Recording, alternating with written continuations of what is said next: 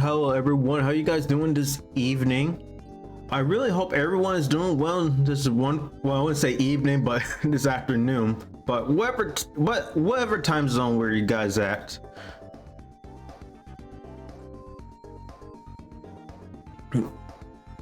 But for me, I'm doing okay at the moment.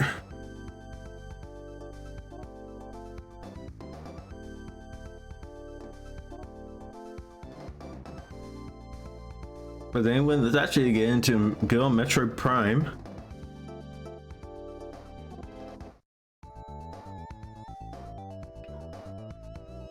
But I actually want to check to see everything is all set up.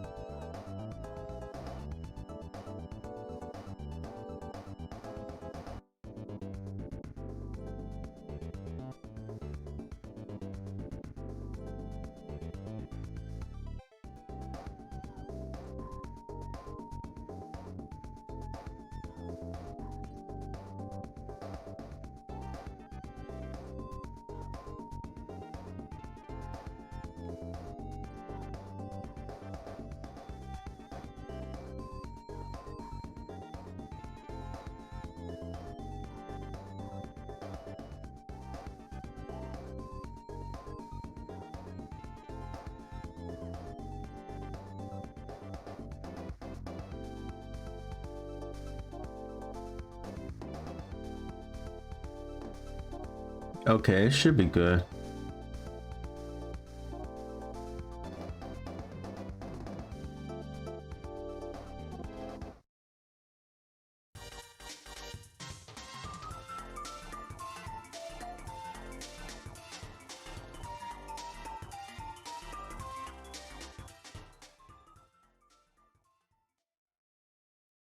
That Gil Kerbo.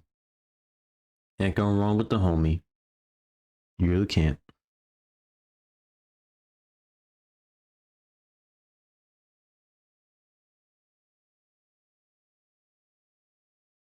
That's trying the gameplay's not showing.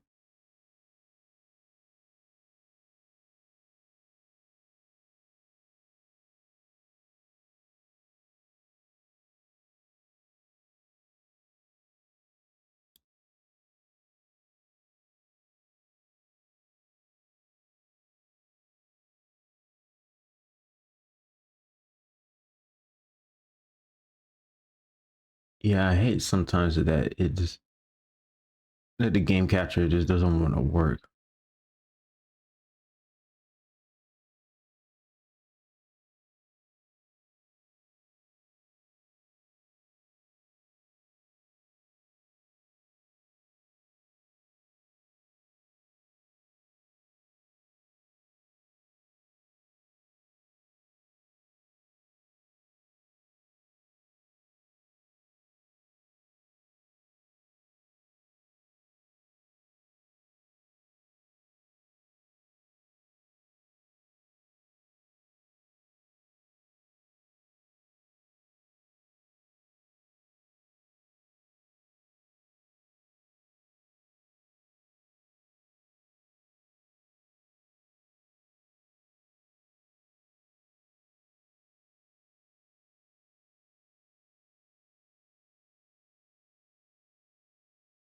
I'm trying to see what's going on with it.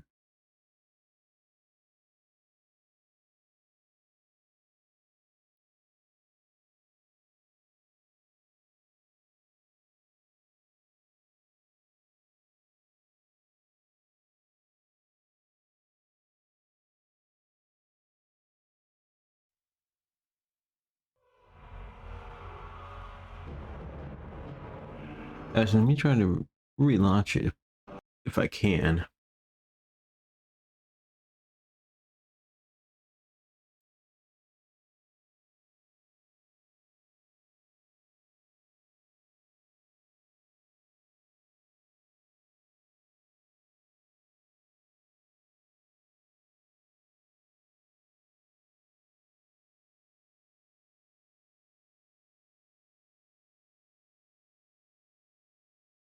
Oops, wrong one. Meant to launch, do a prime hack.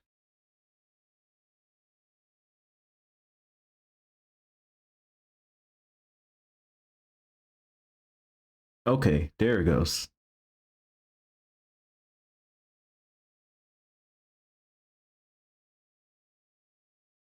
Actually, I want to check. Yeah, compile shaders before start. That's usually need to have on.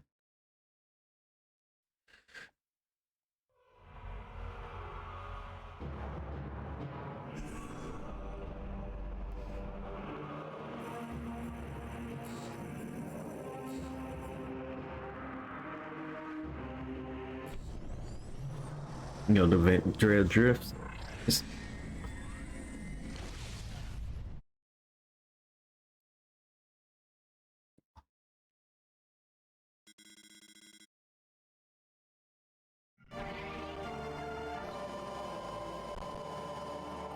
Mm.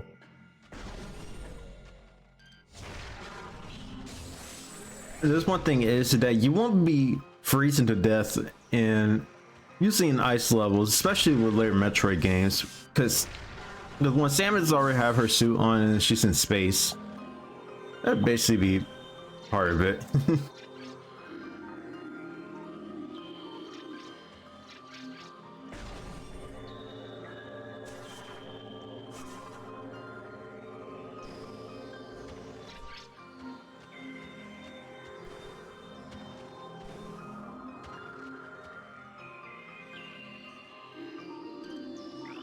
I wonder if I had to go back all the way to Tallon 4 to get the space boots.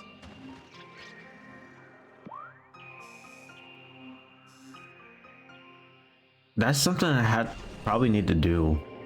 Because, like I said, it's been a while since I really played the entire Prime trilogy. Even though I did got back at it 2 years ago, it's still fuzzy, even after many times.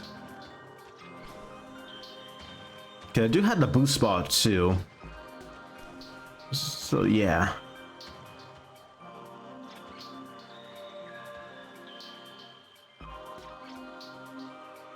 Cause I probably need to go back to get the space suit. I mean space jump boots.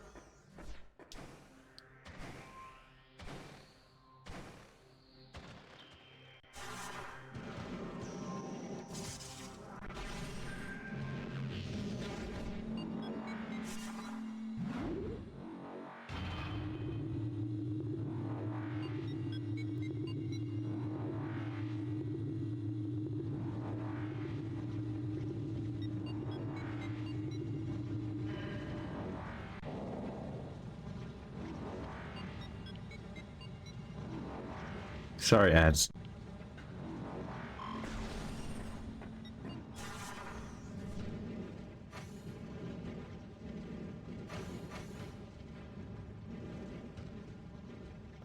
Where's the music?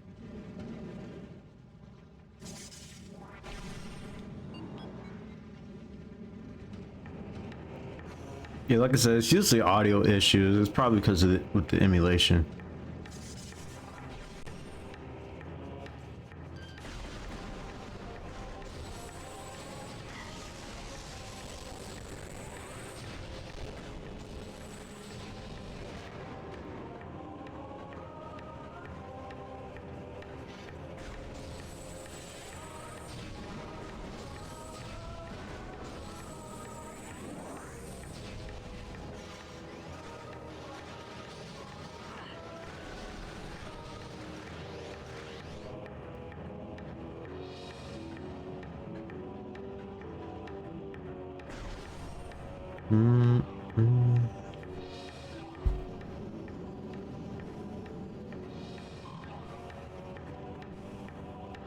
But be careful with those torches because it'll push you straight down to the lava.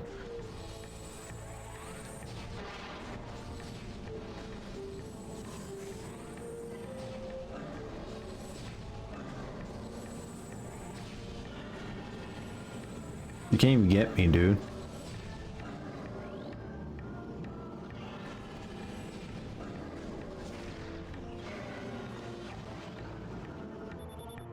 That's basically for the grapple hook, grapple beam.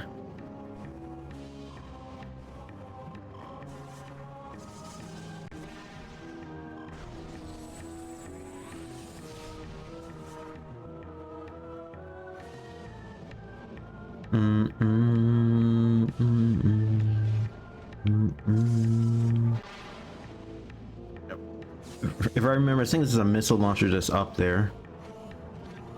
You have to take it nice and easy because there's no guardrails right here. So basically you could easily fall off from here.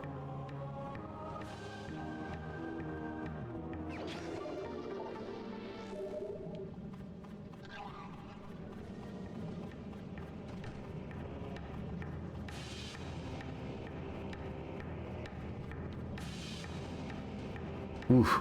Oh crap.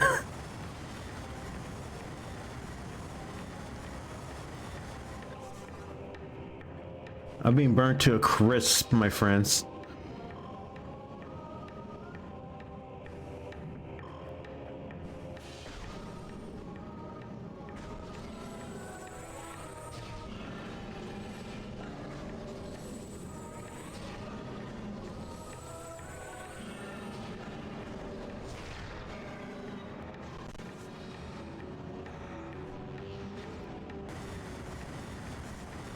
Also, one thing, the health pickups, they usually don't go away. I hope not, if I'm correct. Same thing with the missile ammunition.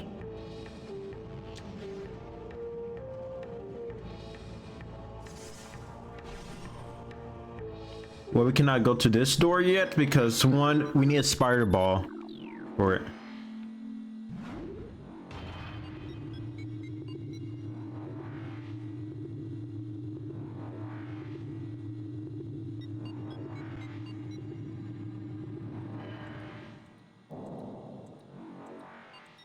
And now we're back in Talon 4.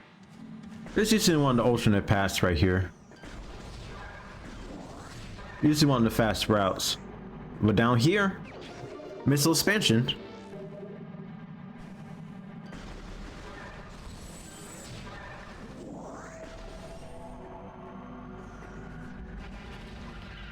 More beetles. Beetle hunting.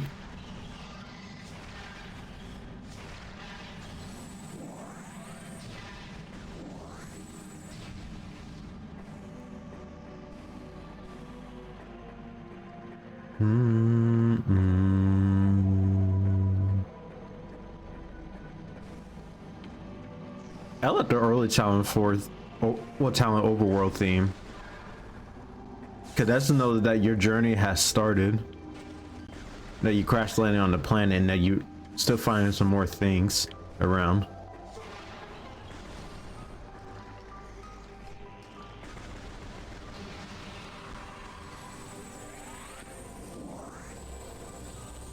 And we have to go back to that half pipe right over here.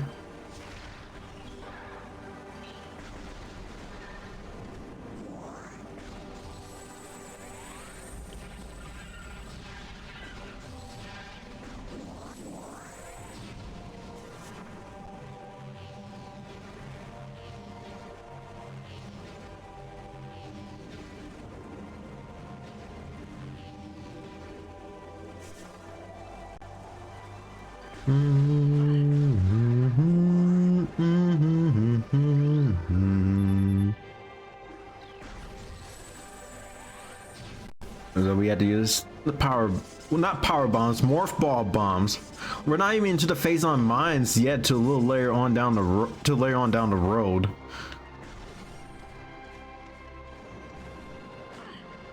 Hey Zoomer. Okay Zoomer. I mean, I'm a Zoomer too, so because I was born in the year 2000.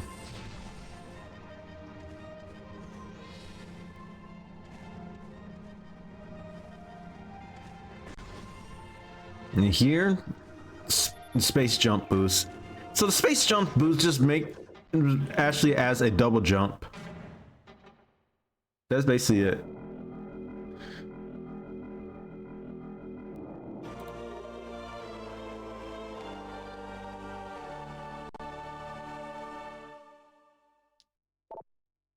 And also one thing, space jump boost is usually necessary when it comes to speed running, and you can get this layer on, well not layer on early in the game, but you have to perform a trick to do so to even try to get it.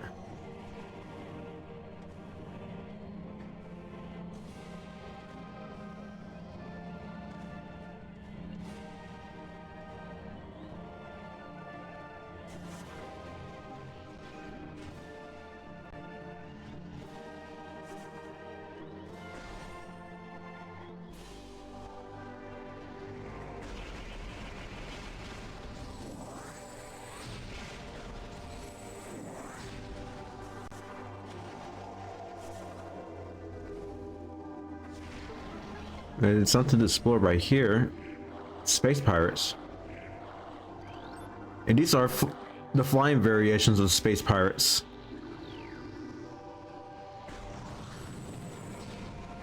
But when you first encounter them, they're basically just gonna fly away. And that's pretty much it on the, well that's only just the flying pirates, and when you encounter, yeah, when you're encountering them early on in the game, and they're probably experienced something, which is here. The crate appears to be the same type of crate found on the space pirate research fragment. And also note this: this is a radiation that is a thing in the Prime series known as phazon. An unknown radiation, and that's from the far reaches of space. And spoilers, that's from planet Phase. That's where you get to Prime 3. And then when you touch it, it really drains your health, because it's basically it's like an unknown radiation that's usually, when it comes to contact or mutated by it, somehow it gives the user usually it's dimensional powers, or that can drift to time and space.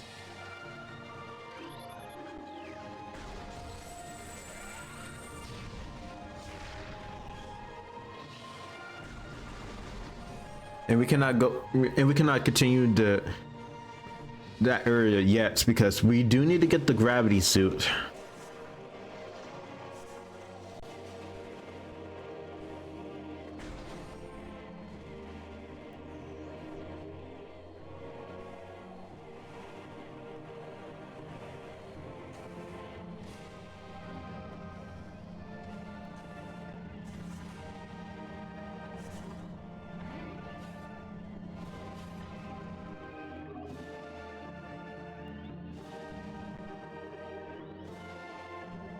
Game save, and then energy and ammo has replenished.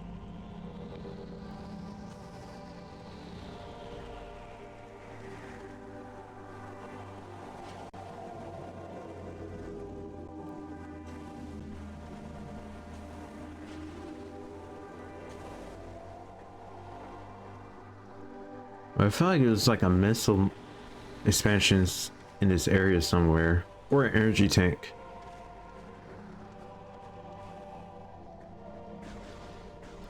Yep, there is one.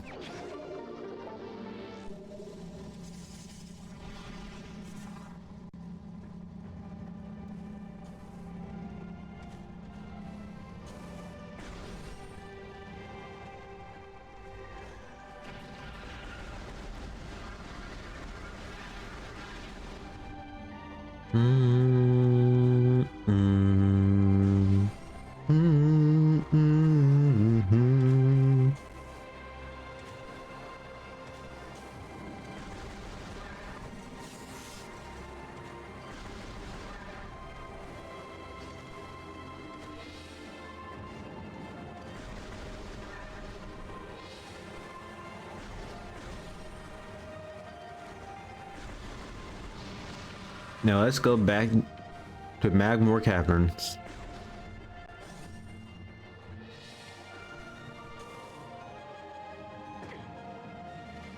Well, we cannot go up there yet because I do need to get plasma beam.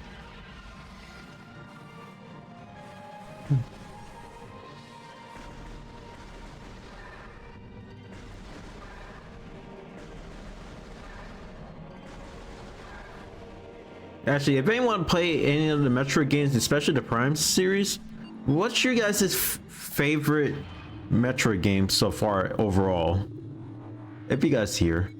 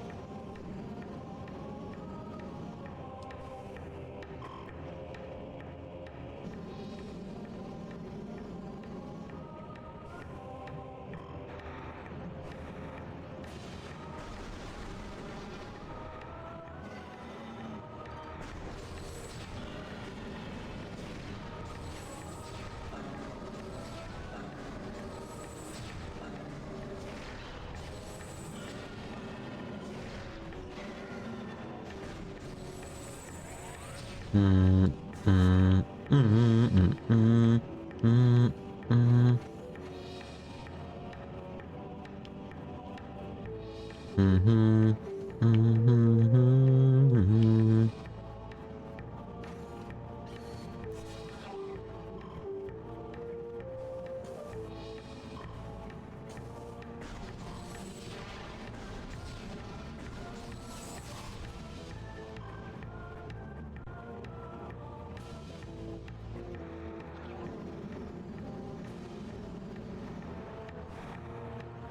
Yeah, I think the space bar.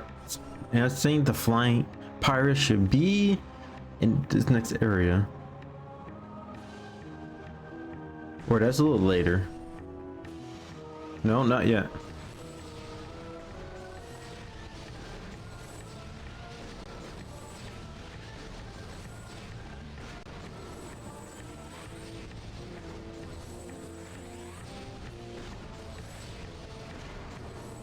Easy.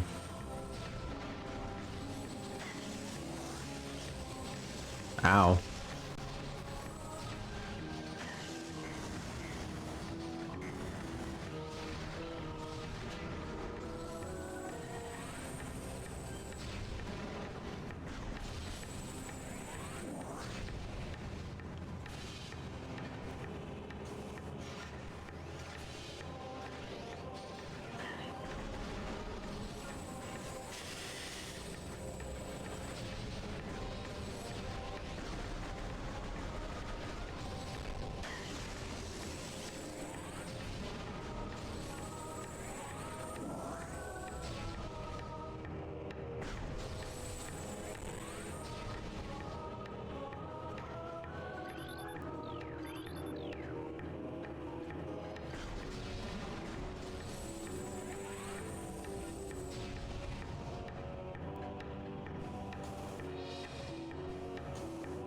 That should be something up here. And this right here is actually the spinner that you use for the boost ball.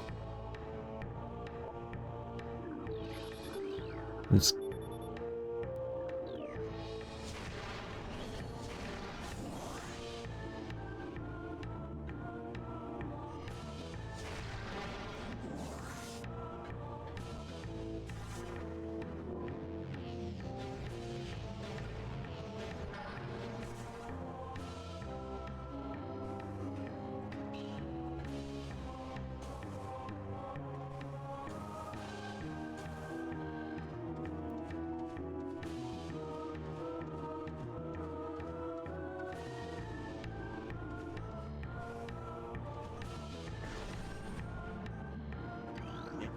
and here we have a chosen artifact right up here. Also note this too, with the chosen artifacts, it's basically more the collectible that's be at the end game, and there's 12 of them all together. That's required to get. It's required to get to the last levels to the impact crater.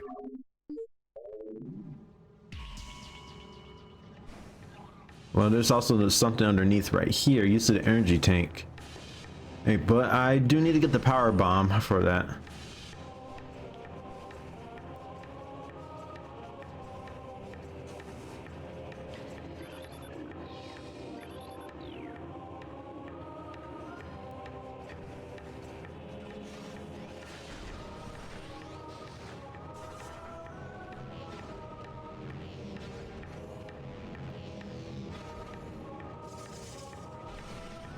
Go back to the Fandrea Drifts.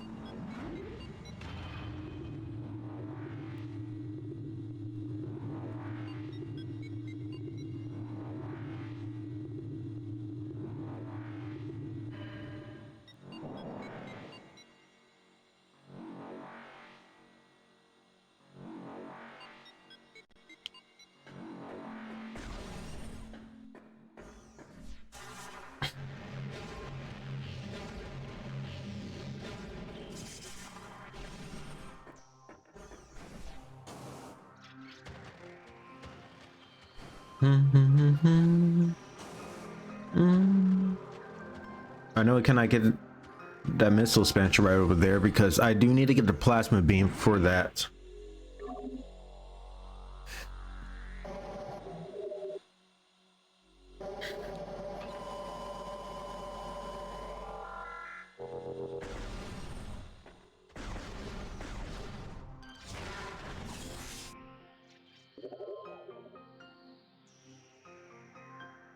Okay, just want to make sure that the game is showing on stream.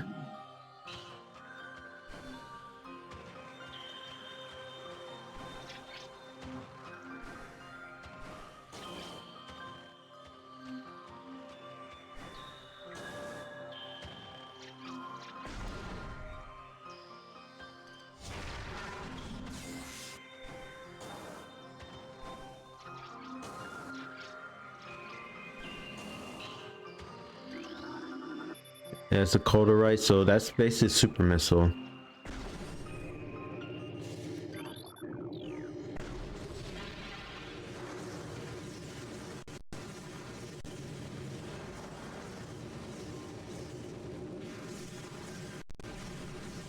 Now we had to go. Now we have to go to the ice temple of the Chozo ice temple, because we do need to get the wave beam too, and that's usually for puzzle solving.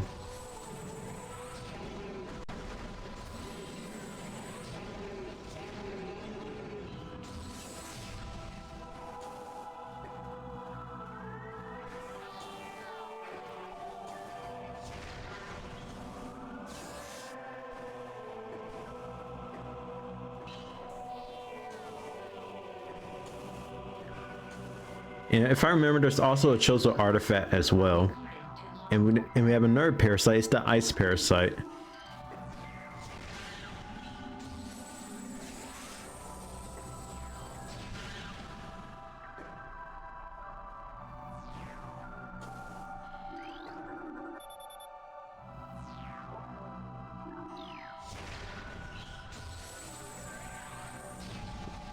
Yo, just so you know, I tried to raid you but it said your setting that don't allow raids. It don't allow raids? And also, hey Colin, how you doing, dude? Wait, what do you mean it doesn't allow raids? I already got some raids lately, but I don't know why it has something like that.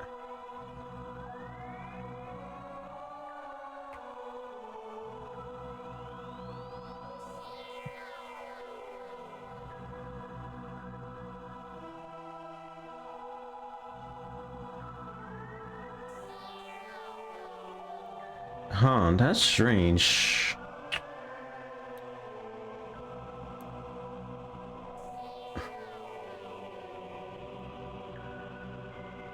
Hope you have a nice stream. It's going alright, dude.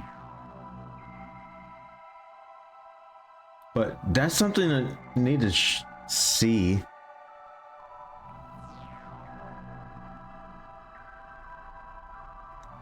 You know, unless it's only on specific ones, like small streamers that can't.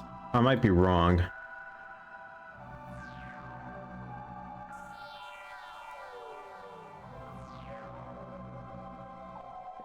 It could be. That's something I need to check.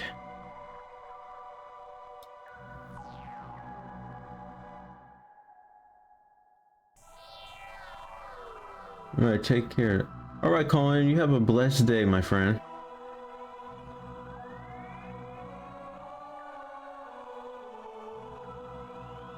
Actually, to be honest, I should check and see with the raid settings.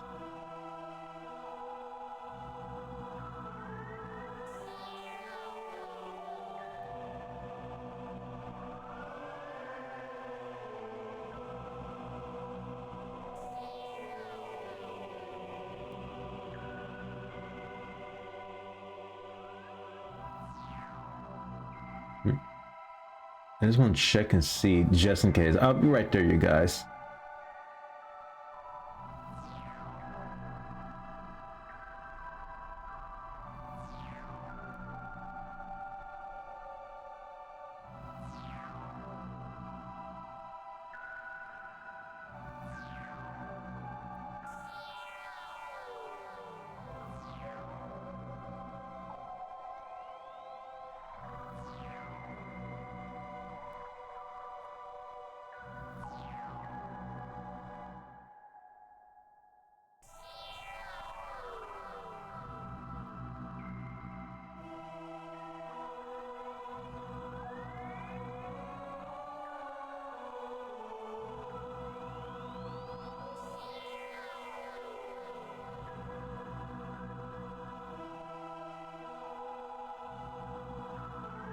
Oh, okay.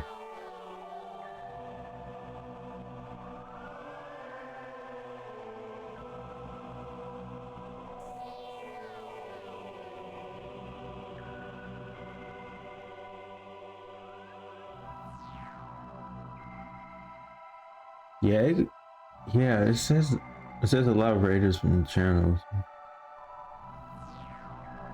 for the maximum. That's strange. It's fun. It's fun where is that? Unless it's in Colin's settings. It could be mine, but I don't know.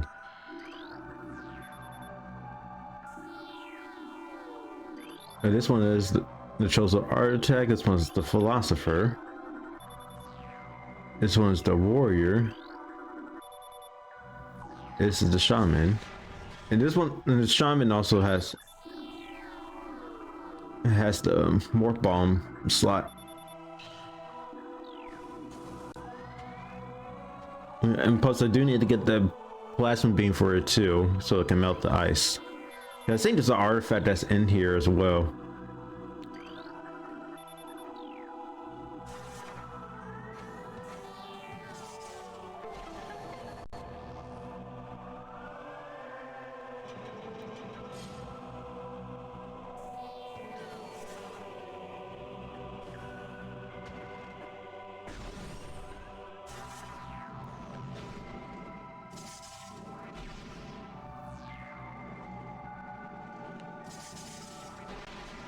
And go right here, destroy the sand. So to lower the platform.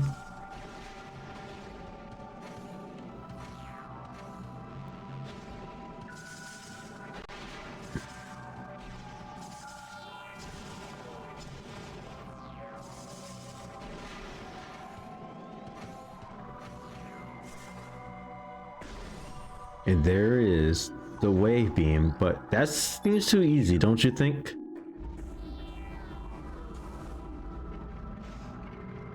Here we have to fight a bunch of baby she-goths. Wow, one to just fire at me already.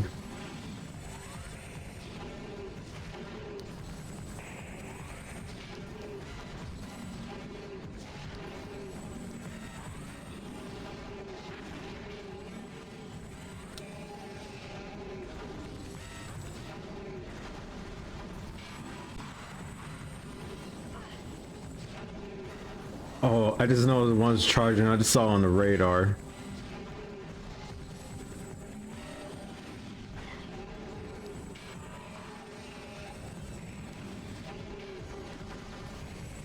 I think you just fight 4 baby she-goths and then you fight the parent she-goth.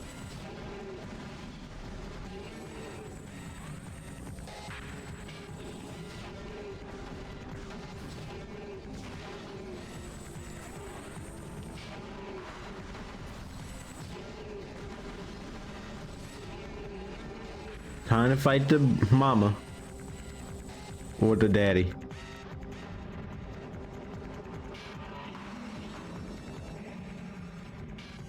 Now, one thing, she-goth, but the bigger she-goth, basically barely having weakness. Usually, the one strategy is use the missiles at his mouth, or at the side of his mouth, because it actually just goes straight through it.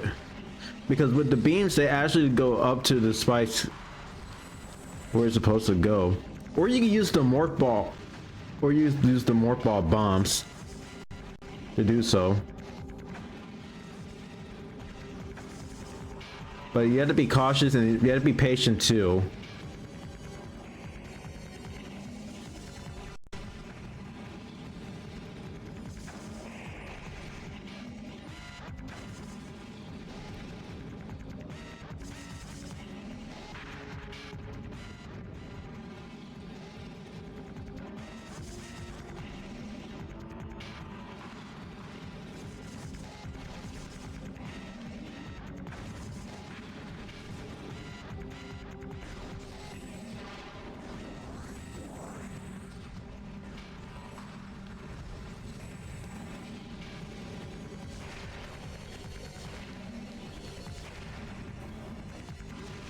I mean, you can do more ball bumps, but it does take a while.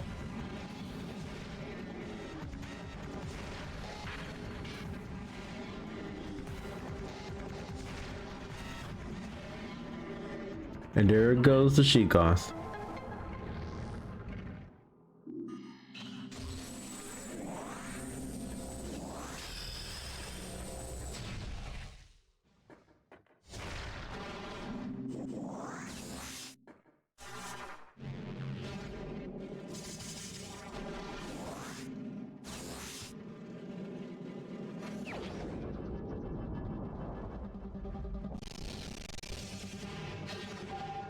And here we got the wave beam. Now the wave beam here is different how it was in the 2D game, especially with Metroid 1. It doesn't go through walls, but it's basically used for problem solving puzzles. Usually you're trying to power up power energy. Well, not power energy, but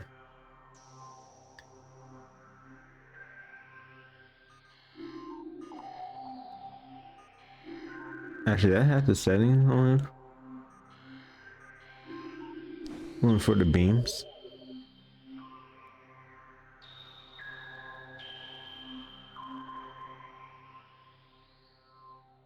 I think I probably don't.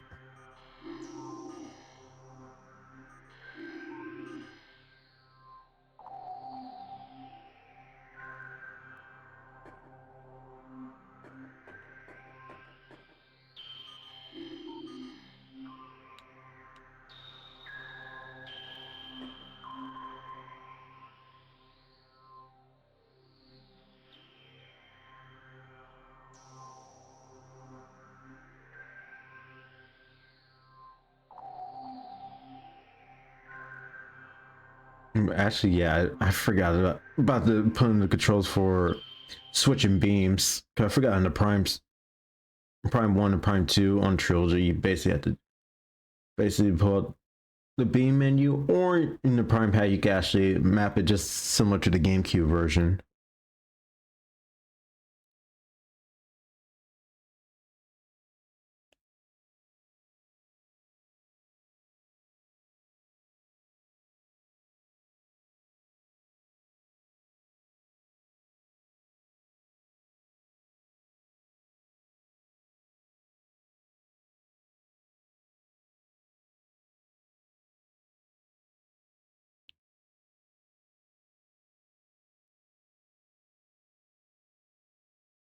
I'm trying to figure out how I'm going to map it.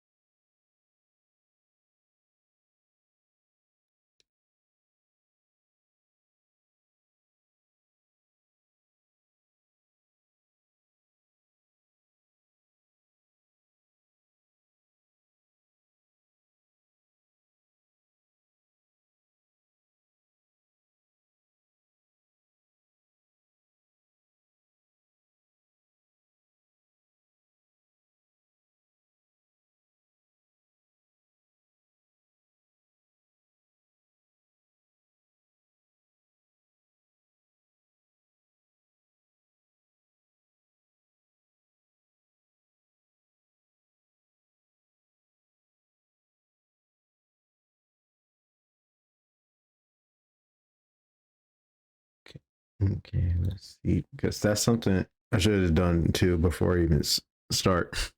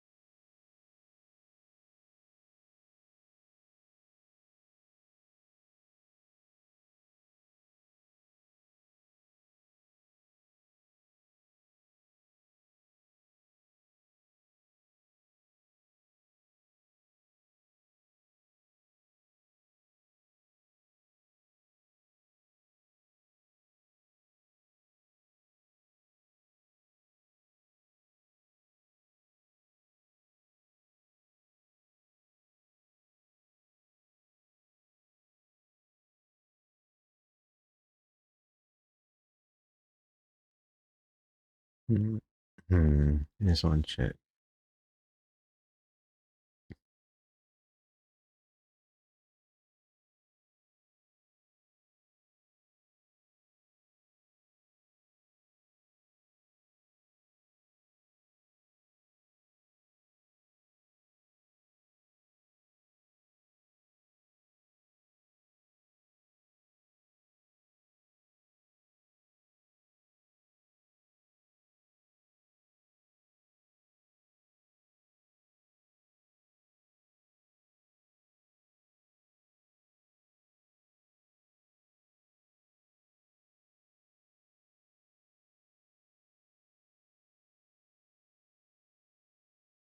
Actually, maybe I could do a right trigger with the button.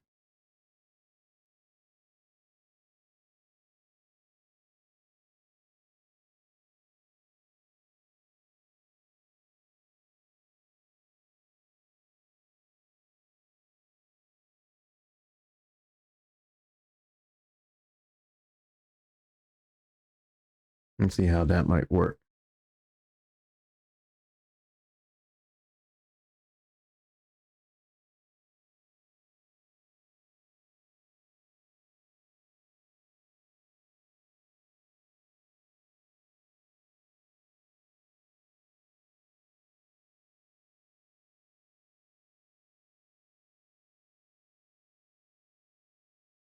And don't mind the background noises.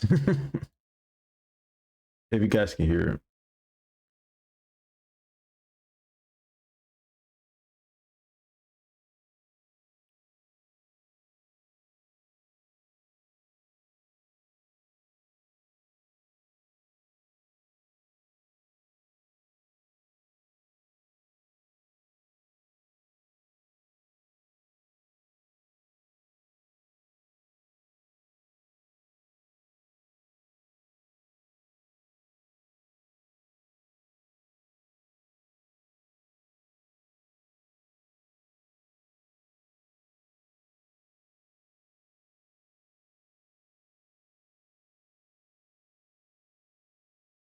But I do want to test out, see how it might go.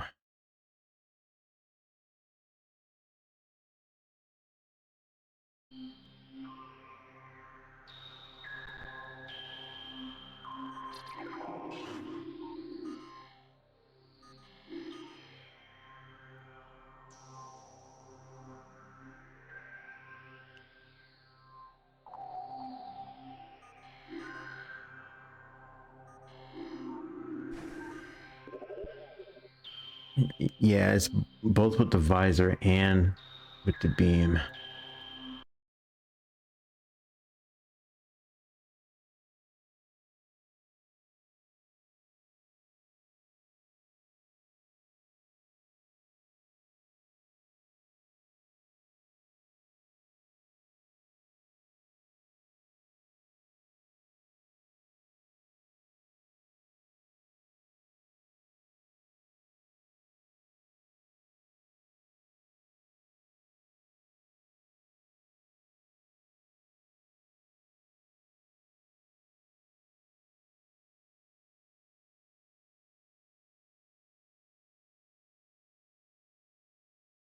But actually, BRB real quick.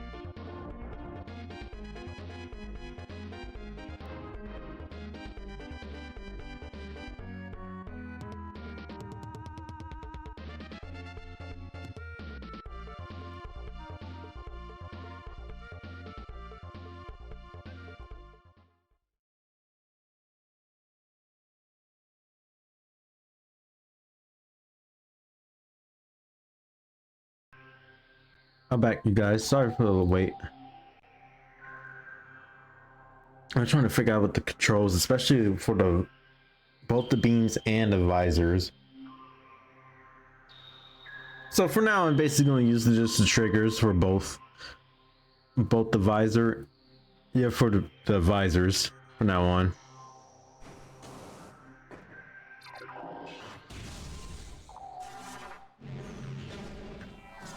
And so for the wave beam, it's basically useful when it comes with with puzzles. Usually this to power something back on. And usually with these enemies right here, I think the power pulse. Yeah, pulse bomb move. And basically their weakness it's the wave beam. And also be careful because they're attracted to the charge, like to the charge shot. Also, the wave beam can actually stun enemies too, just a heads up. They can actually paralyze them.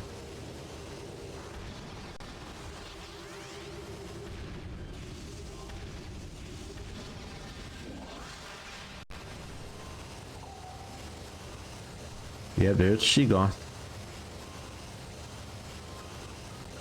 Let's just shoot in the back.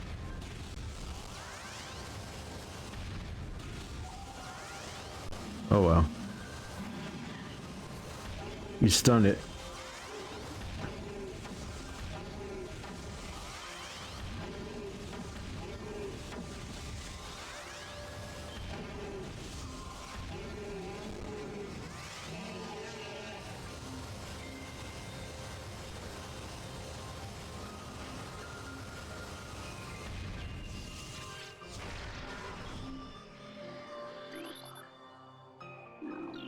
Oh, that just unlocked the door above.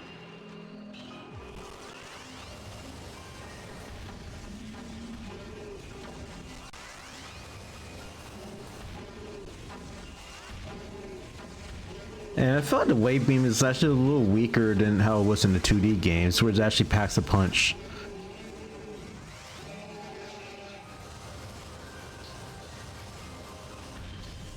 Also, one thing about this too, in the original GameCube version, like if I remember that the beams also has a beam effect too. But somehow, I think in the PAL version, but I know in the trilogy, the beam, well, actually the guns effect is removed for some reason. But they brought it back too in the remaster.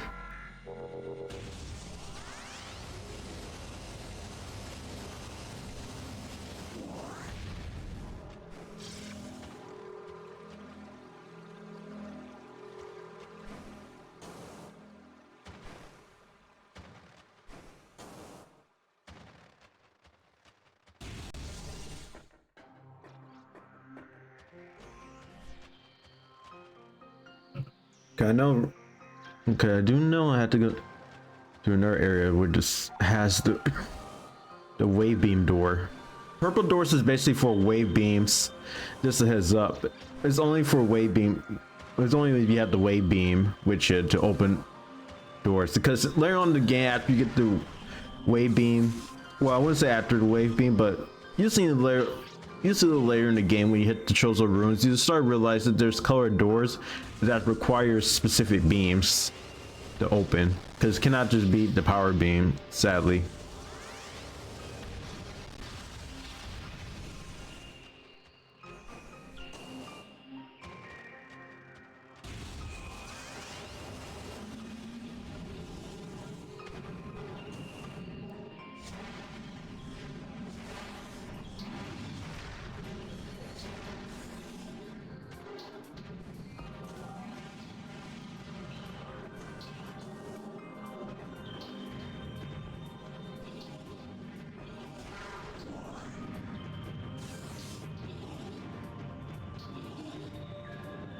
Yeah, she got just go back to sleep. Okay.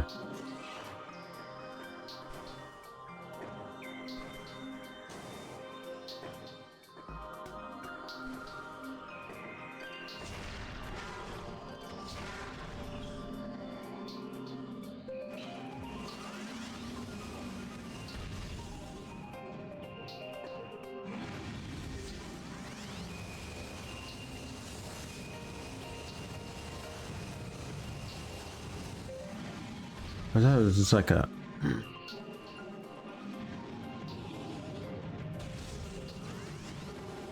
Yeah, I thought it was just like an item that I hurt. Oh, I do need to get a plasma beam from here too.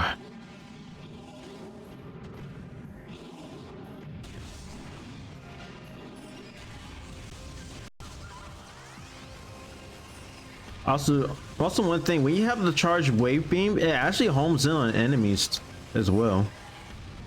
When you have the lock on.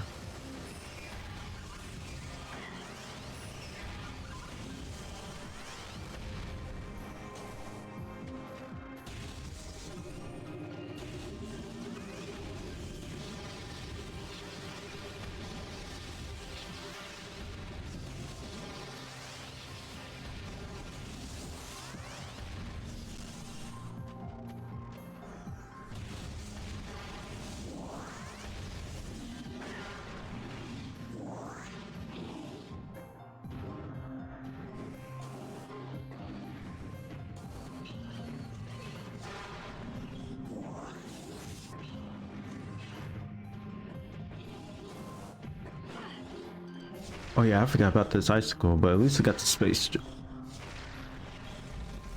And so using Infendrial drips, you're going to encounter some icicles that's hanging from the ceiling, and you have to take it out with your missile to let it fall.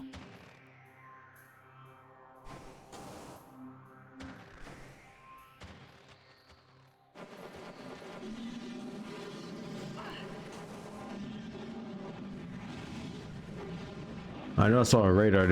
One of them is charging.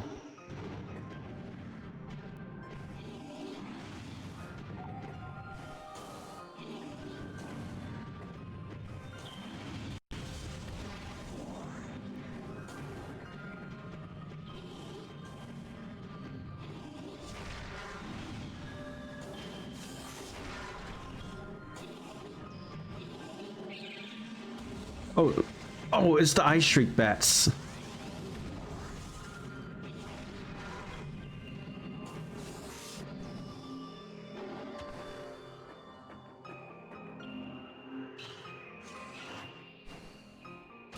Actually, let me try to go back and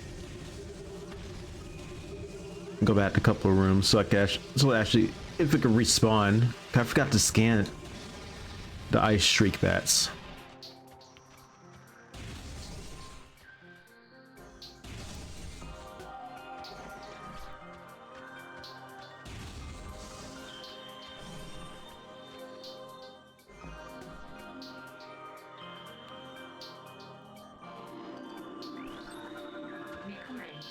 Yep, there is.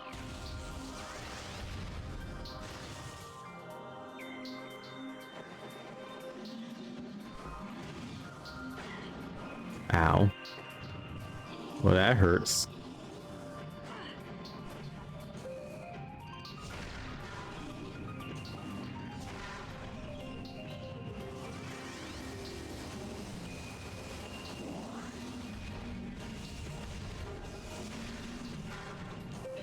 Now that's the door I need to go to. So basically the same Scarab. It's not an ice variation of it.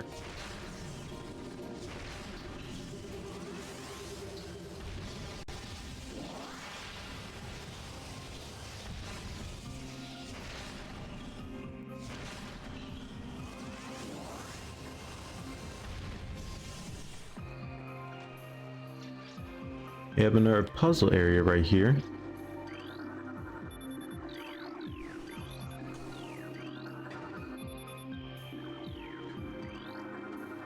I know we need the Spire Ball. That's gonna be a little later in Fendrea Drifts. I think after the Space Pirate base that's right next to us.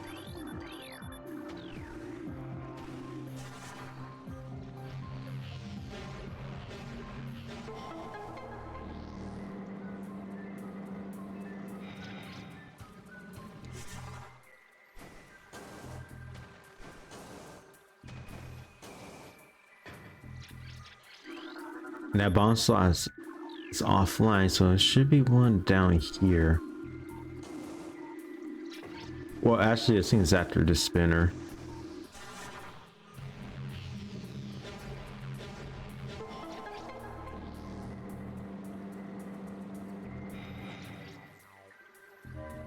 And then we start pouring out water, and we gotta make sure to get to the top as fast as possible.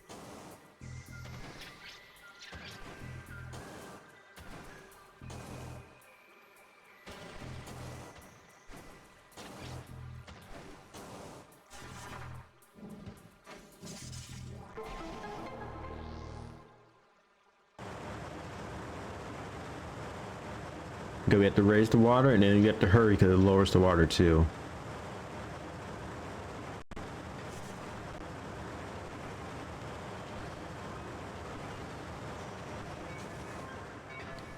I think it's actually, but first, let's get something down here.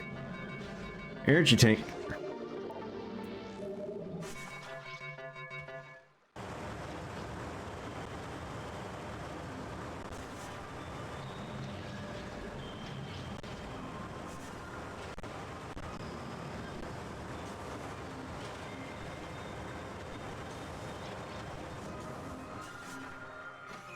Let's try it again.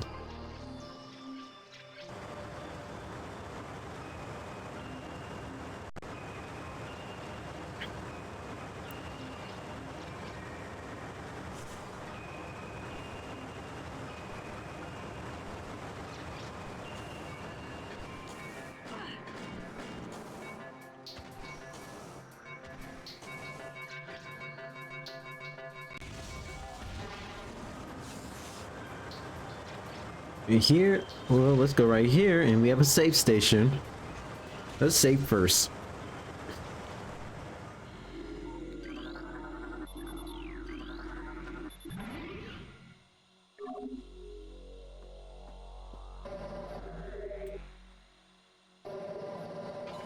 Oh.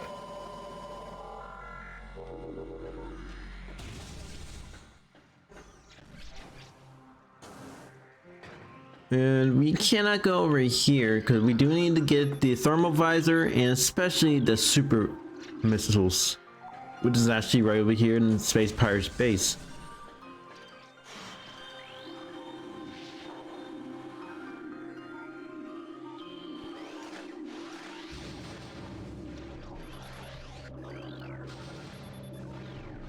The Space Pirates should come up right here. Also with the turrets, you can actually can use the wave beam to actually make them shoot all around.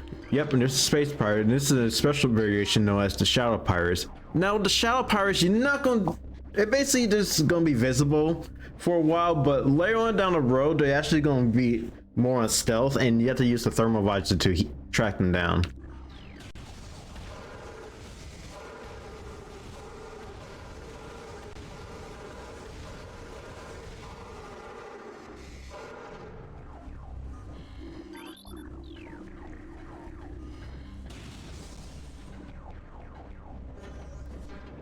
Here we have I think it's a sentry drone, but that's something you're going to encounter later on down a little later on throughout the space pirate base. It's the little security drones, and they also fight back too.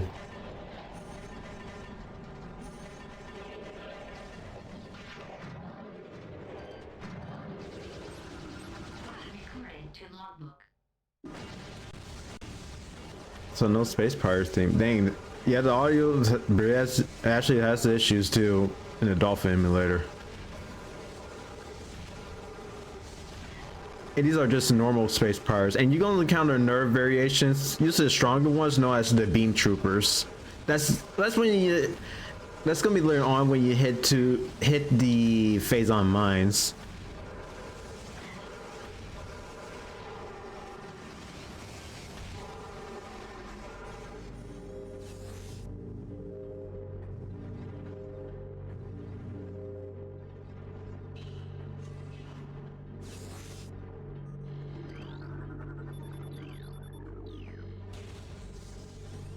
Yep, there's the map right here.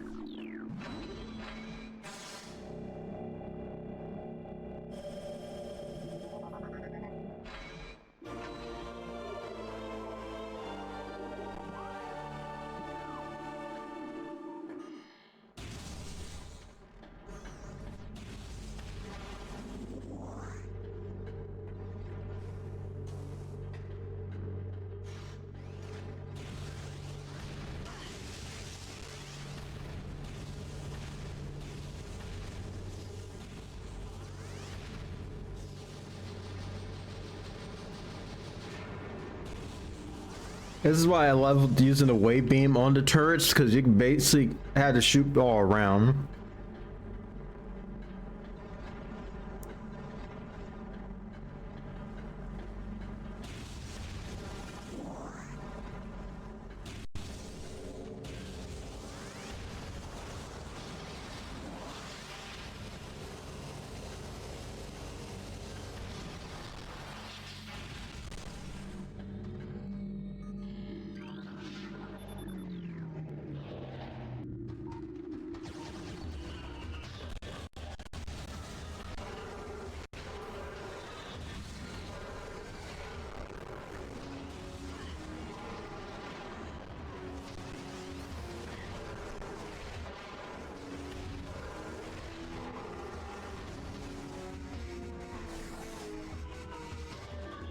And using more up here. And one thing is, space pirates can actually cling on to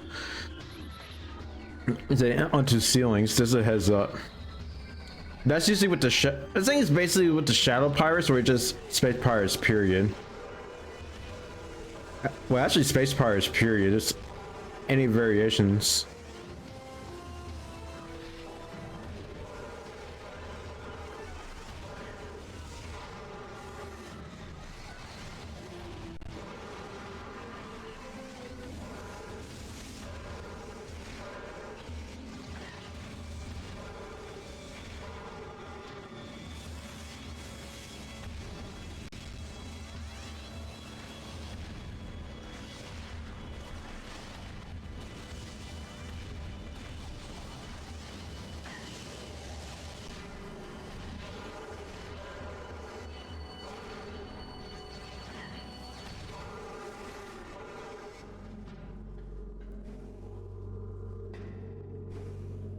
Actually, I go down here because I other stuff to scan. You see lore.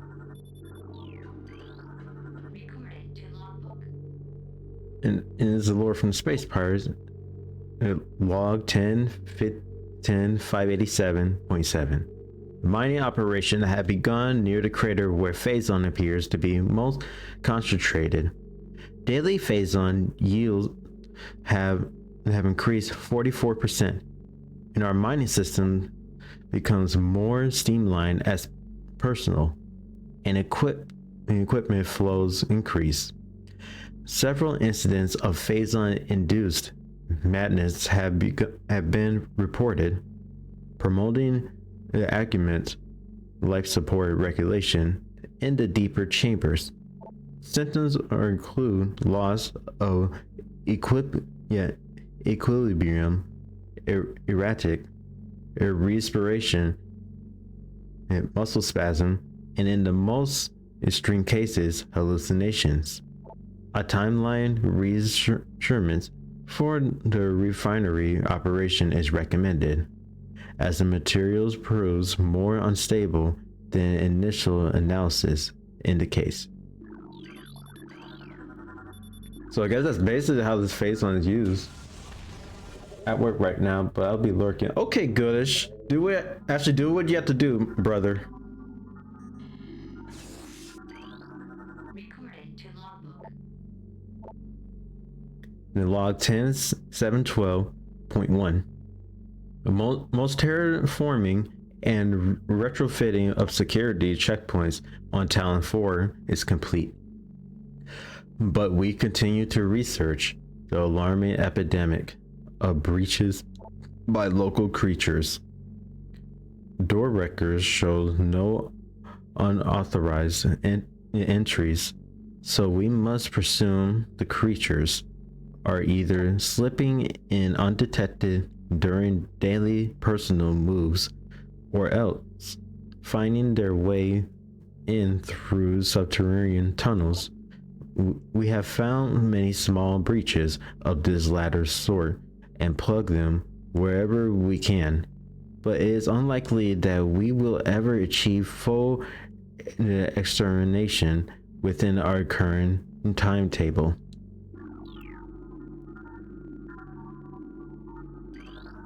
Recording to logbook. Is it log 10.344.8? We have codified the newfound energy source as Phazon, a V-index mutagen of which we have very little reliable data. The indications point to a meteor of unknown origin expelling phazon into the environment. This material appears to possess the power to mutate organic life forms significantly to withstand its poison. These mutations appear promising, with abrupt evolutionary leaps appearing in single generation reproduction. Plans to establish a full science team on Tallon 4 are being finalized. Yeah, with phazon, it's basically by the radiation being exposed to organic life forms, it makes them stronger, but part of the organs and even the system will not work correctly. And that's where the space pirates is tended to experiment on most of the things to evolve their battle system. Usually their troops being stronger and more powerful, especially have weapons to enhance it. As we can see later on down the road when you hit the phazon mines.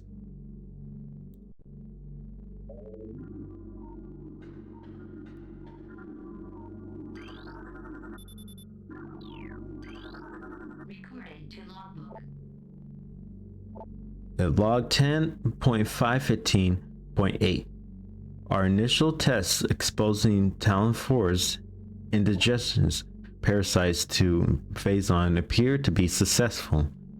Increases in strength, size, and aggressiveness are common in all test subjects, as well as unforeseen evolutions like the additional poison sacs within the abdomen and the appearance of a second ring of mandible in several subjects. These creatures were chosen because of their resilience, and it appears possible that given enough exposure to phazon, they may one day be able to survive on any planet we transport them to. Our method will have to be refined. We currently have 100% an extinction rate after the 4th infusion period, and most survivors of the 3rd infusion stage are so violent and uncontrollable that they had to be euthanized. Even still, we remain hopeful that further experimentation will result in success.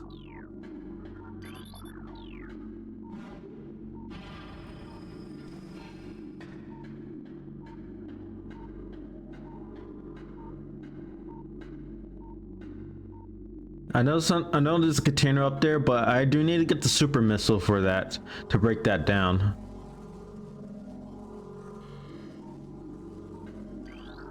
Recording to logbook.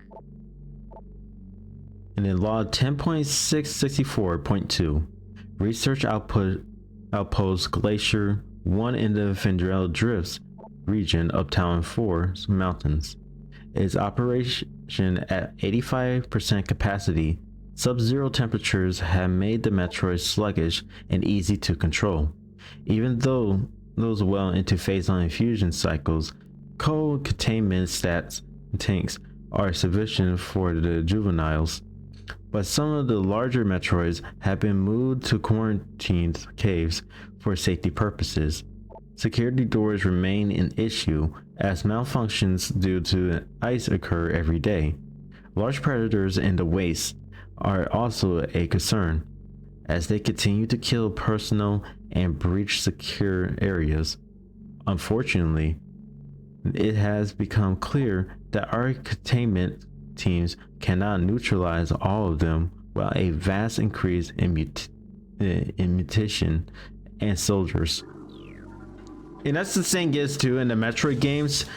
The Metroid creatures' big weakness is mostly ice or just cold temperatures.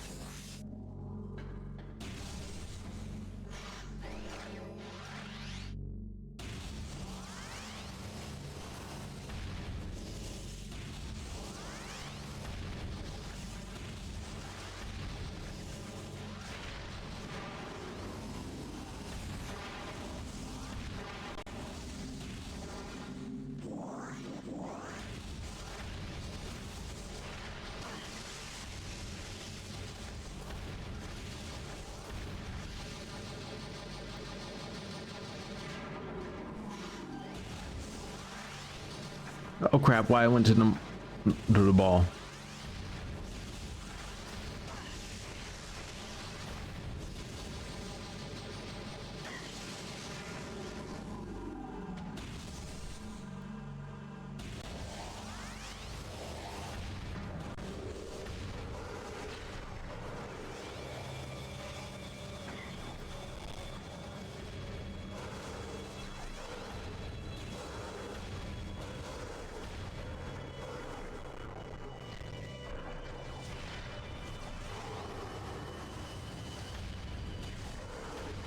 Yeah, when you play hyper mode difficulty, you're gonna get damaged a lot.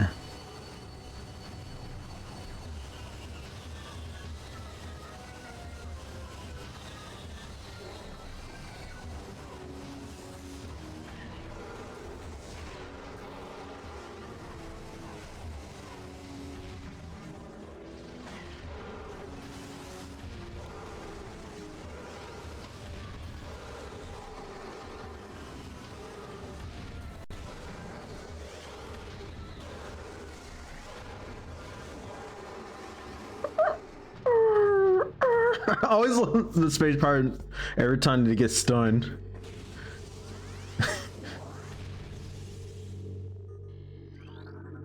The spinner is offline. Recording to logbook. New pirate data. 10.299.2. Scan of the spiral sector detected a mass energy spike emanating from a wandering class planet identified as Talon 4. Scout Reconnaissance was immediately dispatched into the center of the spike, a landmass at heading mark 40.08.02. Returning with the planetary samples and atmospheric imagery, analysis shows the energy source to be an unstable radioactive material of enormous potential. We are unable to form an accurate risk the assessment at this time, but we are unlikely to find an energy source this powerful again. Analysis will continue, but currently Talon 4 appears to be a variable secondary headquarters. Recording to logbook. And more pirate data. Log 10.401.7. Phazon mining is underway. Several garrisons have been established, and a terraforming of the Chozo ruins is underway. Security systems are operational, and science team continues to make progress. And their biotech research, the Vandrel Drifts has proven to be an optimal location for research headquarters, and soon it will be joined by a fully operational combat base and starport. If command's predictions are half true, we shall rise to dominance in this sector within a decal cycle. Truly, these are glorious times. Not for long, and we're halfway done with the logbook.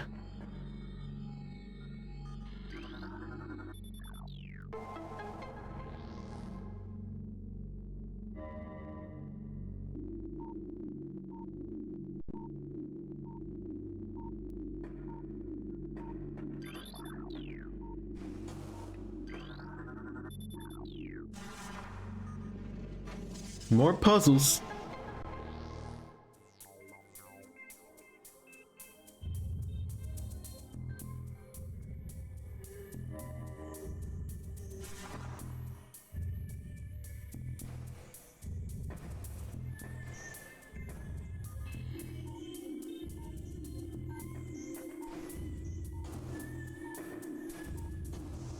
Here we're actually going to see a bunch of planets that's going on around. If I remember, planet Zebes is actually mentioned here.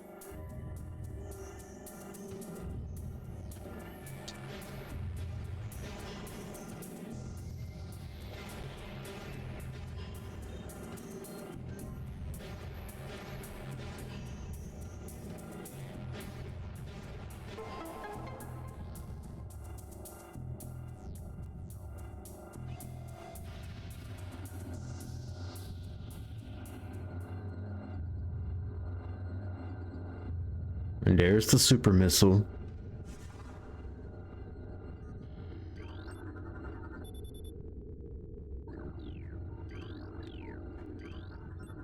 Recorded to logbook. Yeah, there's planet Zebes. And planet Bass in Metroid 1.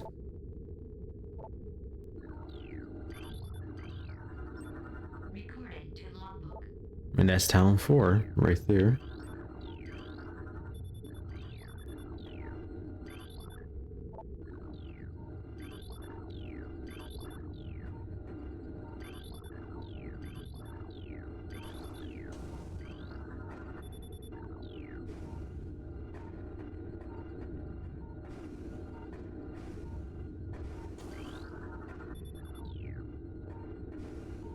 Like I say, you don't have to scan all the orange squares because it's really not that important. It's the red squares that mostly count.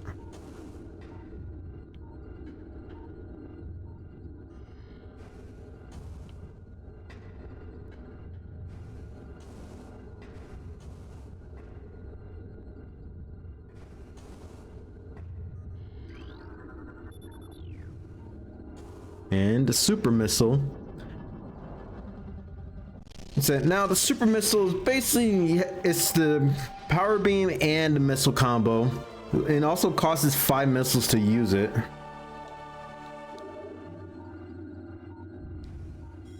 Data received.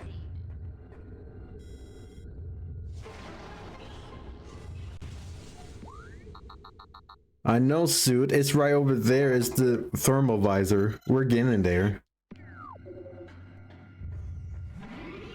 But let's save.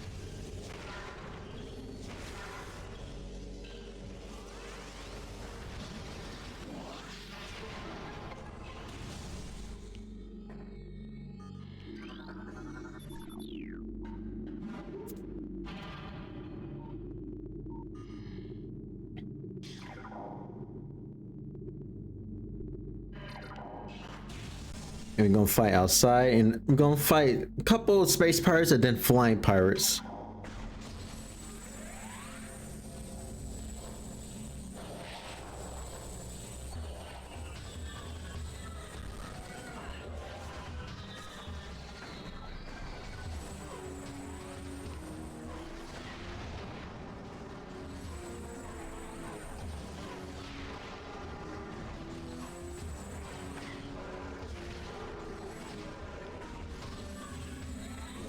And get some health and missiles.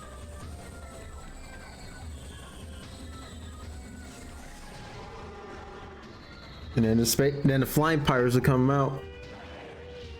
Now the flying pirates is basically shoot them in the air, and also be careful when you actually kill them because they'll actually will charge after you. We can prepare a kamikaze attack. Like that. But if you use the wave beam on them, they actually just trying to charge in to attack you. But they go all around.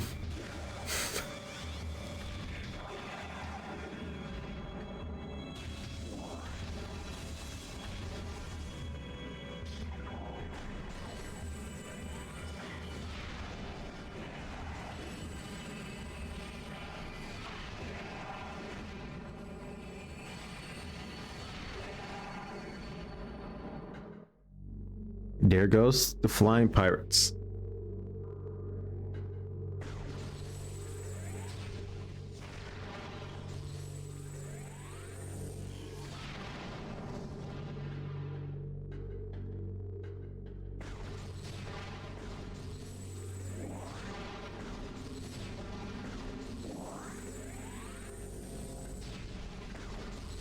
Yeah, sometimes in this part I'd be somewhat confused where I'm actually going because the two towers look exactly the same. And also, we're going to take care of this one later on in the game because you do need to get the plasma beam for the ice.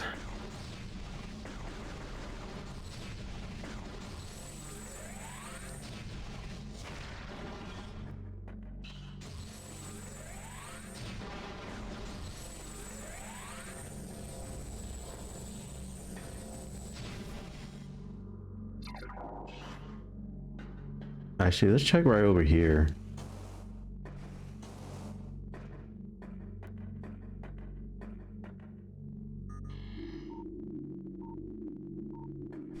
No, there's nothing right over here.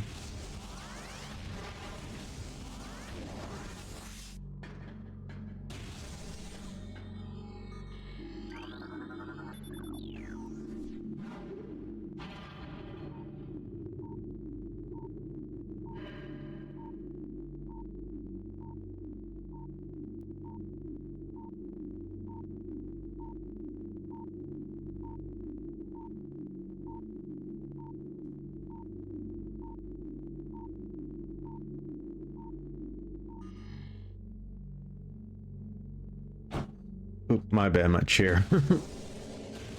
I was trying to scoot it up.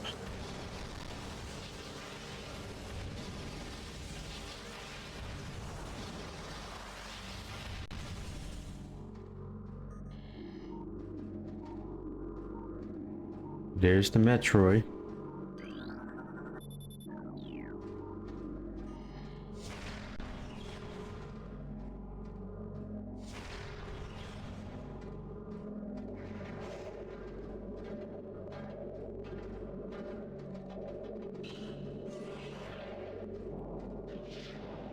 It's just standing there menacingly.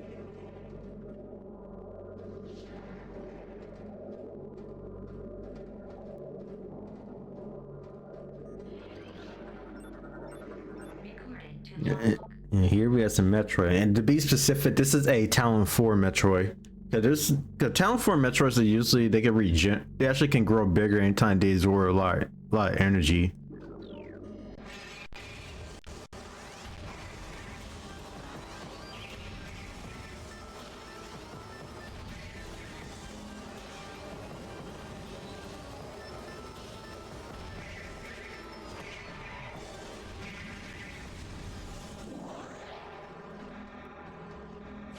Of course, that space part had to jump through the window like nothing.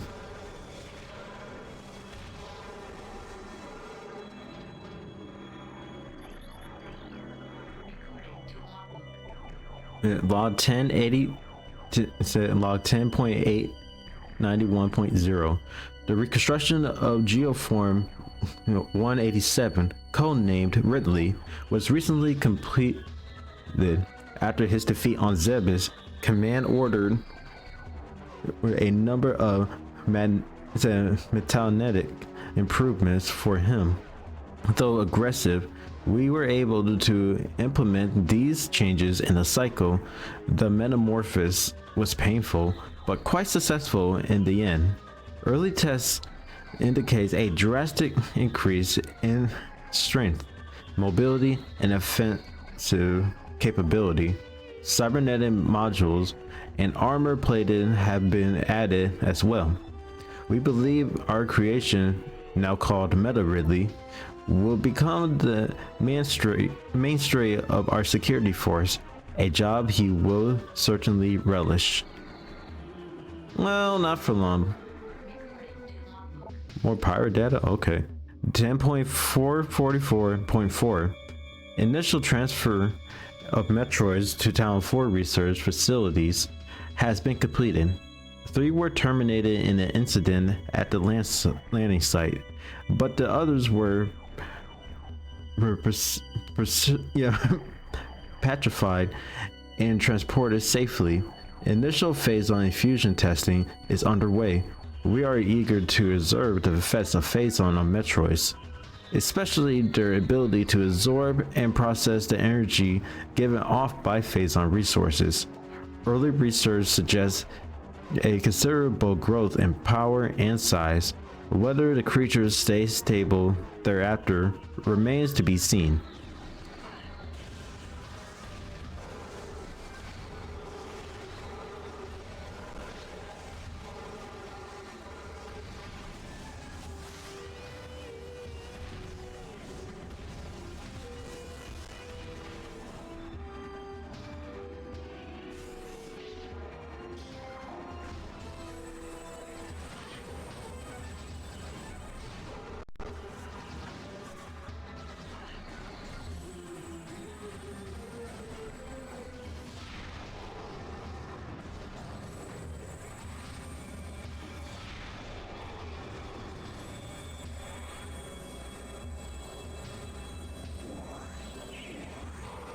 Oh yeah, well, I forgot too. When you release the Metroids from the containers, they can actually go after the space pirates.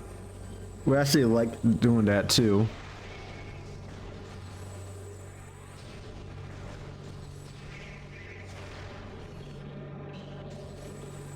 And the Metroids can grow bigger too. So it's basically not much.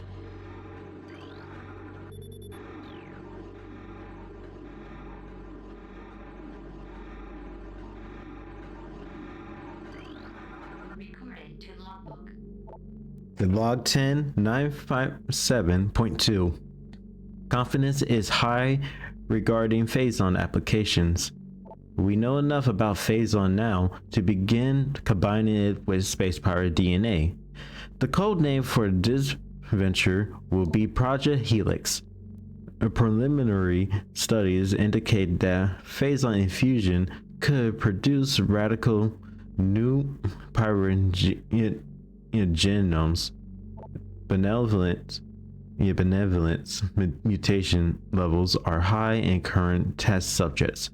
Phazon madness is a concern, but refinements in the infusion process should reduce or neutralize the odds of mental degeneration.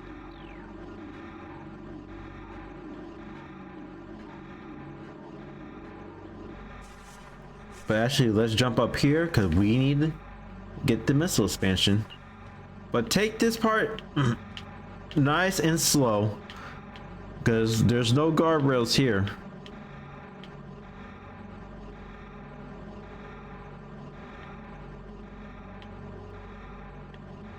Because I do remember it took me a couple of tries to get over.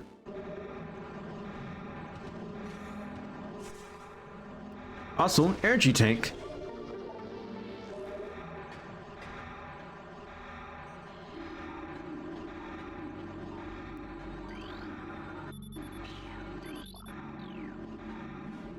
I think I did saw some pirate lore.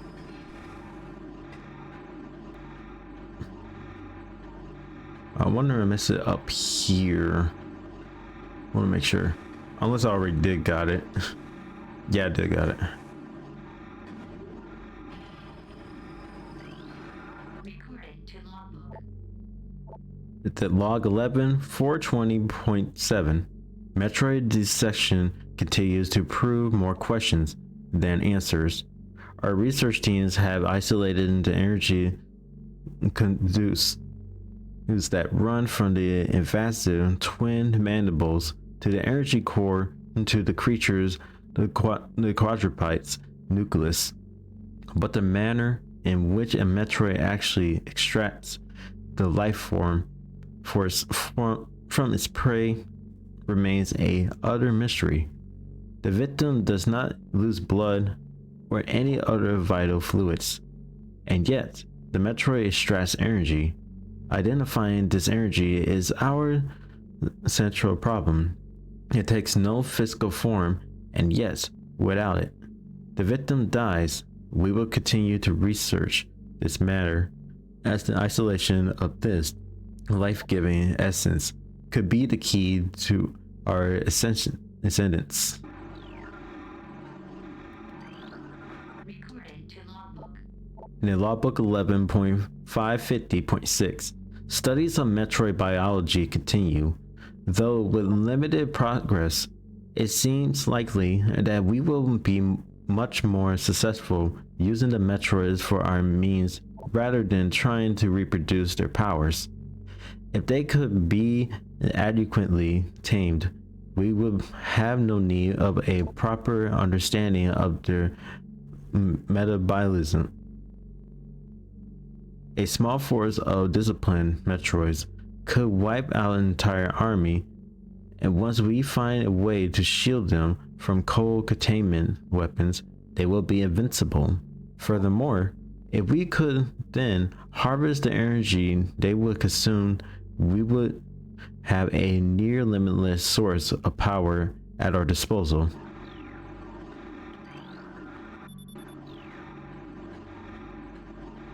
Oh, that's actually interesting. But most Metroids are basically more likely to be aggressive.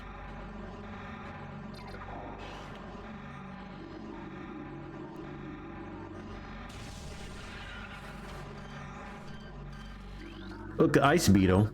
Recording to logbook.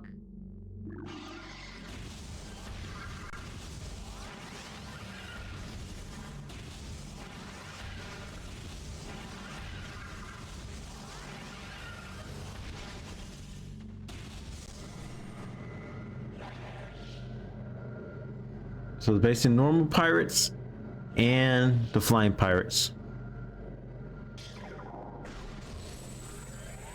Do this. I gotta do that from the door.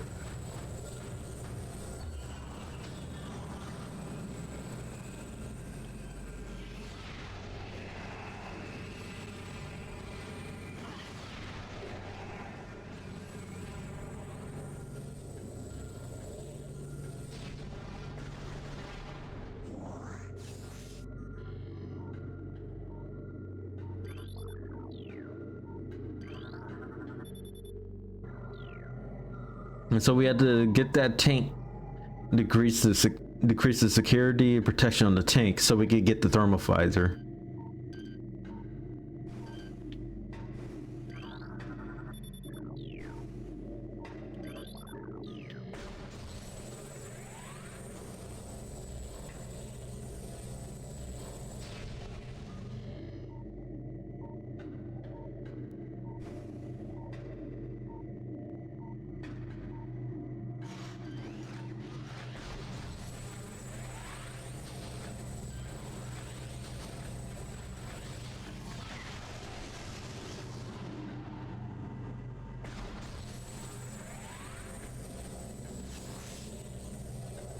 Should be another turret. Yep, there is.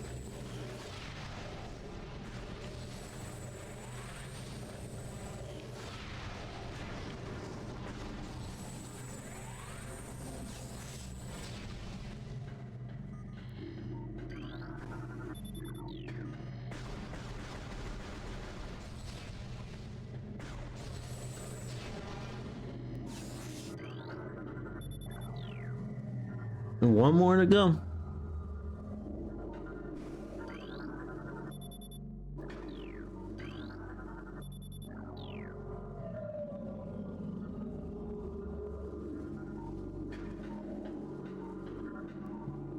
And this is the thermal visor. So thermal visor is basically heat-based, but it'd be a heat-based vision. But it's really good when it comes with dark rooms.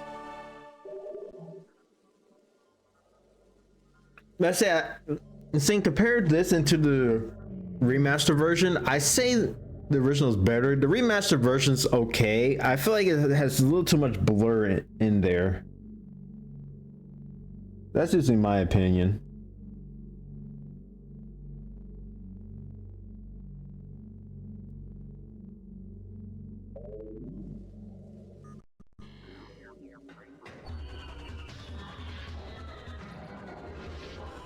With that, you have in the shadow pirates will come out, and you have to use the thermal visor to just turn on because it's hard to see with the shadow pirates because they actually turn on the stealth cloak.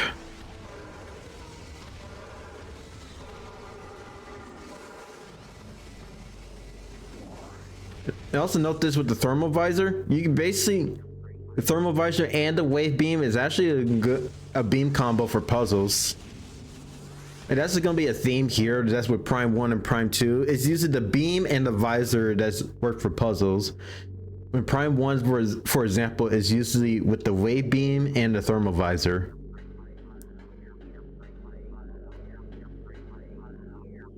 And I think Prime 2 is the Annihilatory beam and the Echo beam. And then Prime 3 is the X-ray visor again, but with the Nova beam.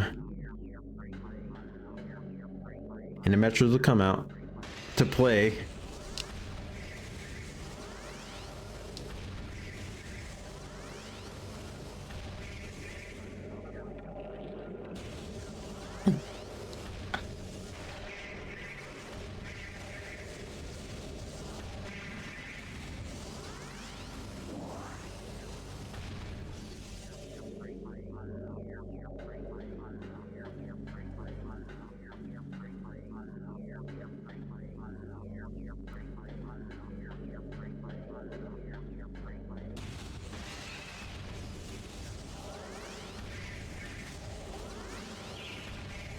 Also, when the Metroids begin to latch on you, you have to go to the morph ball and shoot some bombs.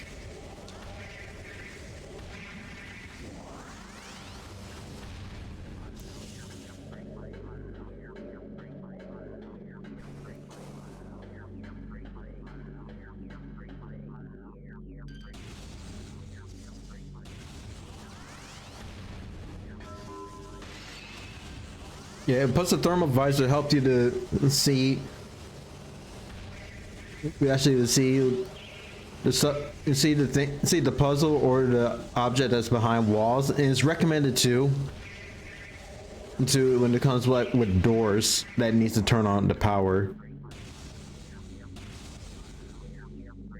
or say more like a fuse box right here. It's basically like it. And you're gonna deal with security drones. Oh boy. Recorded to logbook. Yeah, sentry drones. I'm not a fan of sentry drones.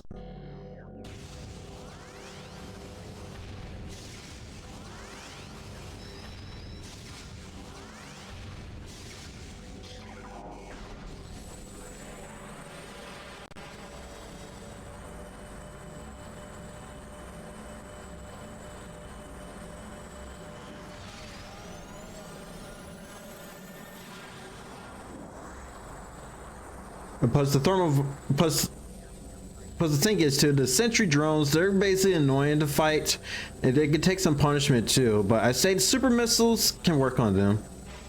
Yep, there's two. And plus one thing, they also can lock doors.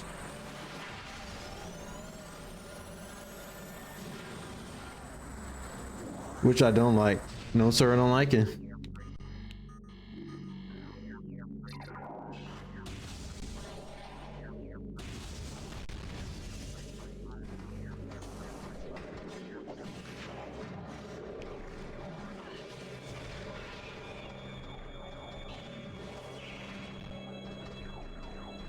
Come on, Metro, just get him.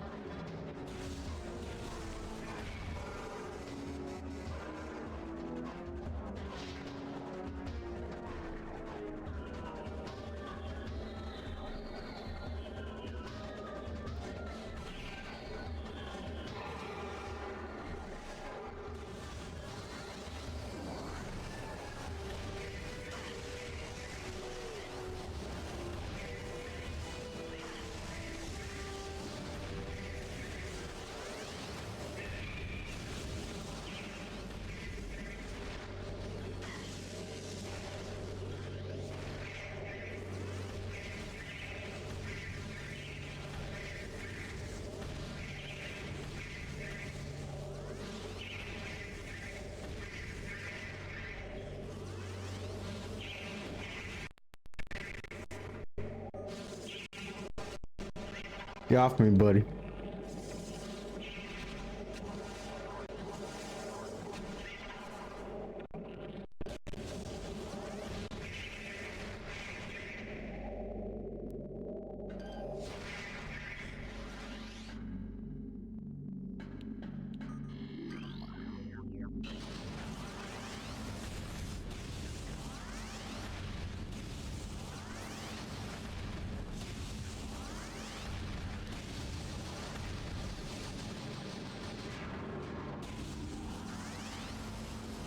Hey Marnius, how you doing, dude?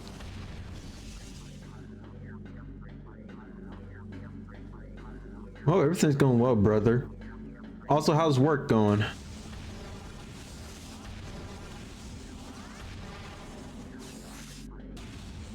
Yeah, just relaxing. Oh, it's going pretty good. I'm just streaming. Just vibing. Okay, we already got the thermal visor and we got the super missile. So we have to head back.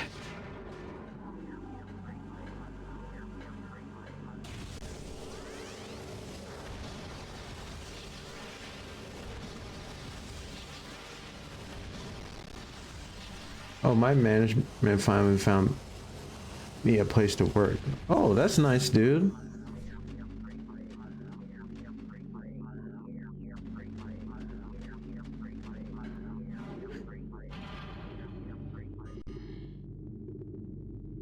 You know, since we're going back outside, we can just turn off the thermal visor. And test is going to be on Tuesday, and I should start working, on Wednesday. Praise the Lord. Amen, dude. I say thank the Lord.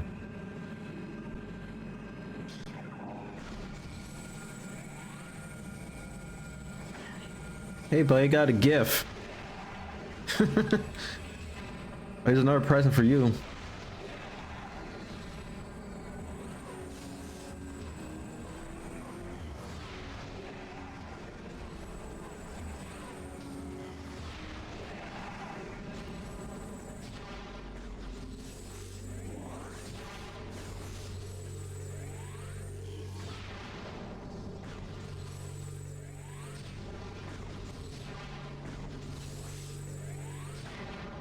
Ow.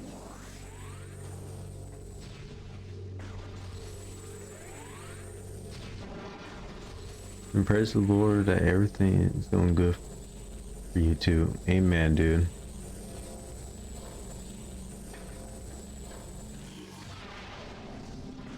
Yeah. Even though I'm not getting paid much, even though I might be struggling with the money, so I'd say thank the Lord. But there's something the Lord wants me to do. It has to be something I need to do, even if I don't feel like doing it.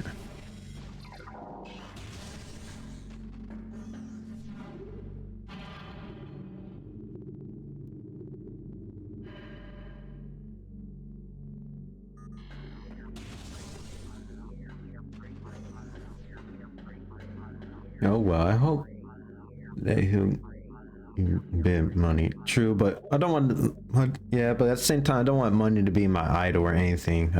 But I need to be careful with that. Because I should still be thankful no matter what. Yeah, I'm poor because of my fault. True, and remember, what the enemy meant for evil, God could turn around for our good. Even as well, there'll be some consequence that we have to face. This is something that's that we have to examine, even to learn from. What Christ is actually trying to tell us and want us to go through, especially the things that He wants us to work on.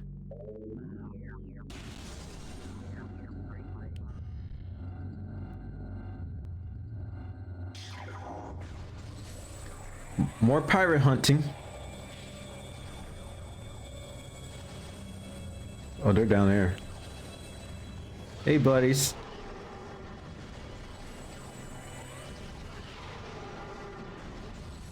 Huh. I guess they don't want to know about the Lord Jesus Christ. Okay. They don't want to act like that? Alright.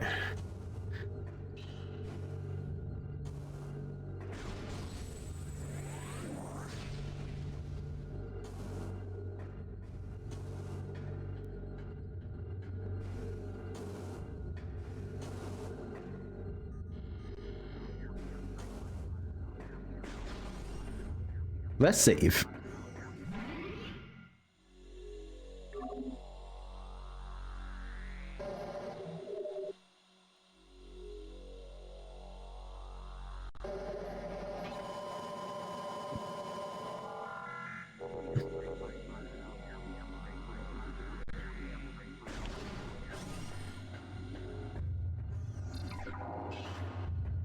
Go back down.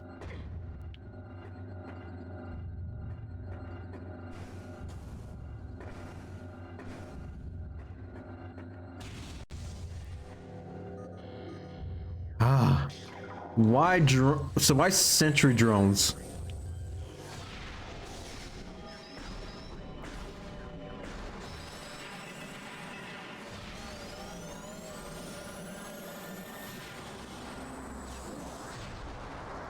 Kill two birds with one stone.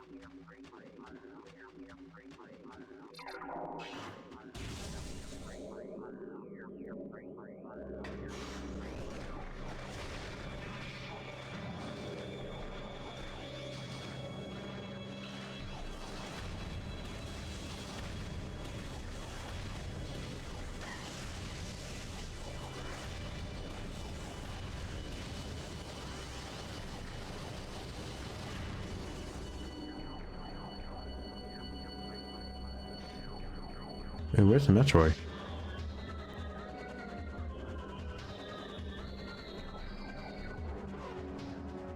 Move on around. So it gets spin.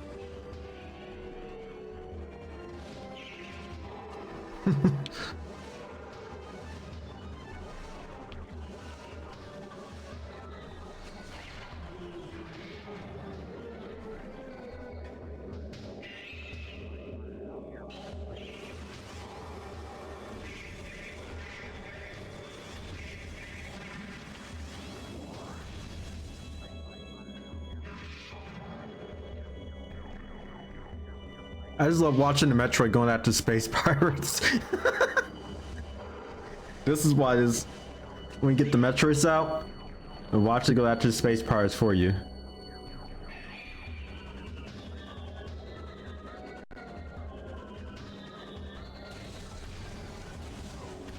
This is my type of entertainment.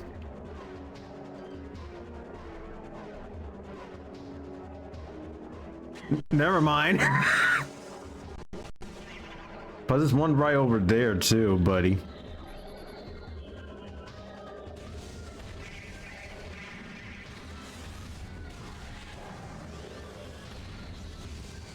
I guess the Metroid has heard this is my entertainment. It's like, hold up, you're doing the wait, we're doing the work and you're chilling? Oh, okay, we have to go after you now.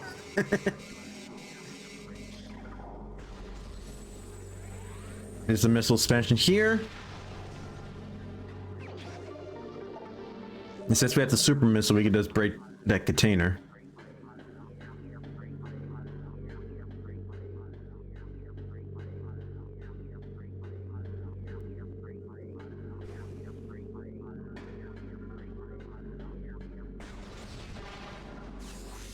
But we're almost out of here.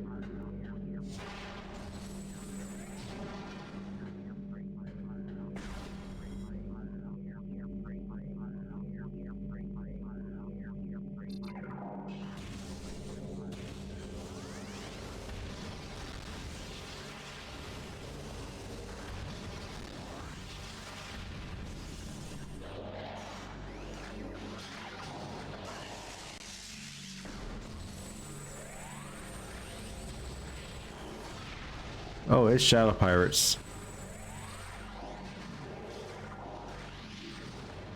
I'm just gonna stay in here, don't worry.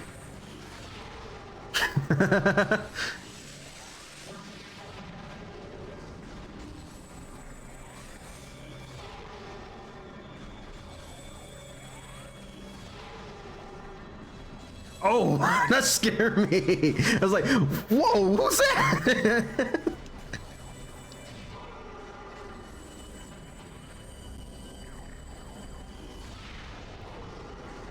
God from the ceiling.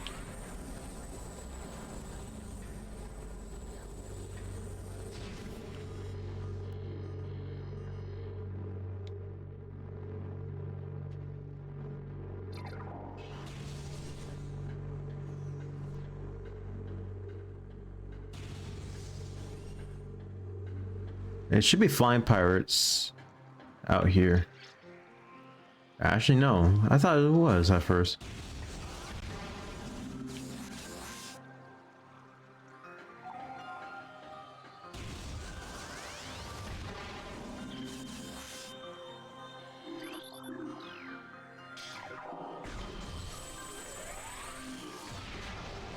With that, we already blow this up. But we have to go to the wave beam and thermovisor to power this on.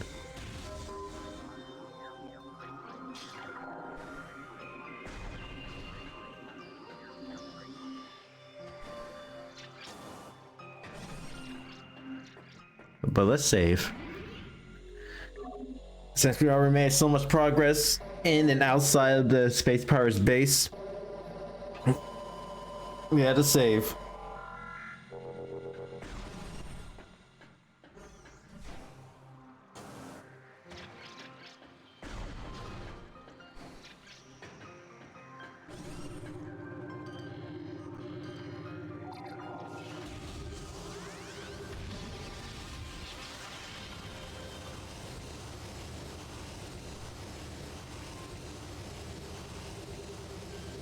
Hey, buddy.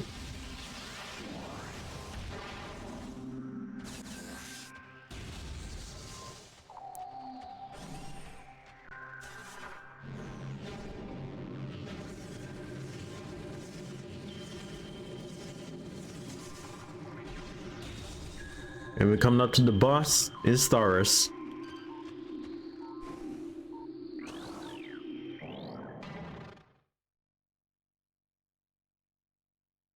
Because we had to fight Tharis, and that's where we're gonna get the spider ball. So Tharis is basically just not a rock creature, but it's a rock creature that's actually exposed by the mutation of Phazon, where somehow the space pirate is able to throw it out here outside of the base in the Fendrea drifts.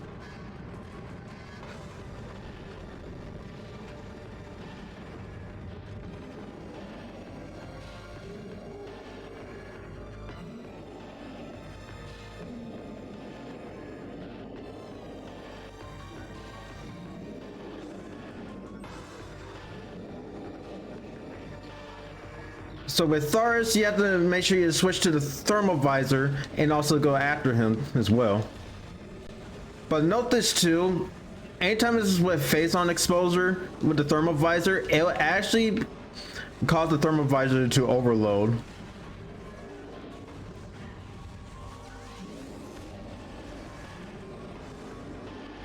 And also recommended to use the thermovisor on this one. Crap, I meant to shoot the super missiles.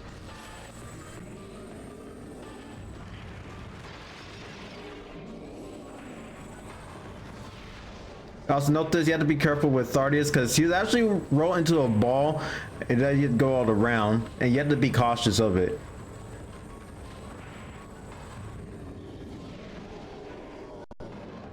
And here he actually exposes his weak point from Phazon.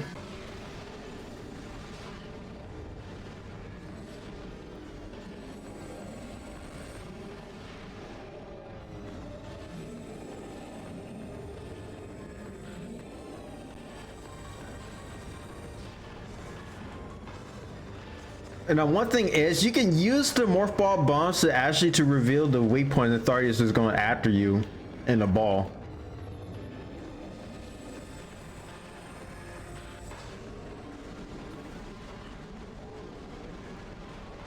And also, you can shoot the rocks if you want to get more missile ammo, especially health ammo.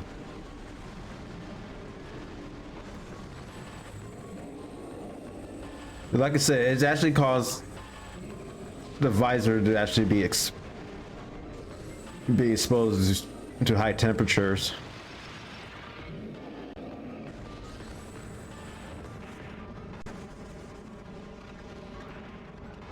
And like I said, you can use morph ball bombs to actually reveal the weak point with Arceus.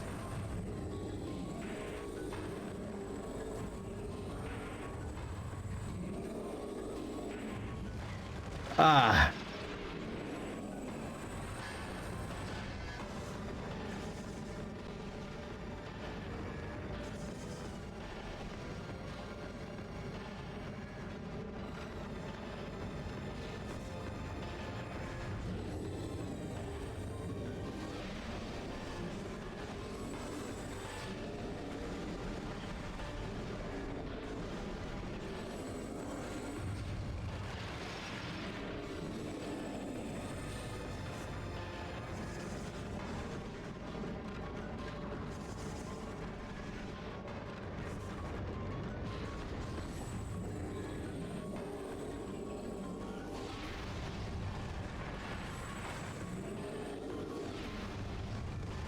And sometimes Thardia's big body is easily just block the weak point. But I don't like at times. No sir, I don't like it.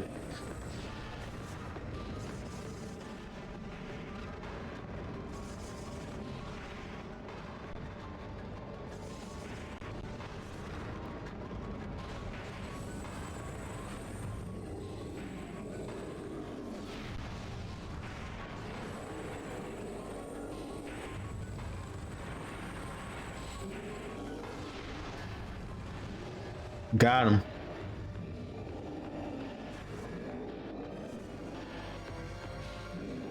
Also, Thardius is going to the second phase of that, where he actually just put out some fog, but somehow in the trilogy, it makes it even more thicker compared to the original.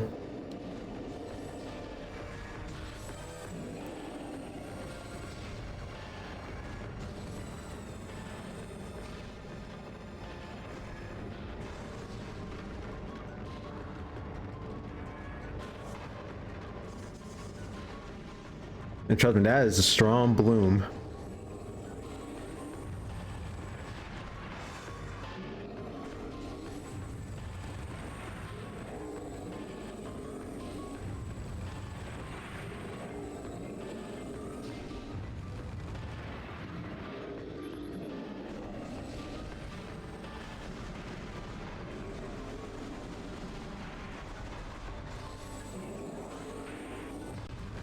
Oh crap, I thought he was gonna just roll.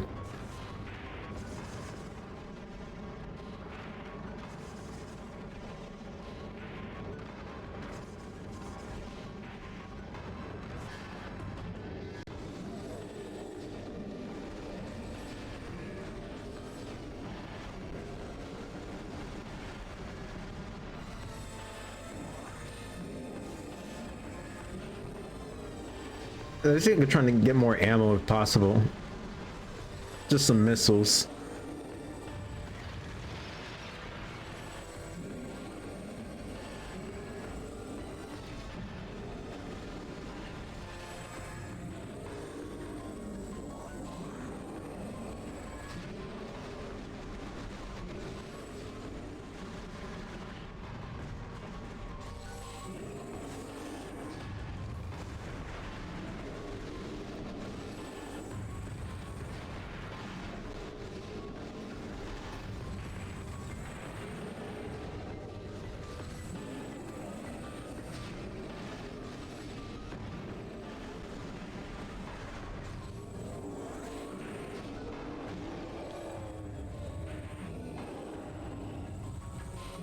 And now he's halfway. Like I said, morph ball bombs is actually recommended. You want to reveal the weak point faster.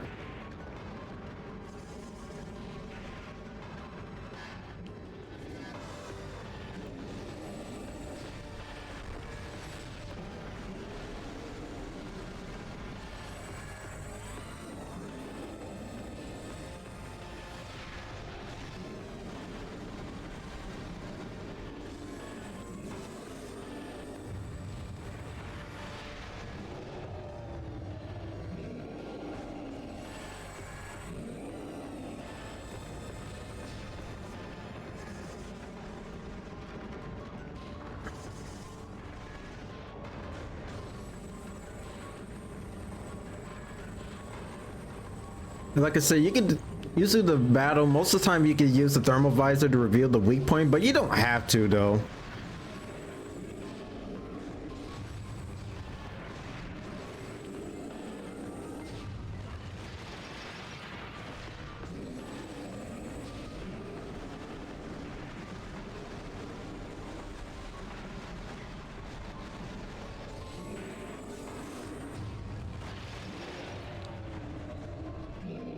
We got it. So basically, the Thors are getting ready to remove the fog.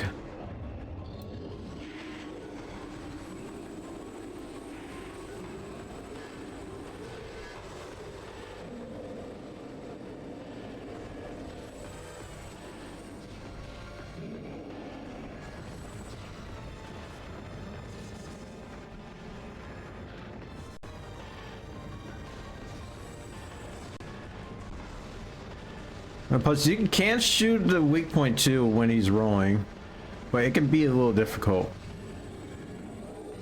And that's probably the last weak point for Thors. Yes.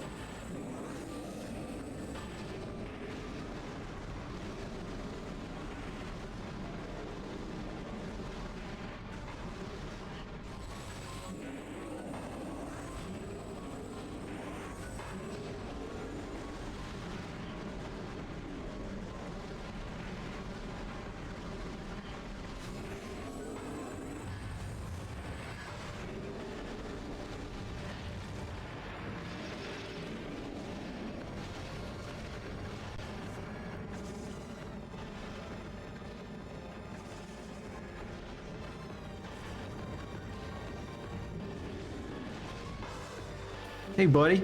Right when he was about to swipe me with the hand. Got him. It's right in that frame. That Thors is getting ready to swipe me, and just got him right there. Oh gosh. Yeah, but we got but there's spider ball though. When we got it.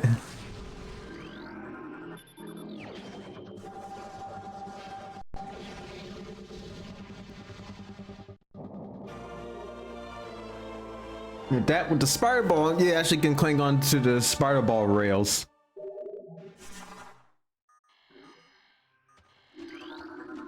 Recording to logbook.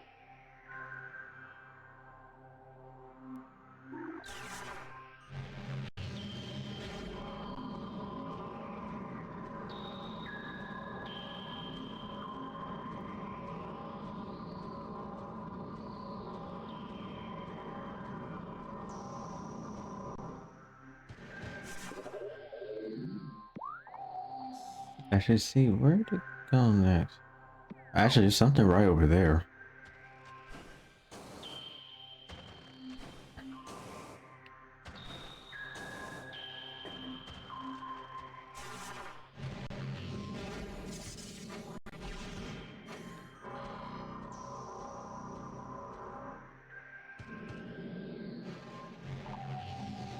Oh yeah, I forgot. You need to get the grapple beam for that part.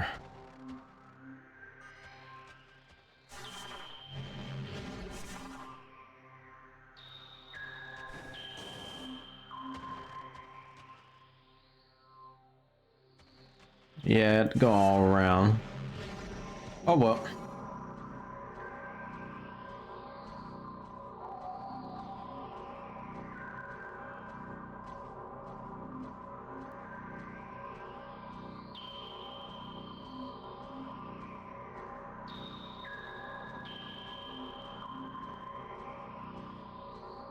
Two hours later. Not really.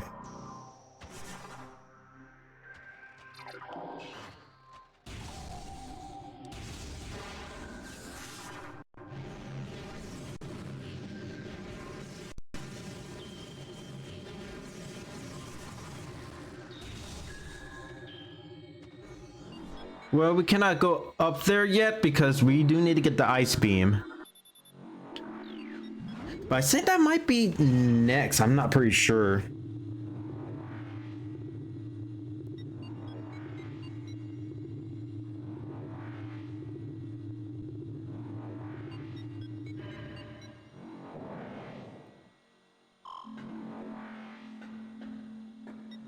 Awesome, I'm correct. That's the safe station right here by the elevator. Yep, it is.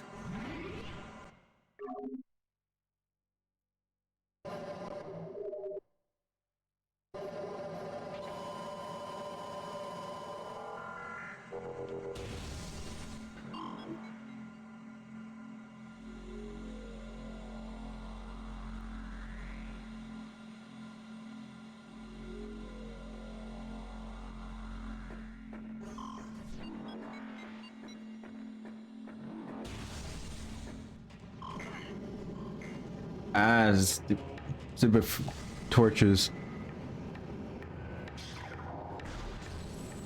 And also, flying pirates. Hey, guys, can we talk about the Lord Savior Jesus Christ? Because you don't have to do this, dude. You can just go to him now and just don't have to hold on to the grudges. Guess they don't want to listen.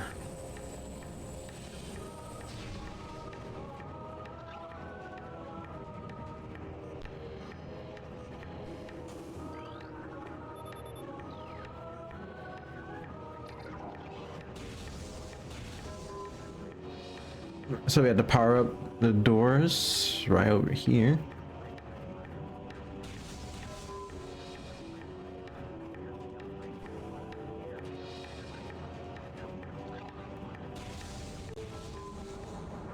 If I remember, it's also an energy tank down here.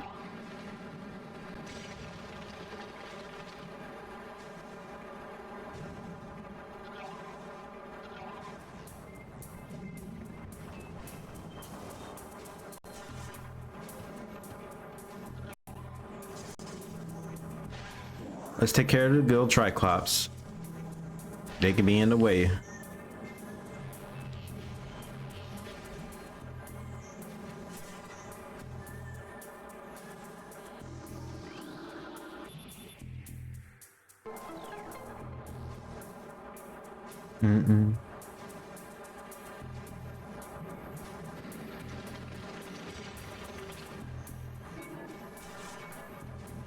Gotta get going.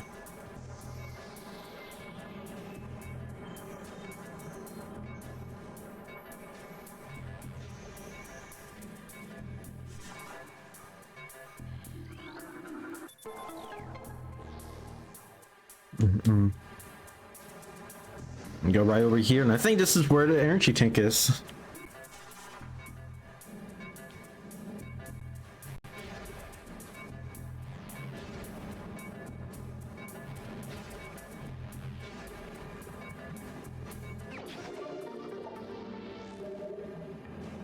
Got it.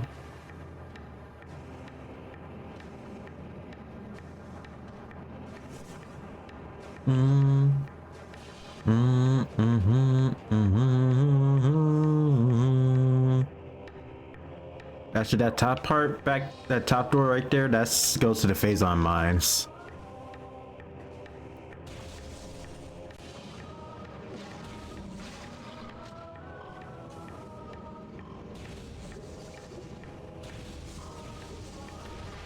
Oh yeah, let me scan that creature. The Podospore. So basically, you can hit these enemies and they become platforms.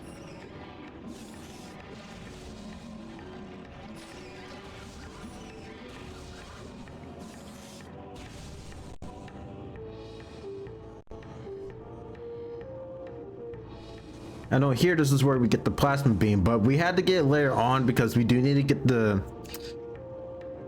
grapple beam.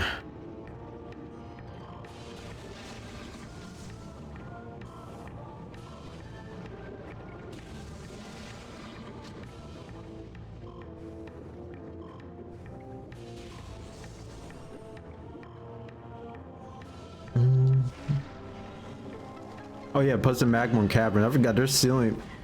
pillars that you could break off, and dang, that's brutal.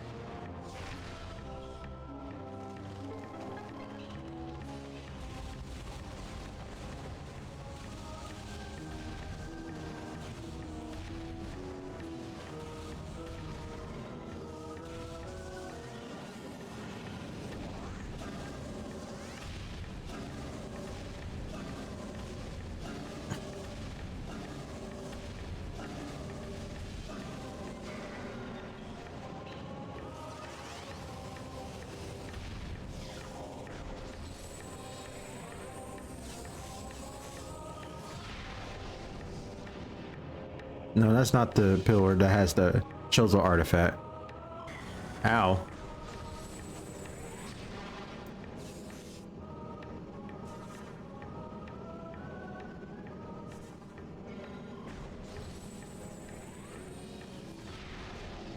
I wonder if this is the one at the beginning of Magmor Caverns that I missed.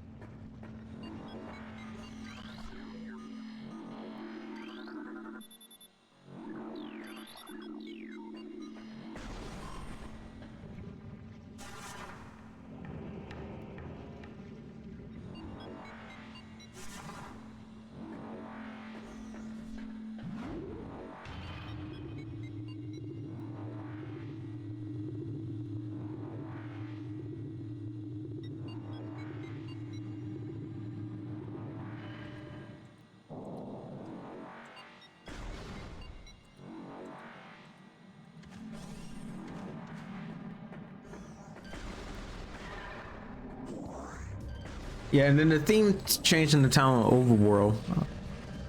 That you know that you're actually halfway.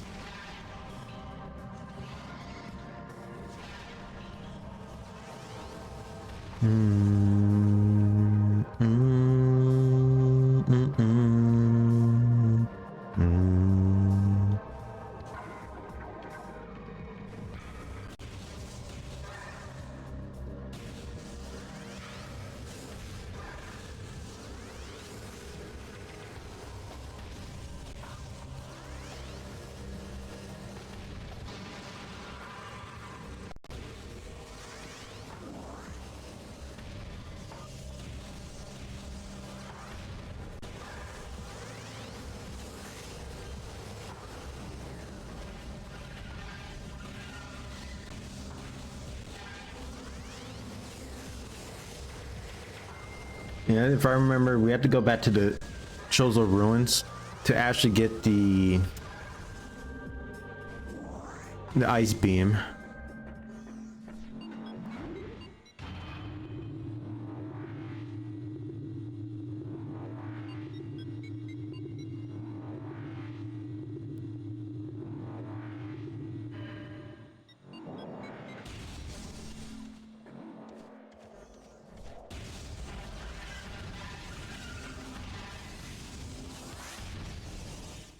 Oh, I forgot that Chozo lord right here. Recorded to logbook. It says the history of the Chozos stretch back into ancient times, so far into the fog of the past that we know not where our ancestors came from One thing is clear, however, the Chozo who colonized Tallon 4 made a conscious choice to eschew a civilization of advanced technology. We Chozo chose to live in harmony with nature, guided by the providence of the universe. We believe we will spend peaceful days here and plan to leave our words from time to time.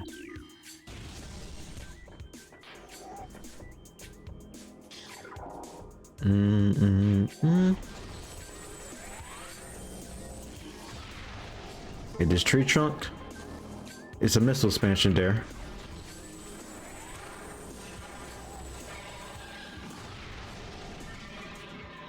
Rip the plated Beetle, he tried it.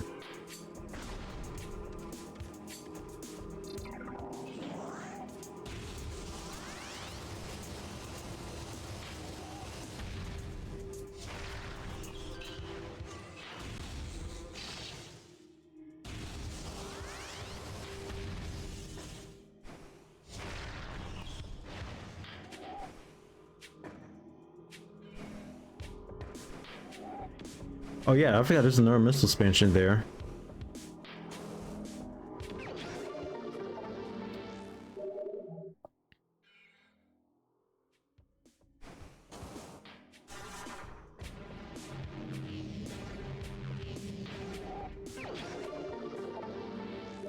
Another one right here. Another one.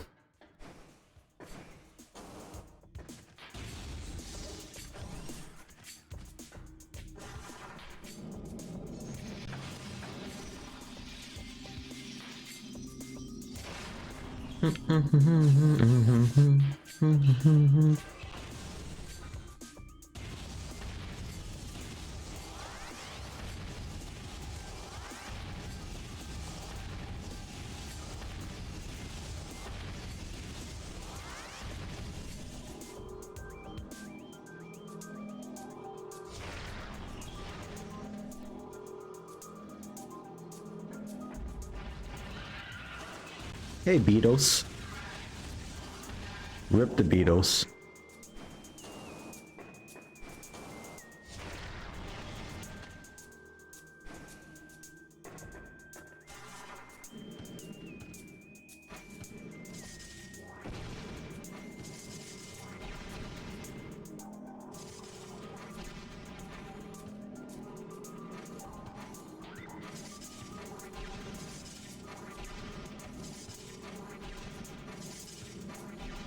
Oh, I thought I could just hop on over. Fine, I'll just do it on foot.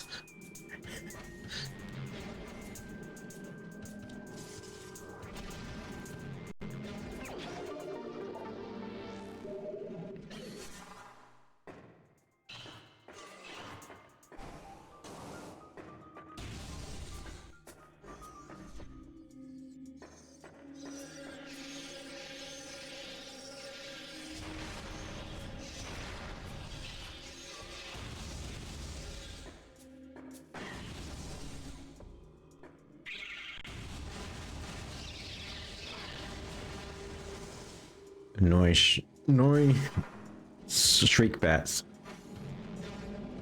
Another missile expansion.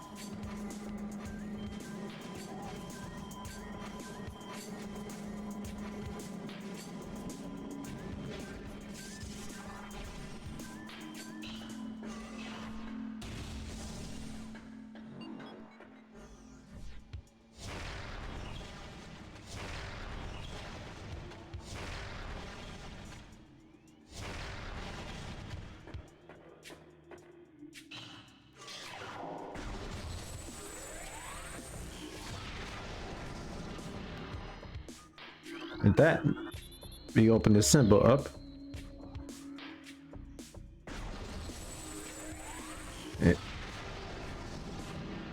So 2 more of these somewhere.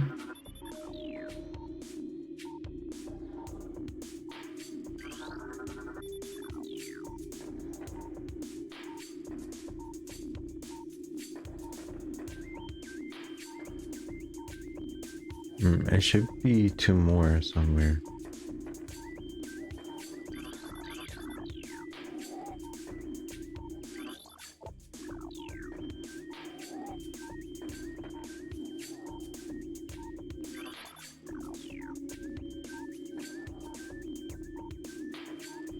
Where? I'm trying to remember where is that supposed to be. It's been a while.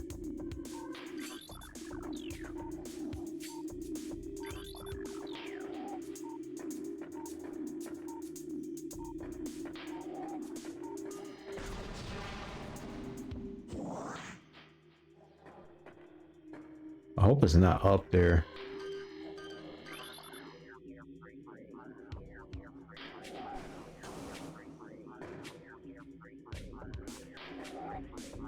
Oh, there's one right here. Sometimes it's kind of weird how they basically try to camouflage.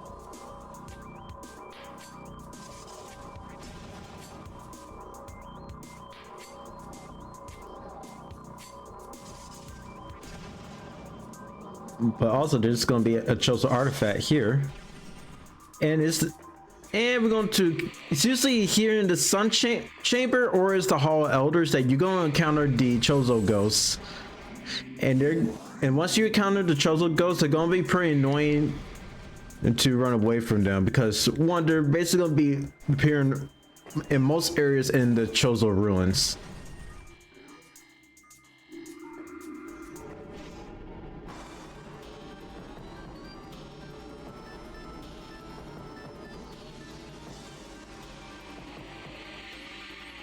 Meet the Chozo Ghosts.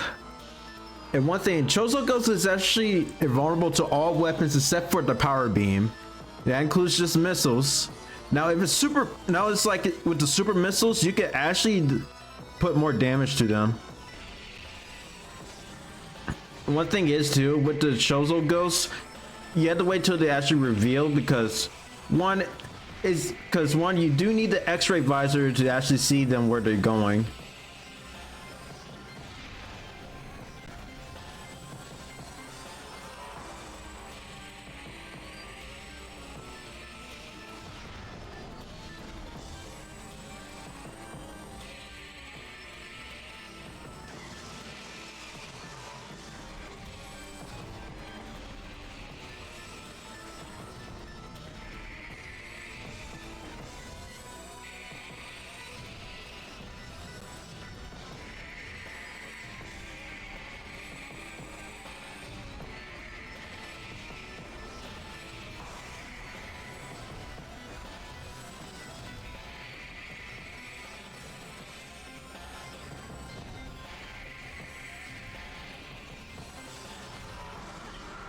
Got one.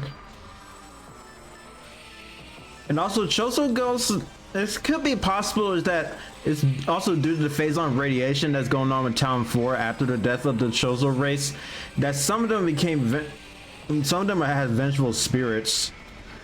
And it says this could be due to the phazon radiation.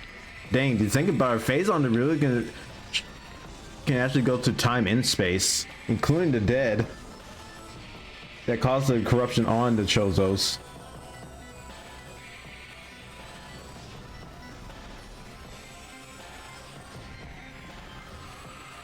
One more.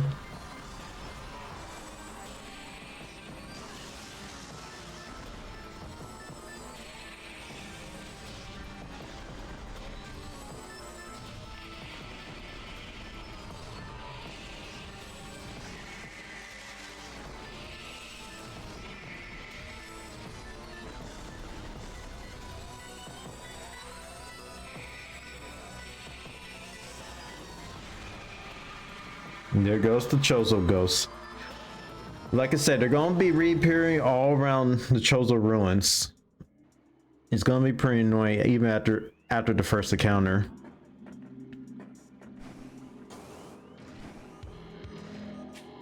There's another Chozo artifact.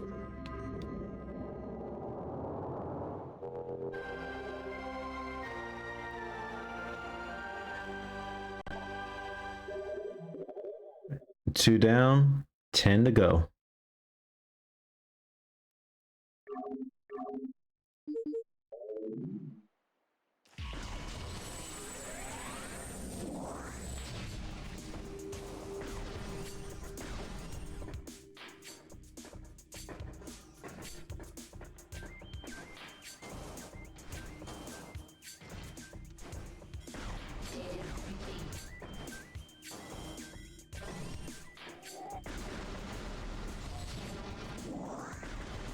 And no, it's the ice beam.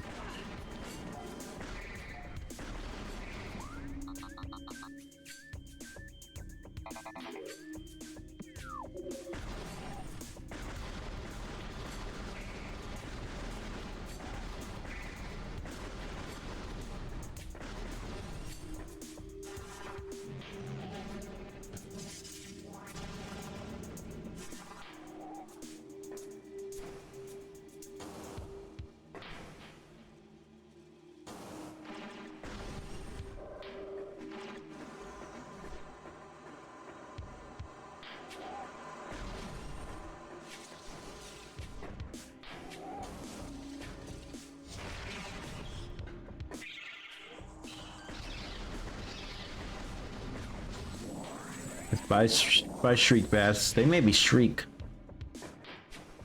Guys, there's bass that make me shriek.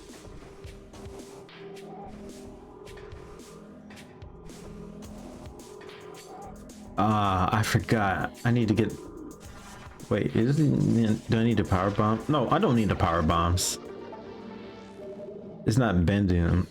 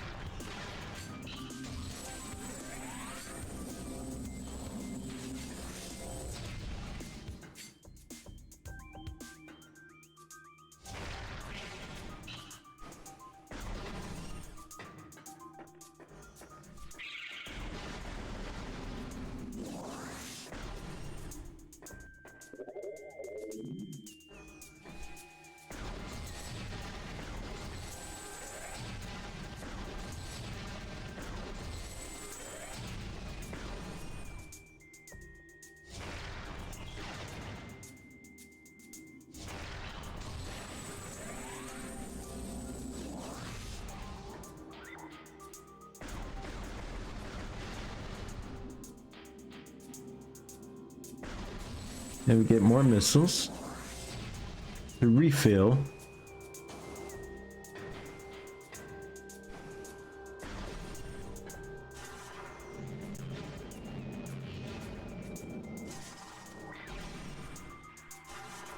And we got the Spire Ball. We can just go straight up here.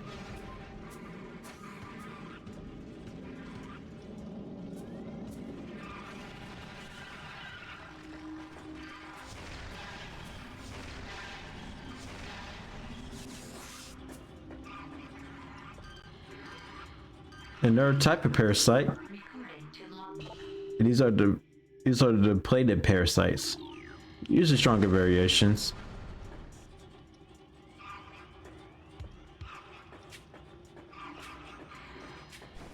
Also, lore. What is this otherworldly presence that the land, seeking out life in its bind's need for corruption. And where did the meteor that brought it originate? Was it crafted by aliens' hands? Or is it a roving chunk of a planet that suffered a violent end?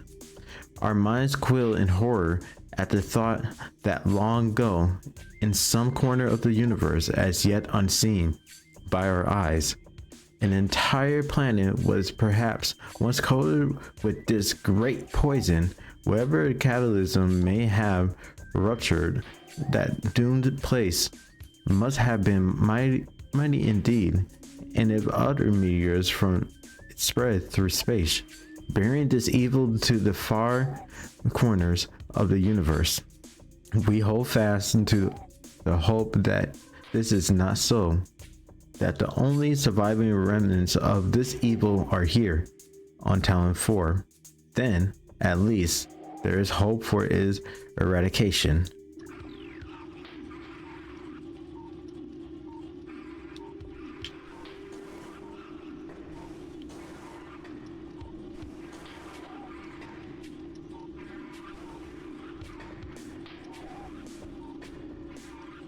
I forgot that. Oh yeah, I do need the power bombs for this part.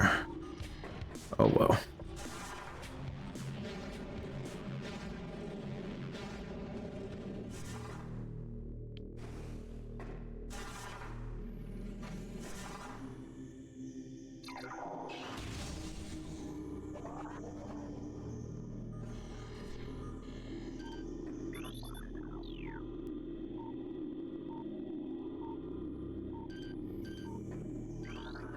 Recording to logbook. More lore. Said none known if our temple, the cradle, will provide powerful enough to contain this evil forever. For now, it wraps around the abomination, cutting it off from the world above. However, it's believed the power or cipher, which has been produced by linking the 12 artifacts, and should be strong enough. The fate of this world is now left to the one who will collect all the artifacts in the future. The time when the entrusted one knows is approaching. Recording to logbook. To the entrusted one, if you read these words, then our hope has not been in vain. Your path is fraughted with danger, monstrous beyond description, lurk in the shadows, starving, hunting for prey, searching for the ways to quench the poisonous urge that bloom in their brains. And some of these are shrewd, but they are blinded by their evil designs. Believing in the black promise of the great poison, they seek to harness it for their own ends. It is these last that are the greatest danger. When you rid the universe of these creatures, you will be the true and trusted one. Recording to logbook. Many chosen are gifted with the distinct sight, and even more begin to learn it as our harmonization with the universe becomes more and more complete. We peer forward, seeing prophecy in the ripples of the water, hearing rumors of coming days on the breath of the wind. Though we celebrate the distant sight, many of these visions are dark. The words of the prophecy and the most common tales of the coming of the worm, born from parasites, nurtured in a poisonous womb. The worm grows, devouring from within, until the world begins to rot. Not all prophecies come to pass, of course, but we cannot help but fear this dark portent.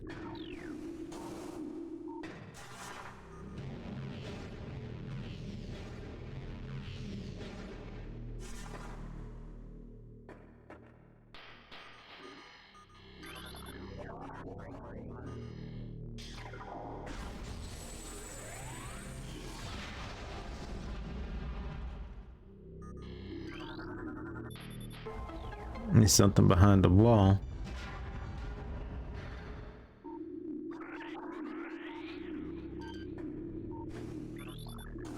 I was in the missile expansion back there.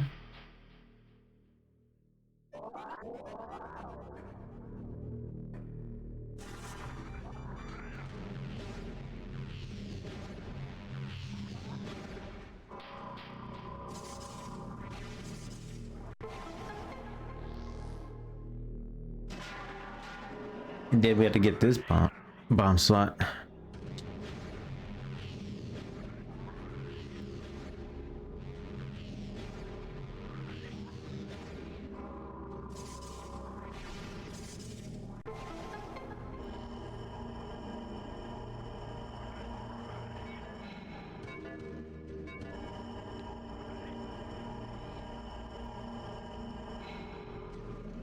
And then missile expansion.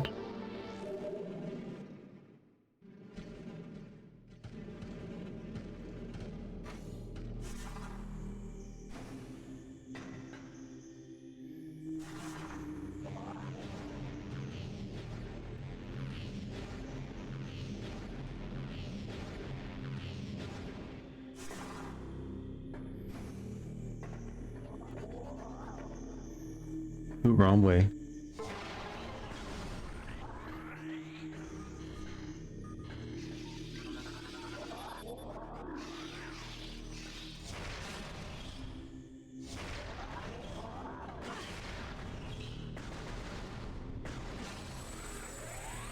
Ain't nothing. None.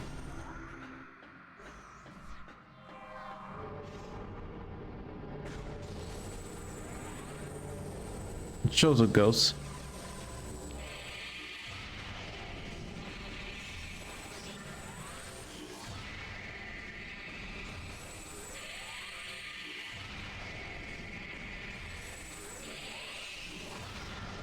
Easy.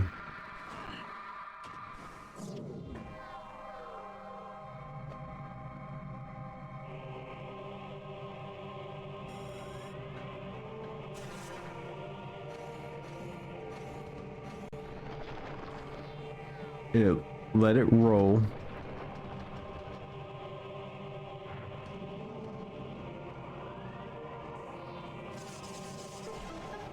And it also had different colored plates. So I know we have to come back here with the plasma beam, which you get to choose the artifact.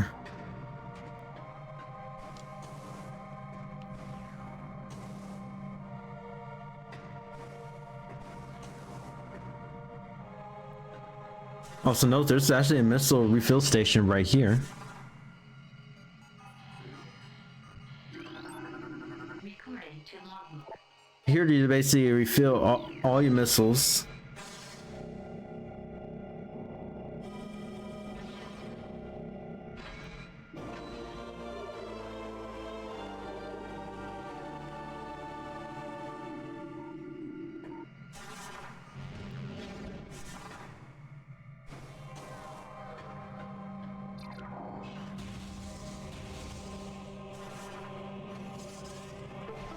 Here to actually change it. So anytime you use those colored bomb slots, it actually changed the path.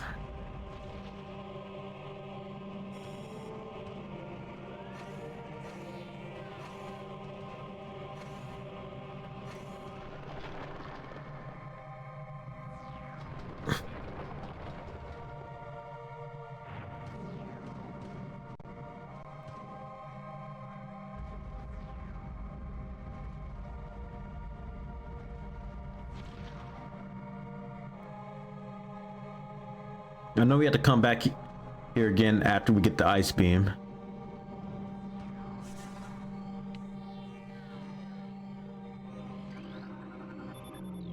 And shields disable.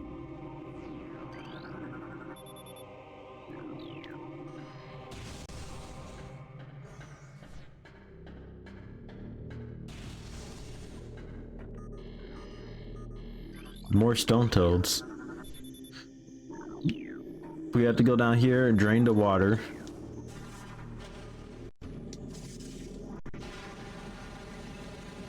There goes the fishes too. Rip the fishes.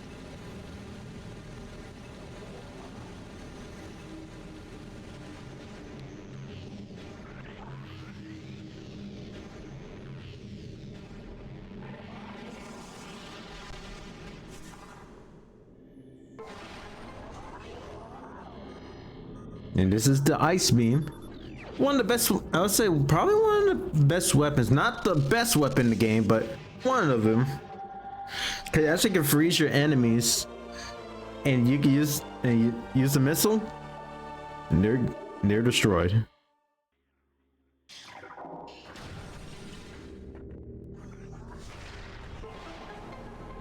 And also safe station.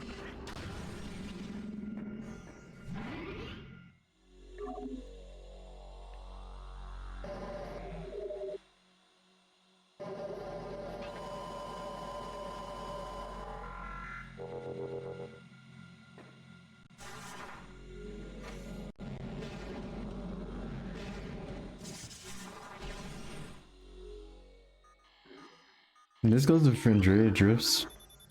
No, it's down on Overworld.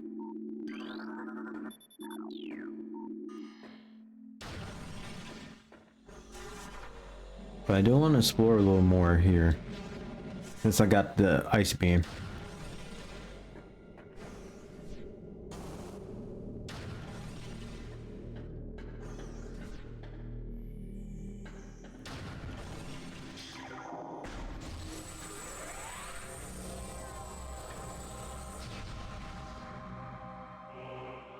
Okay, there's the Chozo goes. I was about to say, wait, where is it?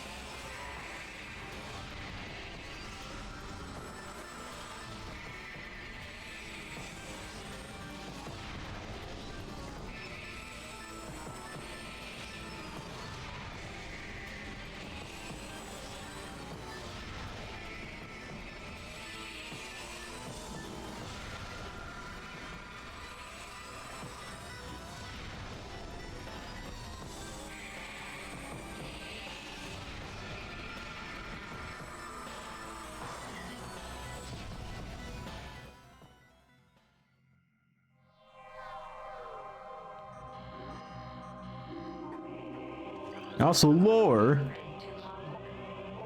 The things bound to earthly shapes are temporal and frail. Existing in a single dimension, they are fragile and vulnerable, and ultimately mortal. However, not all things obey this law. Shapeless, they wait beyond the realm of perception, emerging only when one arrives who can feel their presence. Since such is the will of the Chozo. Our will of the Chozo is to defeat the evil seeping into this planet. Remains that we desire only to see the darkness meet its end. The will of the Chozo has no mind or reasoning of its own, though this will be the entrusted one's trial.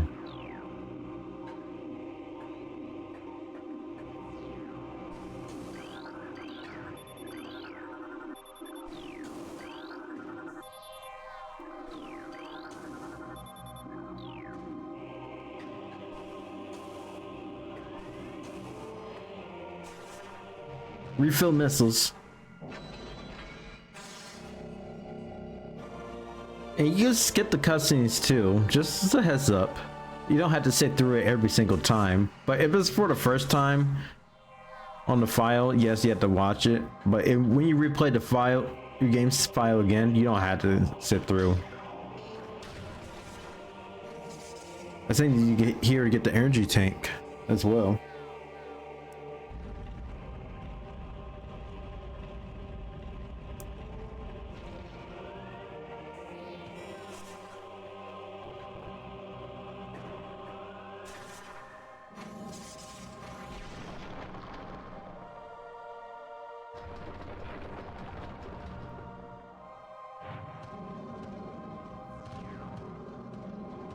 Yep, it's the energy tank.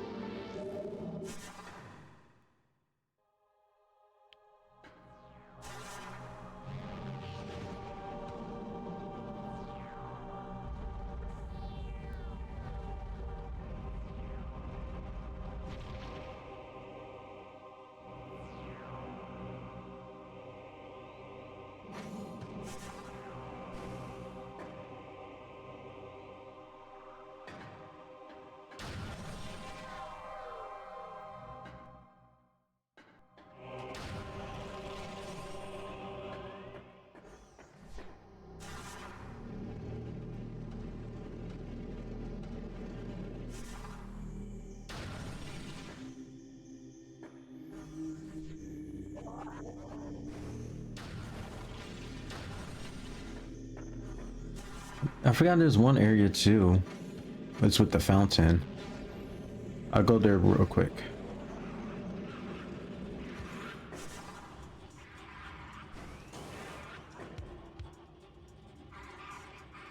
Oops, I actually went the wrong way. Well, I forgot I do have to go back up in the Hall of Elders.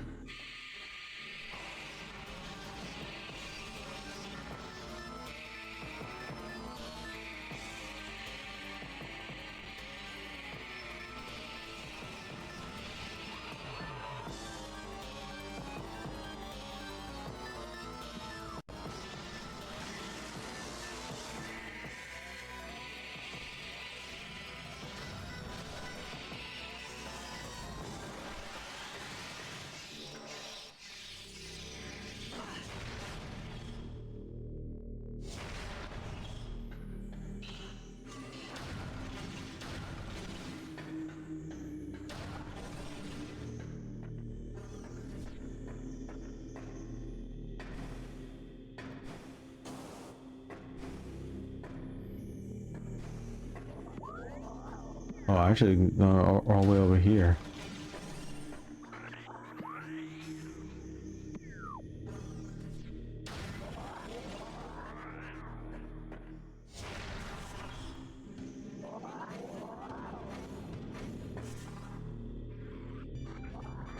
Oh, I'm just going around in circles at this point.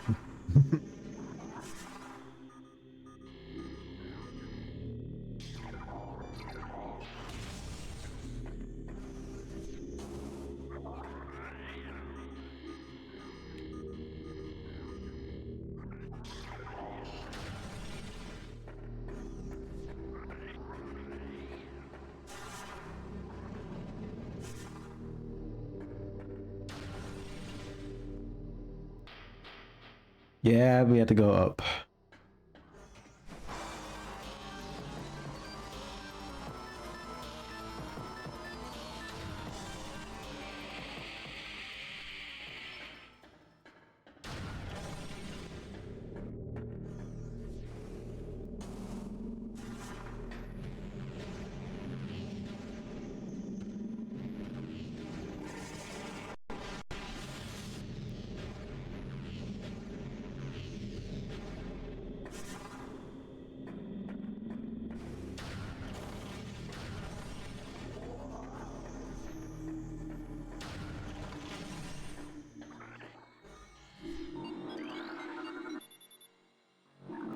I go to town overworld south. I think that's where the crash fragrate's at.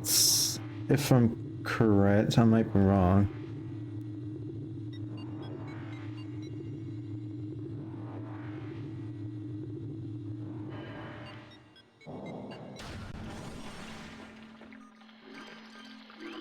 A new enemy Recording right to here. logbook. A seedling.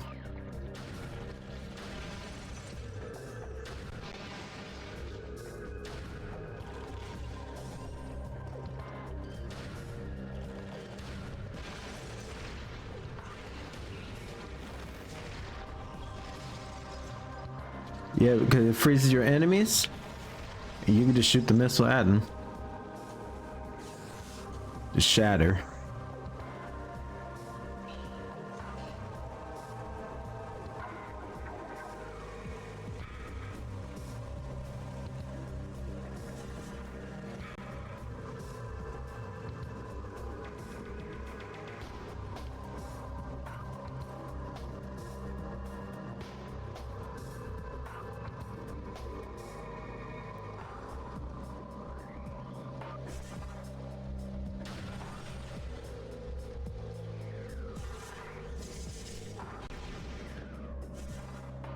Oh yeah, I need it. Get power bombs. Cause that's the place that you can get the X-ray visor at.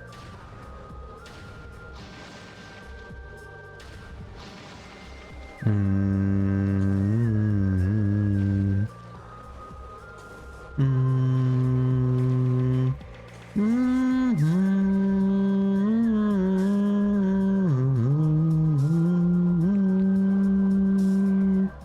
Mm-hmm. Mm-hmm.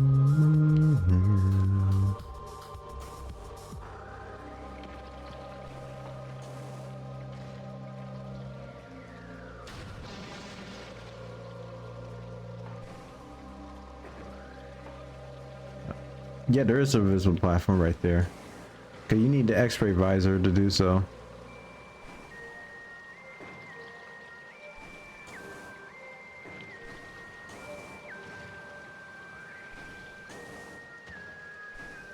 So clearly, you don't have to. And you get the missile expansion right here.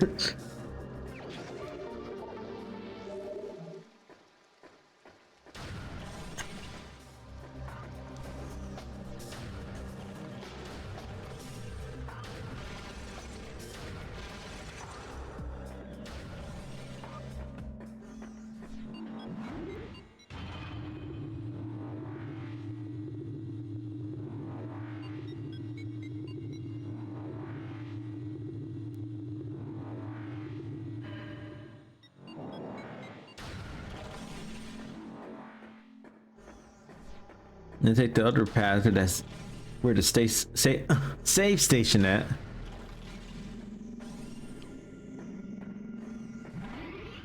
How about we save first?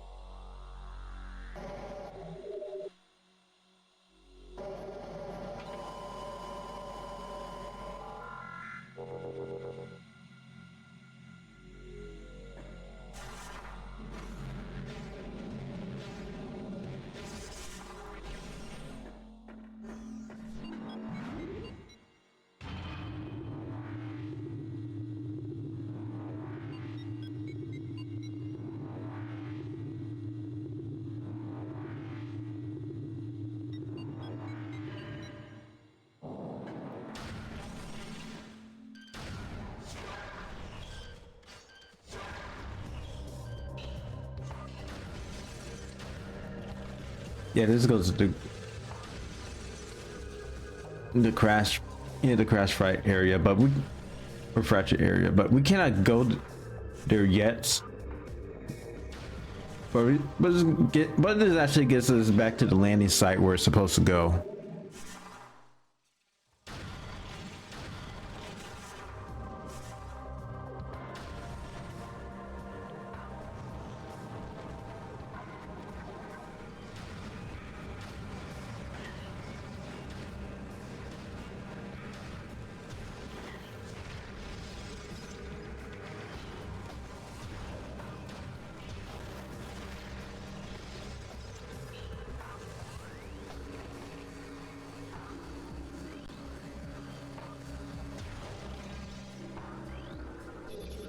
Because the leftover pirates that are damaged.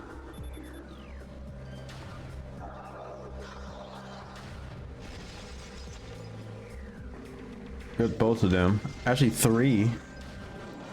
And they don't respawn, by the way. They're just dead.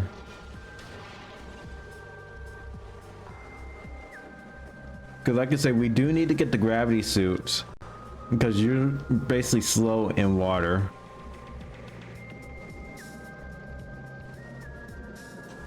It could be a slog, by the way.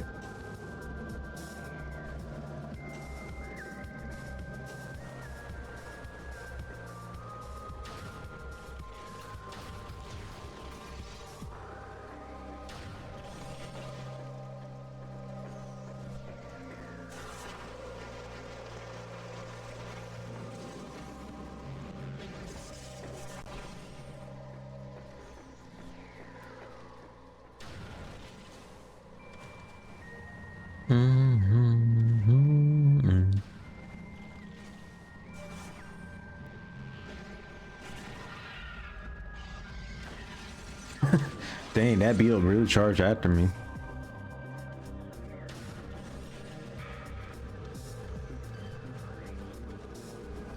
Well, I actually need to go back to that fountain place in the Chozo ruins.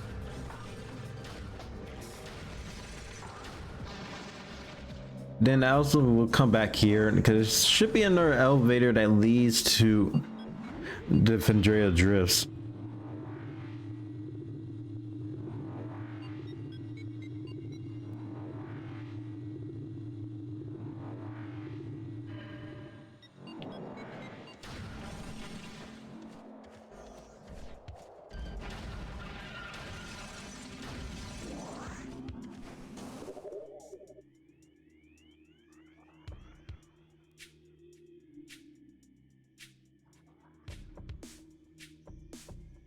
Dang, I've been streaming about 3.5 hours. Okay.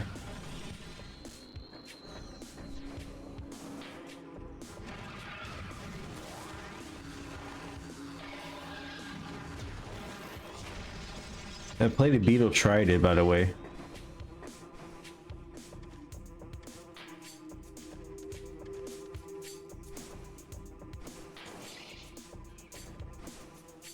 Oh, he spotted me.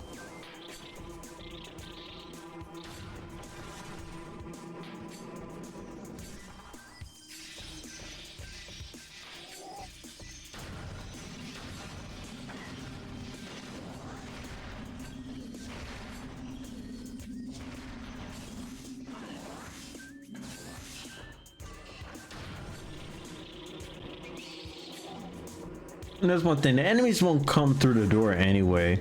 It's unlike the 2D games that actually will try to go through. I'm sorry, I was just lurking there, buddy. Nothing is good to say. Oh no, you're fine, dude. Just do what you have to do.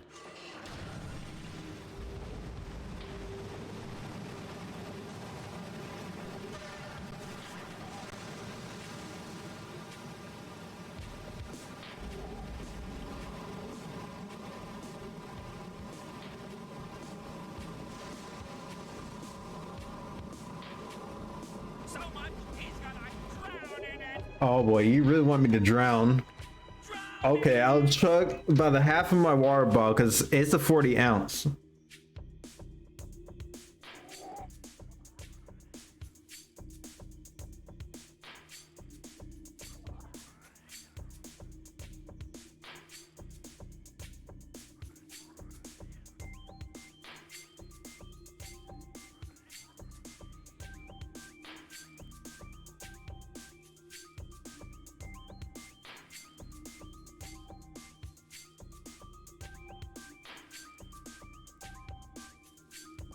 Oof. Yeah, that's literally half my water bottle.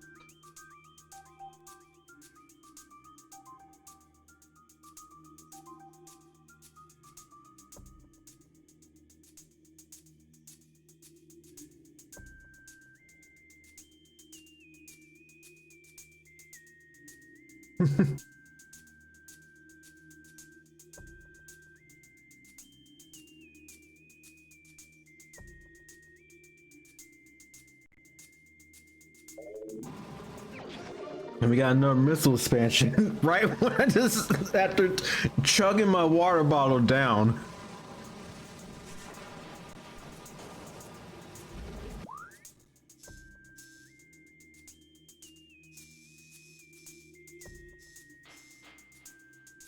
Well, I cannot go to the magma pool, sadly, because I do need to get the grapple beam. And try not, just trying not to drown there, okay? Yes, sir.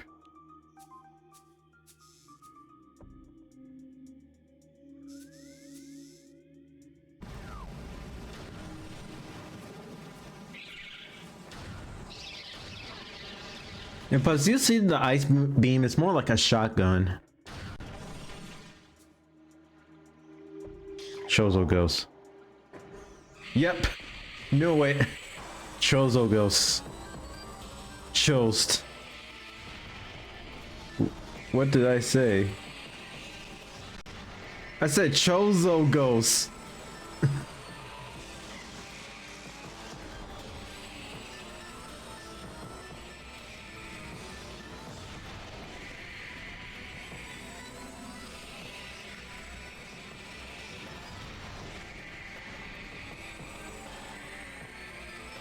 But you don't have to stay and fighting them. But I'm trying to get them out of the way.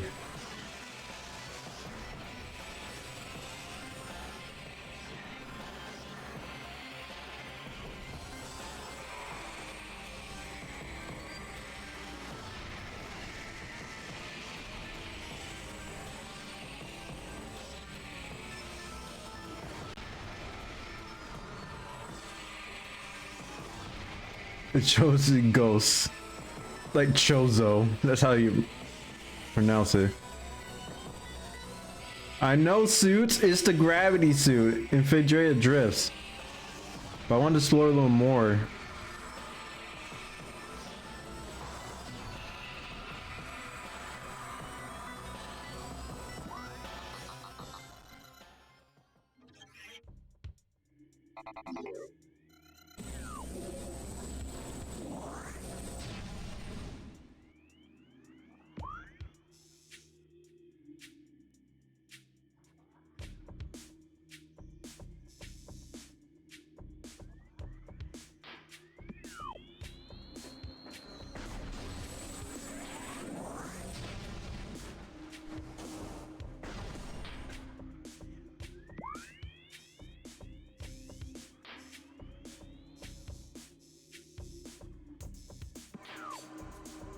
Well, I should go back to the plaza.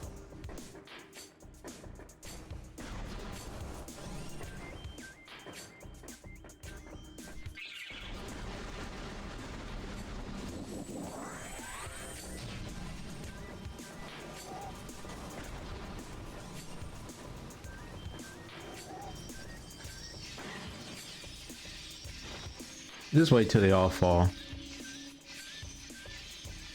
Or most.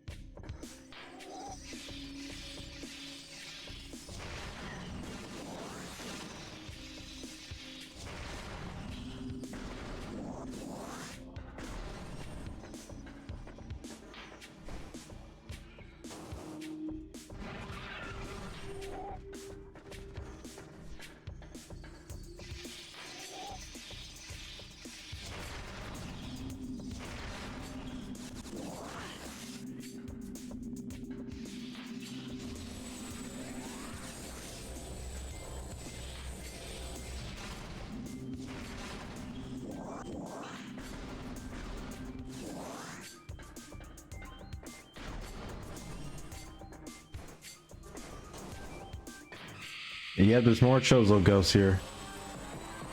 I take care of this one, so So we can just shred on the half pipe.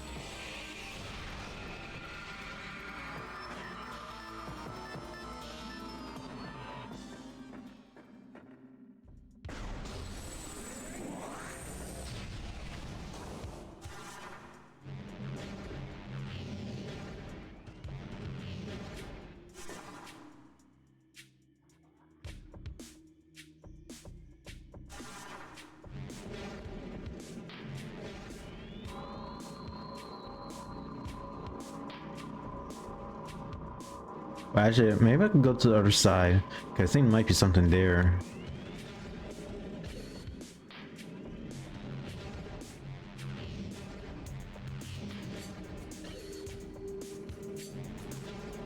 Missile expansion. About 110 max for now.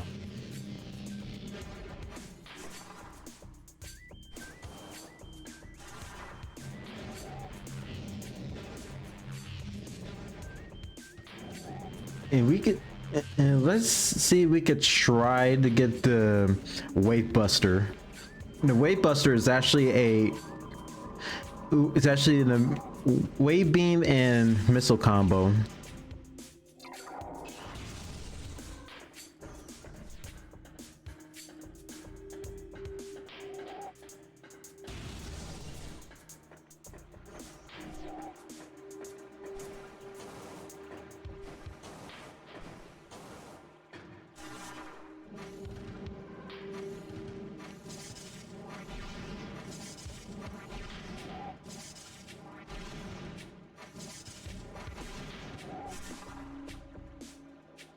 Wait, it's actually right here.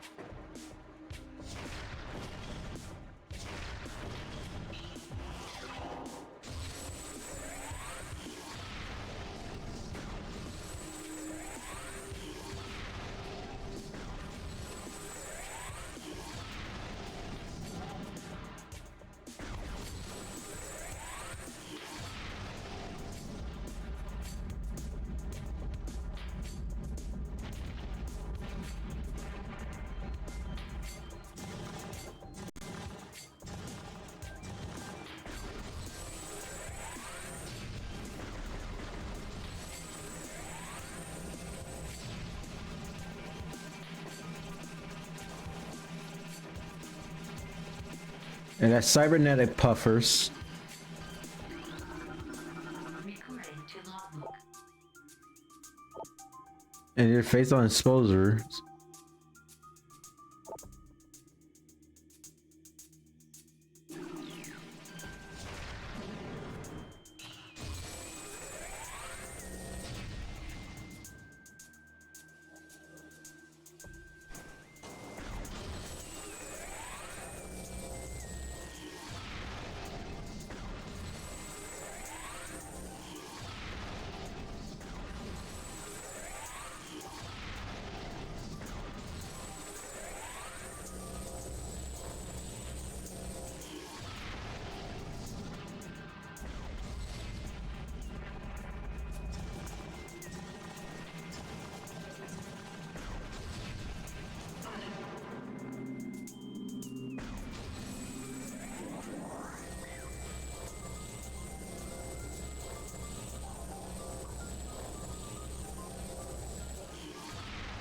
Ah, I hate those enemies that block it.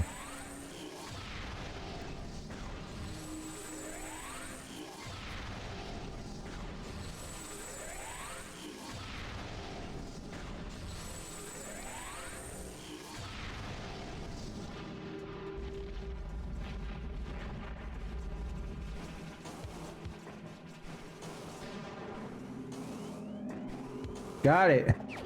Ooh, just 10 missiles to spare too.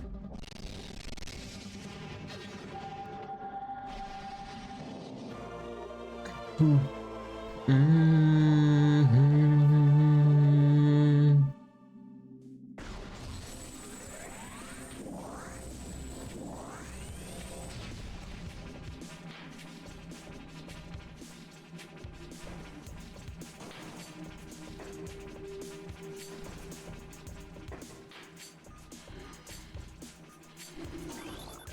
Oh, wait, it's plated puffer. I thought cybernetic puffers. I was thinking Prime 2. That has that.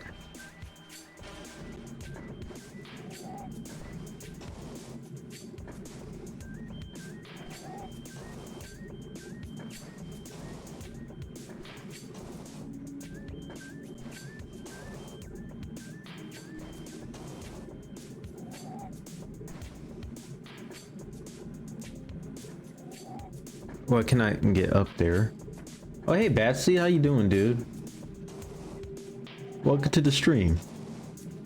Yeah, I probably have to come back there to want to get the gravity suit.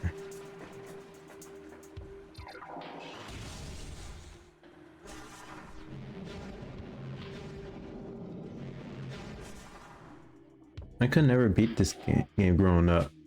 Actually, same here. What? Same here, but I actually was able to beat it. I think when I was 9 years old, I believe. But I haven't fully 100% it. But I did back then. But I did 100% it when I played again 2 years ago. No, shows up ghost. Don't have time. I was stuck on the snow parts, and I think. Oh, when Meta Ridley fly away. Oh. Yeah, I think after he did all the dads, I think he had to go back and get the space jump boots.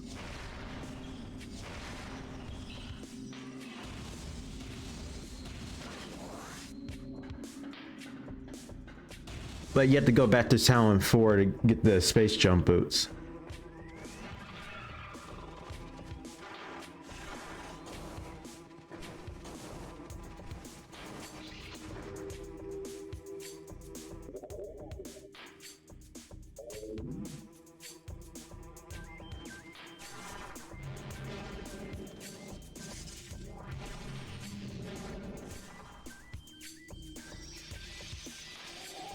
How do you feel about Metroid Prime Hunter series? Well, I actually never played Hunters. I heard it's okay.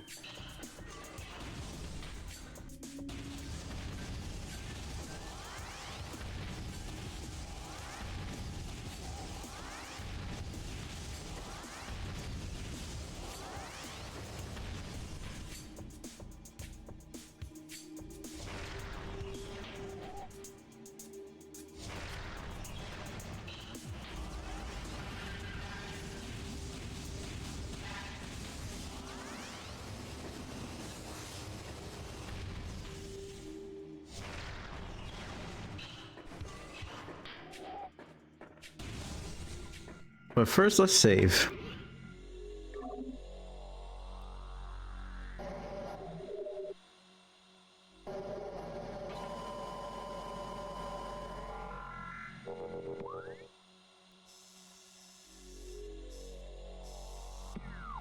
Well, I actually need to go back to the main area, to be honest.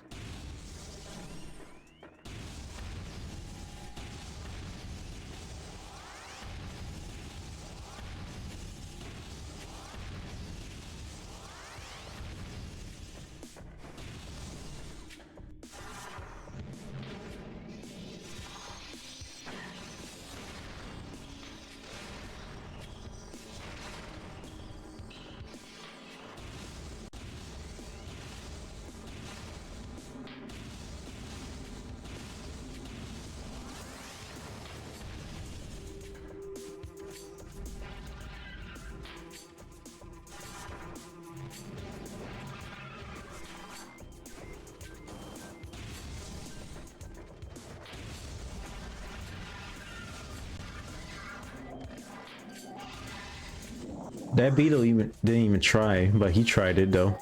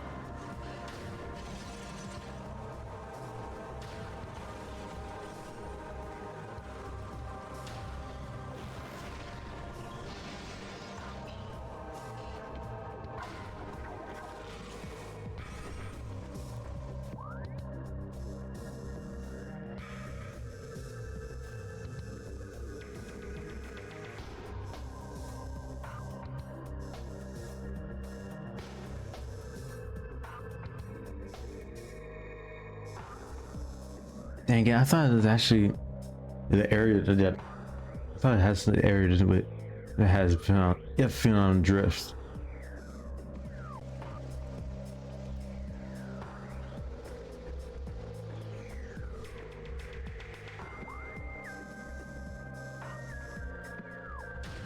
Unless we go to the bottom part. Oh well.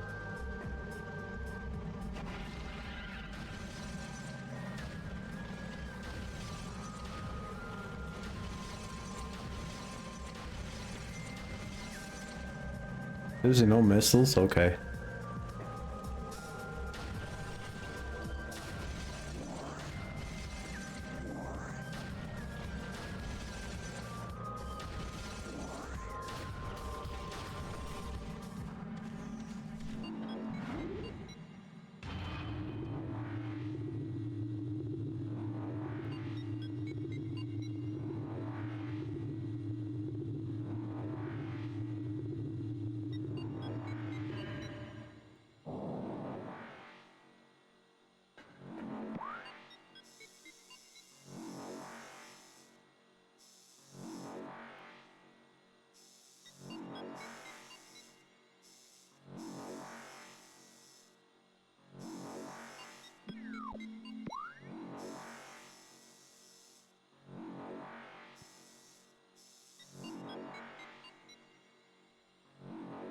Actually, let me go back to the start where you go from the Chozo ruins.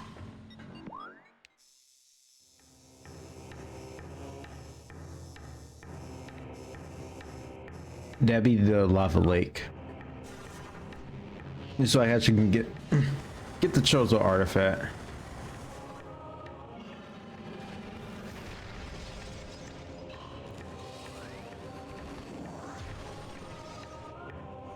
And also, if you had the ice beam, you could freeze the flamethrower torches right there, so you don't have to worry about shooting fire.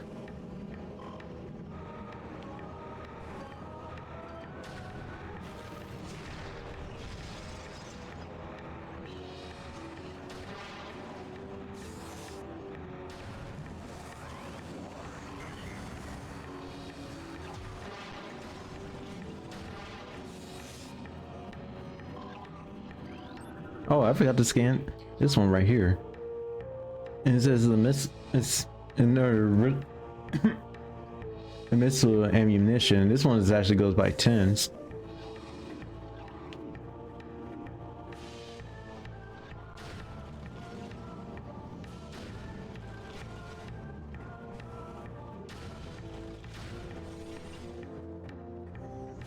I know I need a power bomb to get the ice spreader.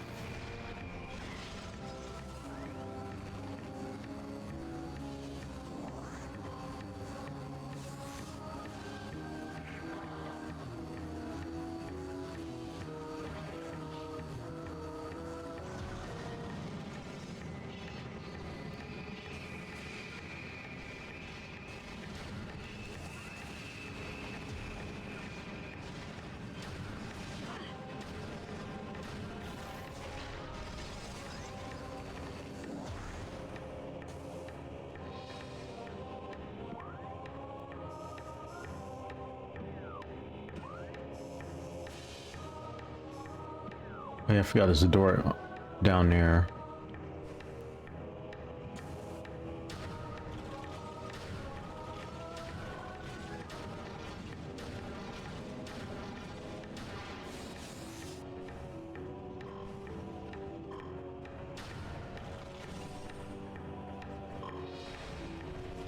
Hey, puffers. Ow.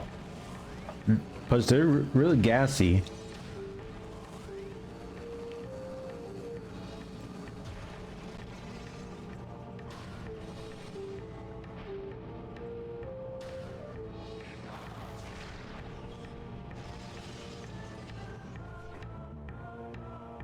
I think it's 3 flying pirates here.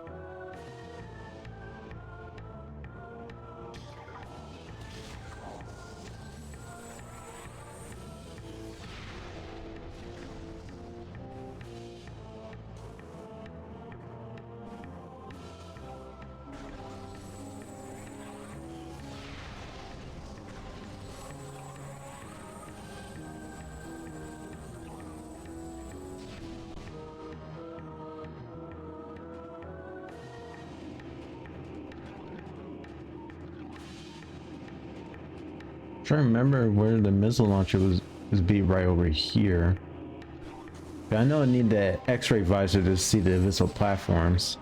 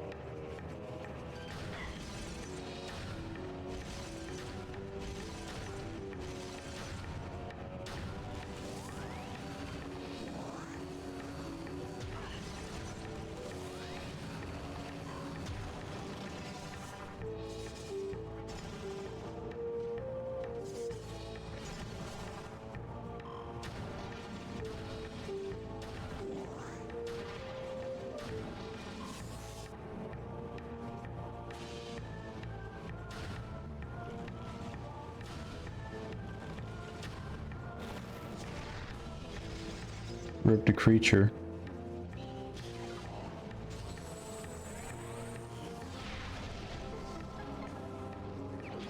I got another chosen artifact. So that's about 3 and then 9 more to go. Yep, 9 more to go.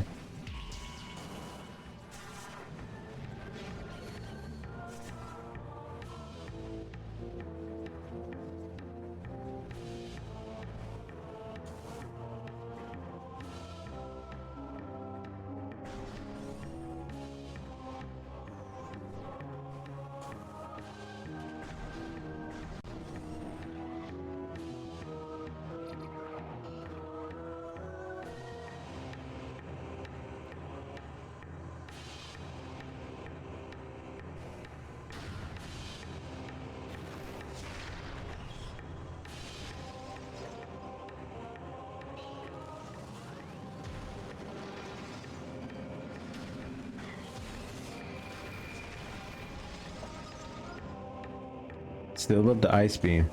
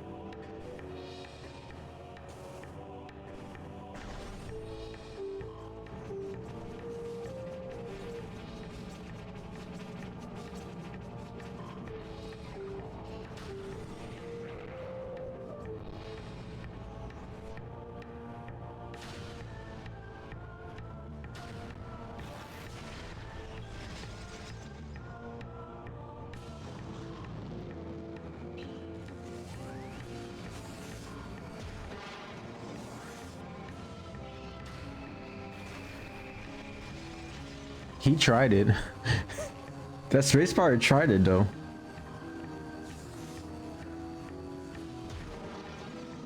Yeah, that's one thing too with the ice beam. In the original GameCube version, it actually added the ice effect too when it becomes frozen. Well, actually, when you charge the beam.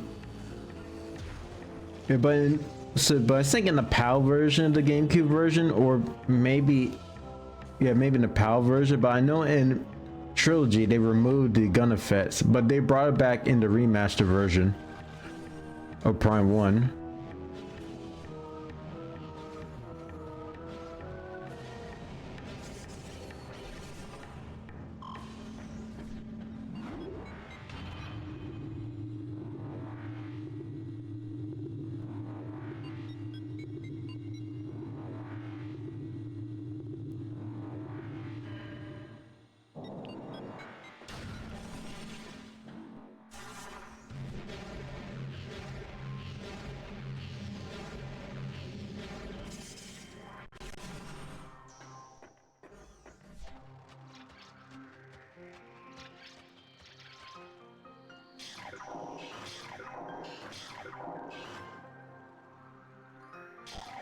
Oops.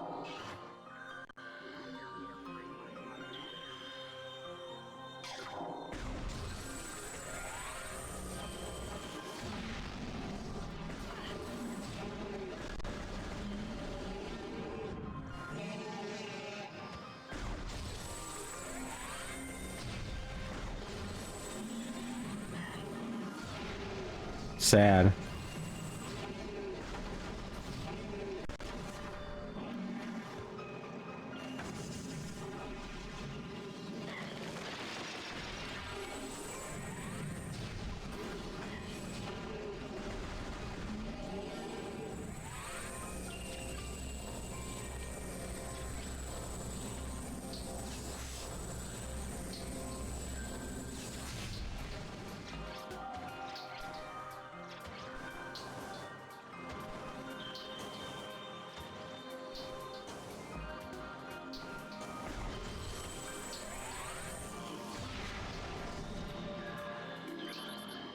Oops. Scan it.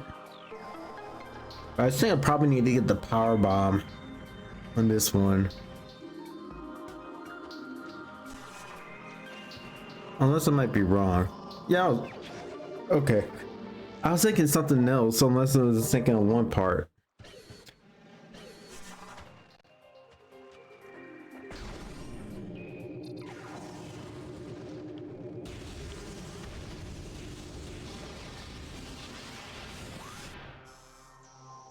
Oh, that goes back to the ice temple.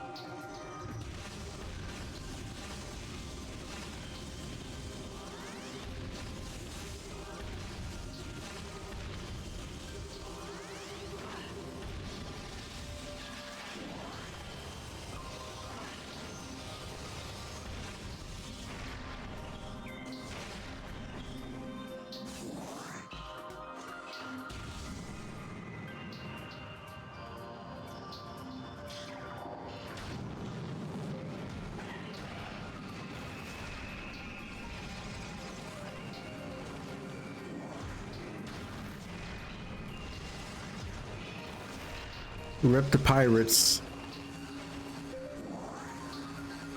You can tell they set sail.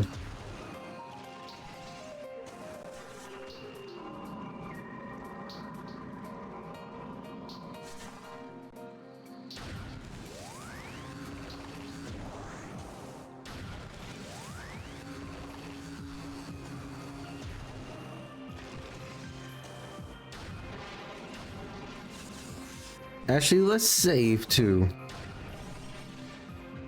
Wanted to save just to make sure. Just to make sure.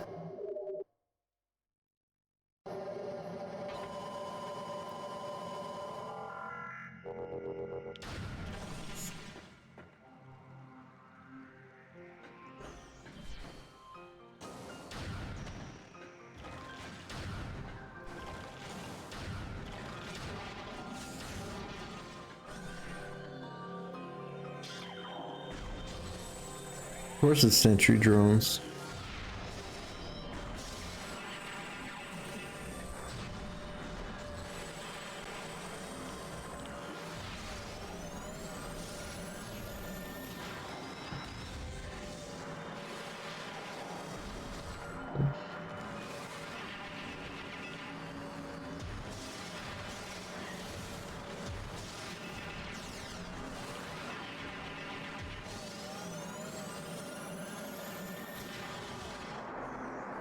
Now, this is the door you don't have to worry about with the sentry drones, because the doors is because you're already shooting from the door, and they cannot lock the doors.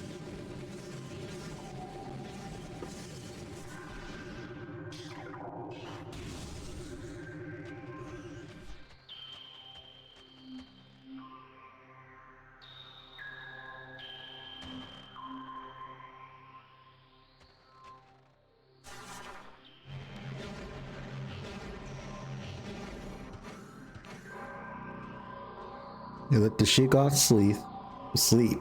I'm about to sleep. Or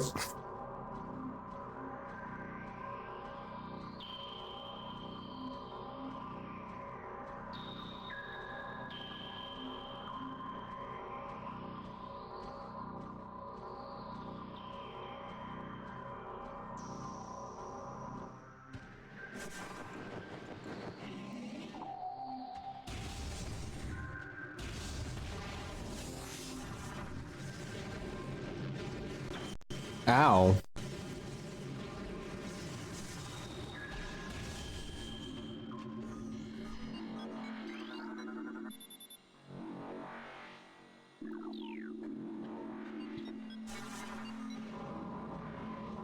Here we have to go to the depths area of Phandrana Drifts. That's where we get the gravity beam. Not gravity beam, gravity suit.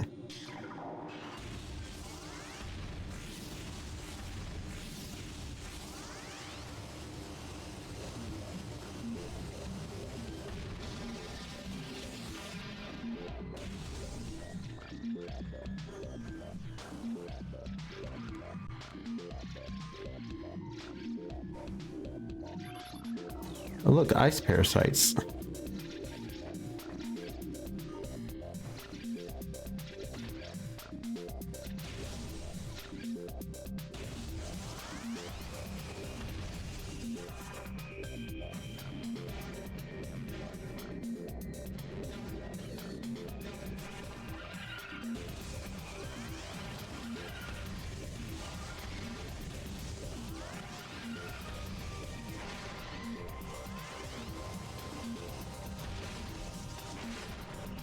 I think it's in this cave. Seeing you encountered the Hunter Metroid.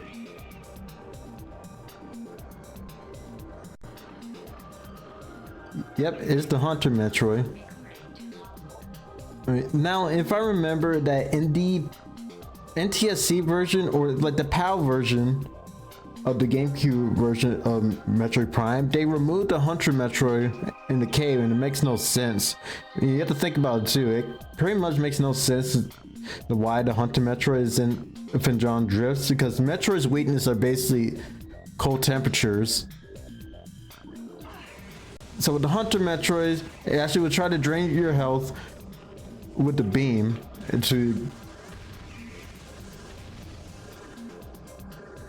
Also, it can charge at you too. And just like most Metroids, weak against ice. Also, BRB real quick.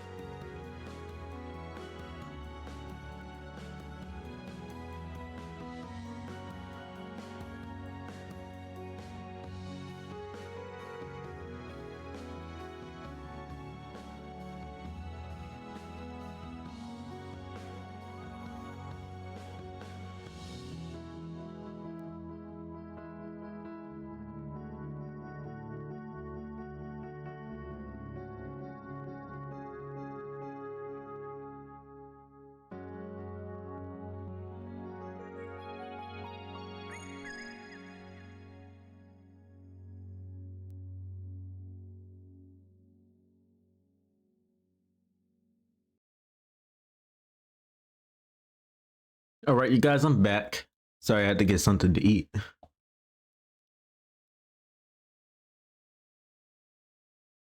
me get my controller.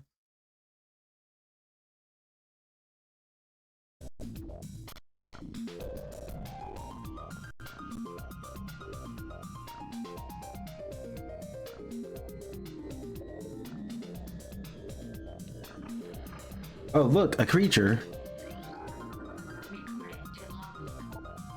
Yep, it's a glider. So basically, the glider, you have to get the grapple beam to do so.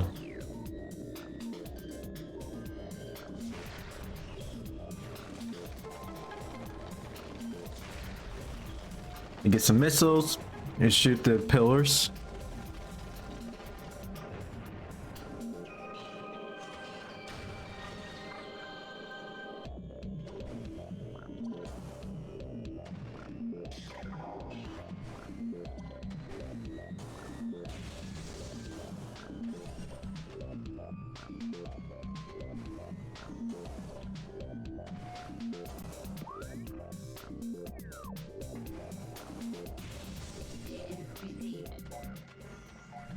I know, it's the gravity suit. I'm going there, suit.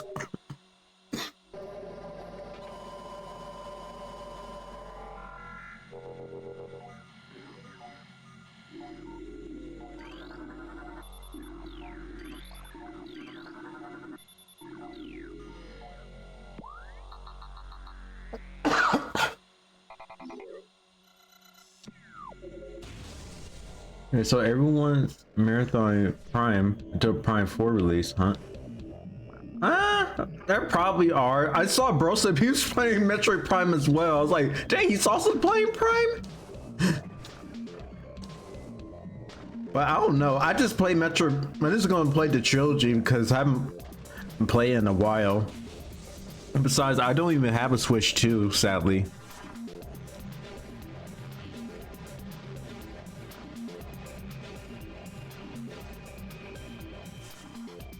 Yeah, I saw that too. Yep.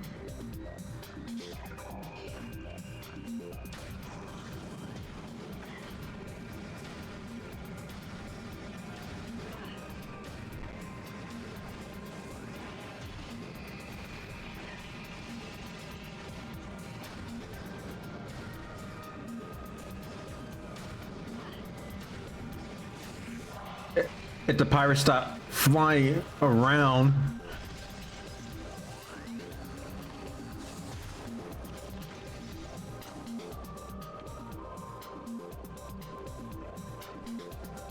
I know I had to come back here too with the X-ray visor, especially with the power bombs to get that artifact that's up there. Also, new creature, a Jill Zap. So Jill Zap's basically underwater creatures. And so basically you come close to it, it's trying to drag you towards it and it's trying to hurt you. Really trying to disable your visor like that.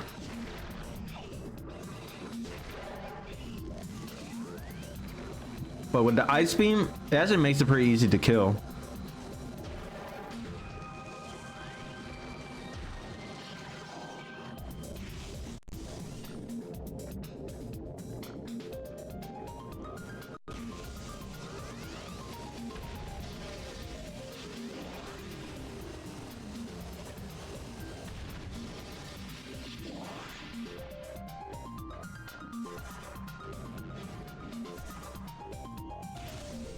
Another cave area.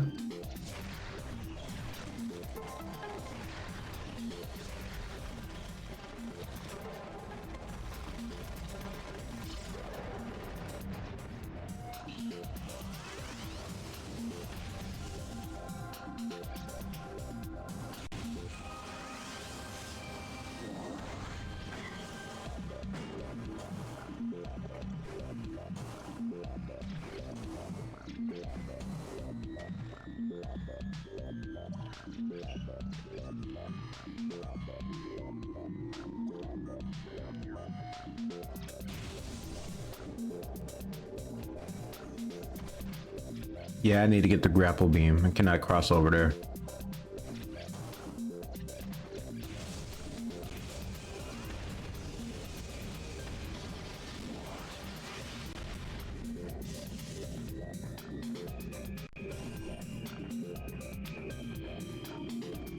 Also, we do have the Aqua Reapers.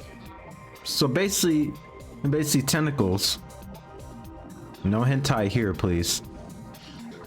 Please, we're not having it.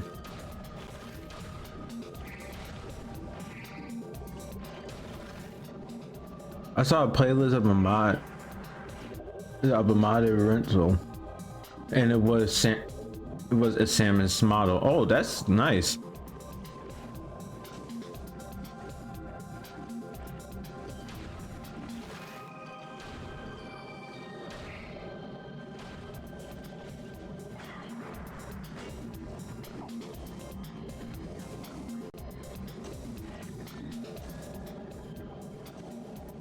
Get away from me, Jill Zap. And there's the gravity suit.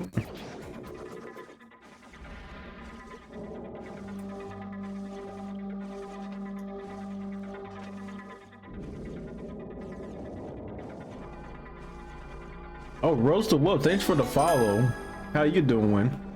It's pretty neat proof of concept Metroid Prime would work to go third person. Actually, I can imagine that, to be honest.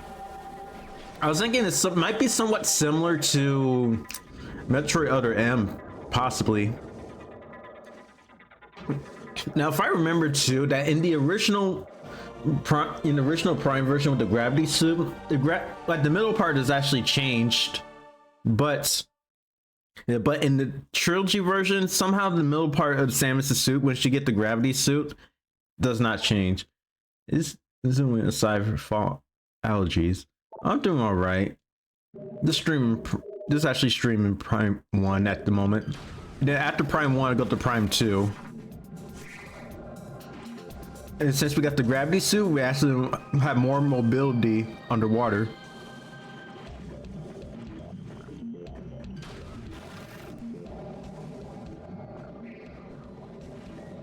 Oh yeah, I think I probably have to swim back up if I'm correct.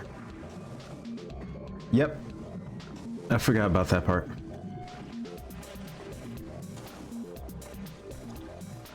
I never played Metroid, but I know someone in my congregation that loves Metroid. Ooh, nice. I haven't not fully played the 2D Metroid games, but I played some. But I'm thinking about probably getting into it. I did play the Prime trilogy before, along with my 2 older brothers who also played the Prime trilogy.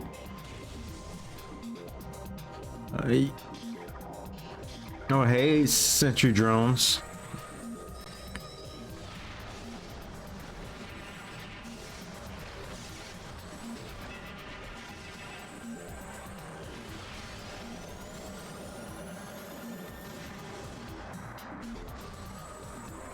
Annoying little machines by the space pirates.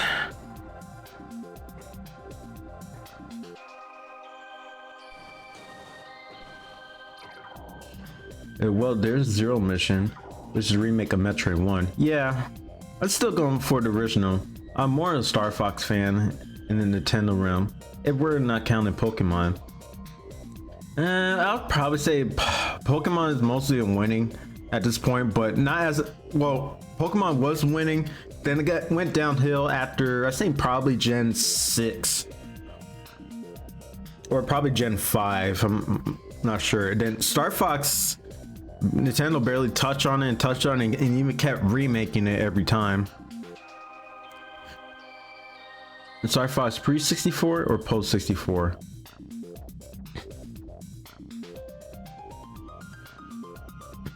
That depends.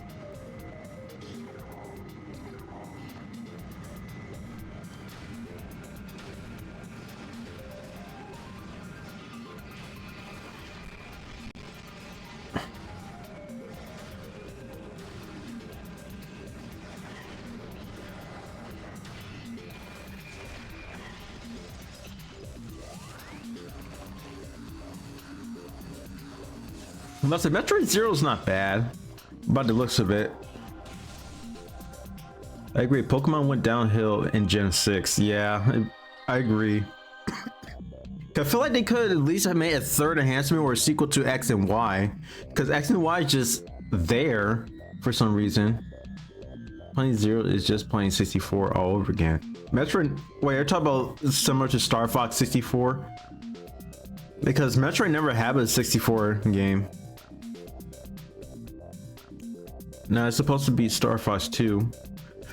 Oh, but the Star Fox 64 probably got most of the elements from Star Fox 2.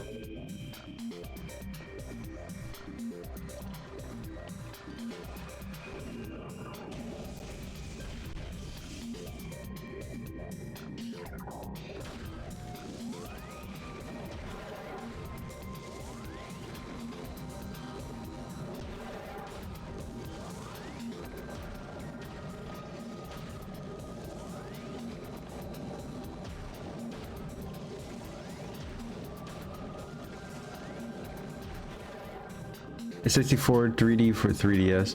Yeah, it is a remake of 64.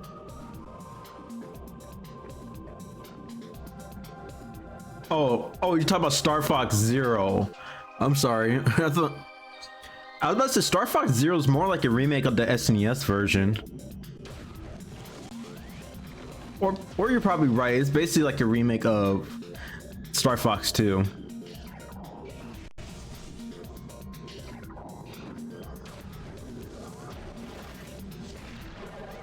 Well, they did a poor job at it, yeah. Only thing that's closest to the sequel, it has to be Assault. Assault is really good, to be honest.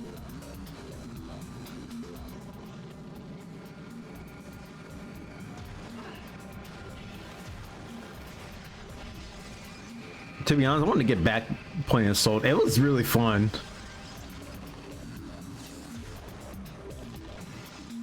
It's 64 3D was my first. Oh, I didn't know that. Yeah, Adventure's underrated. I think Adventure really got the most hate. You see with critics, and especially how much is a long platforming session. It's not like Ocarina. My bad. Not like Ocarina of Time.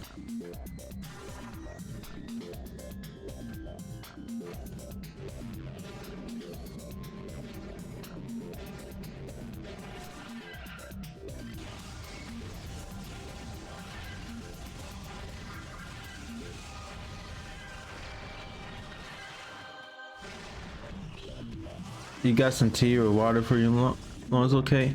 Well, it's going all right. It's just usually from the mucus that I did have a sore throat about a week ago, but it's still recovering. It's not like bad as it was. I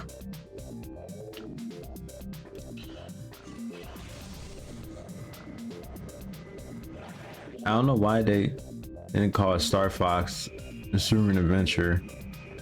That's my question. I don't know why. I feel better. Thank you, my friend.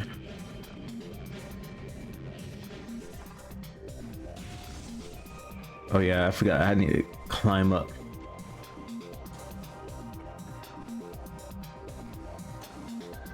Yeah, it was supposed to be a different King Kong dinosaur planet. Then Microsoft bought Rare. Yeah, that's actually true.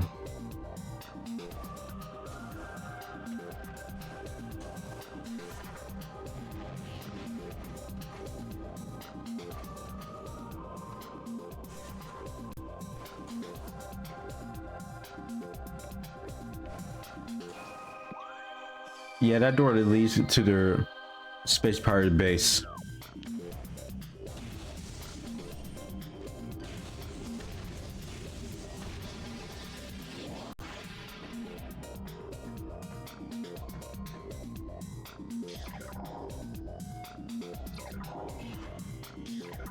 Yeah, also someone actually did a recompile of Dinosaur Planet.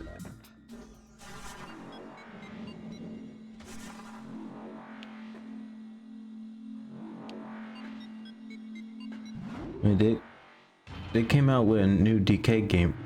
Oh, we're talking about Nintendo? Yeah, Banana Bonanza.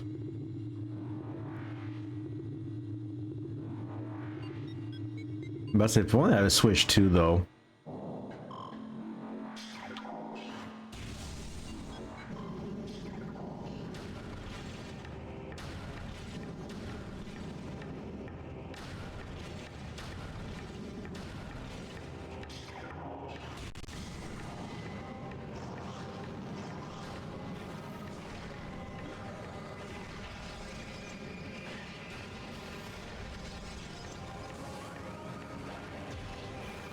I know we had to go back to Town 4 to the crash frigates. The only reason I guess when I will get a Switch 2 is for the Tomogashi the game. But one of these days I really want to get a Switch 2 because I know the new Kirby Air Rider is supposed to come out.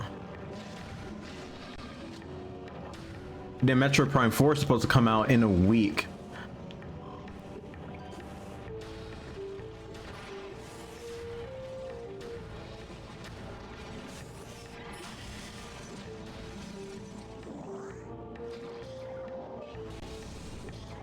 Yeah, we already got some racing games that's a Mario Kart World Killer. The Sonic Racing Cross World, and especially Kirby Air Riders coming out.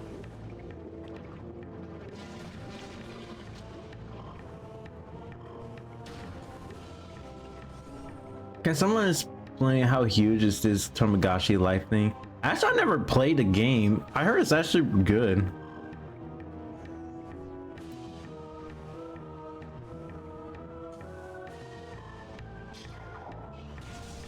That'd be the same with Animal Crossing.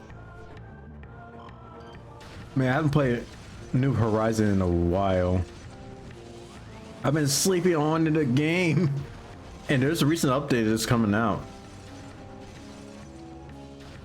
After, I don't know, 2 years since the last one, or 3.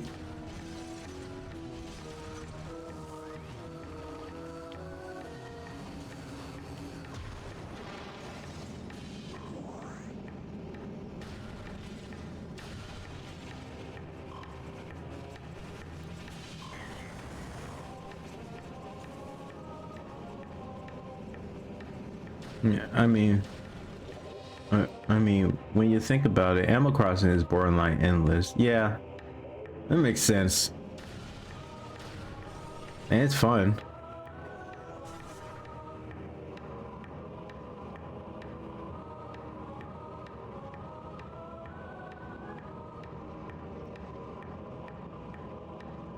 It's sweet when they celebrate your birthday. It really is.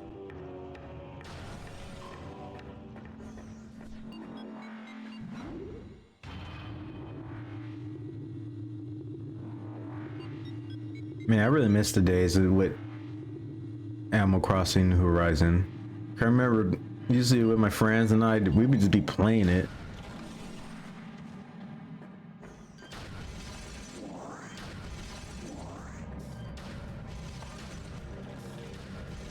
And so The Sims, but you're much more involved. Yeah, that's true. That's the best way to describe it, to be honest. Look, it's a pack of beetles. And they're angry.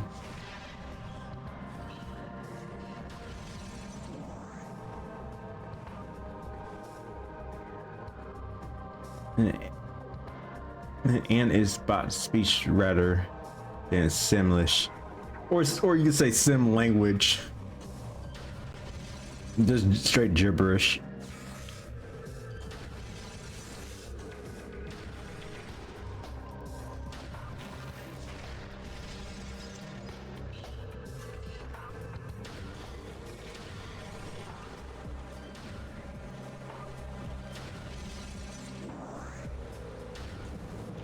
But first, let's go to the gunship before we go to the crash.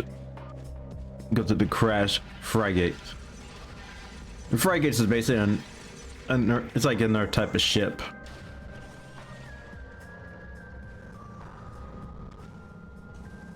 So now I want to dig up my 3DS and play it, but I also recommend it Miitopia in addition to Tomogachi. Miitopia is an RPG using your Miis. Oh yeah, I actually did hear about that. But when you have your 3DS, I was getting ready to say too, if you can try to mod it as well to add homebrew on there. Well, I haven't tried it yet, but one of these days, if I get 3DS, I want to try to mod it.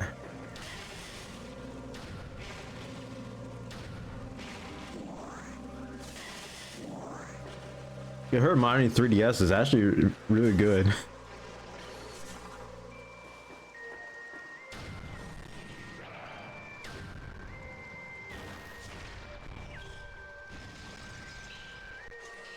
But first with this pirate.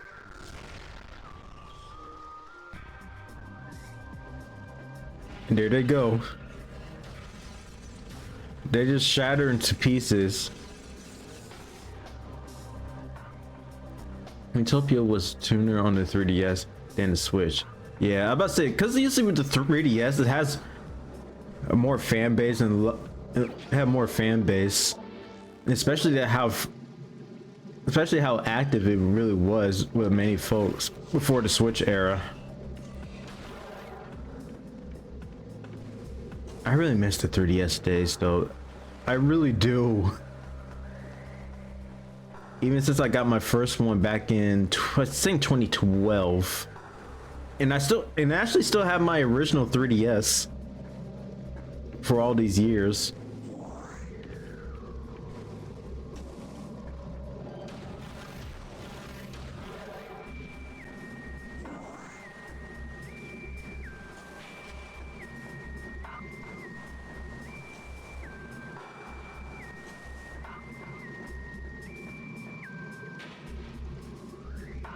I love finding other 3DS peeps and collecting Mii's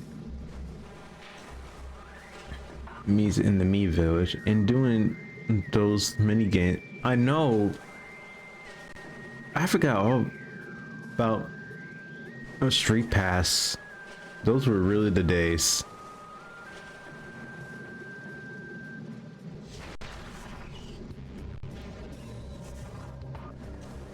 Exactly, 3DS has some good games too. I would say better. I would say better than the Switch,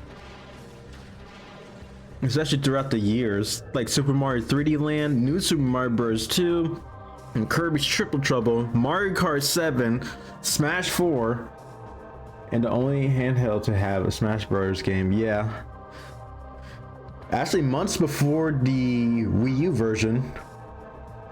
I remember the 3DS version came out with Smash 4 first before the Wii U version.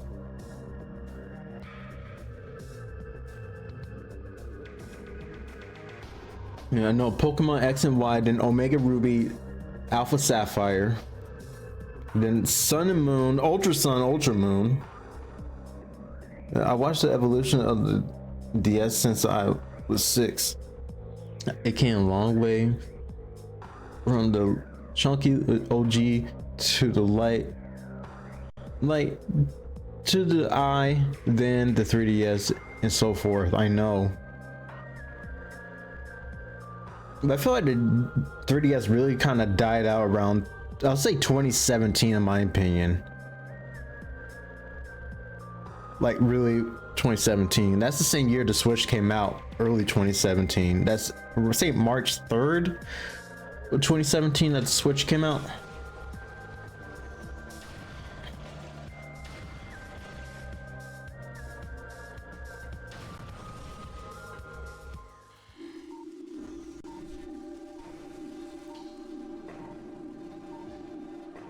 Yeah, I was given a DS Lite as a gift. Yeah, finding physical copies where I am is pain. Yeah, are you talking about just recently? Well, I did remember I had the OG DS. Actually, it was me and my sister had the OG DS.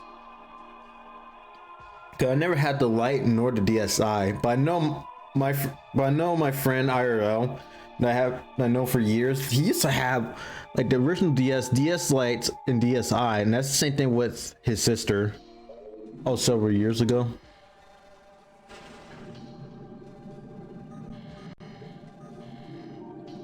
Oh, that's an aqua sack right there.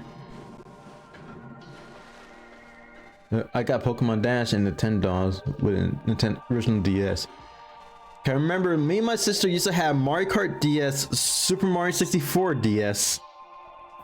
And then if I remember, I got Kirby's Canvas Curse, Kirby Squeeze Squad, Kirby Superstar Ultra,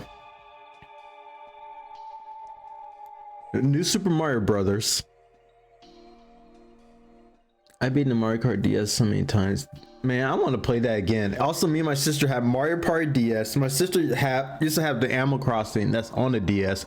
WarioWare Touch is one of them. And then I think my last DS game has to be, I'd say, Pokemon Black 2. And I got it when it came out, and then I played on my 3DS.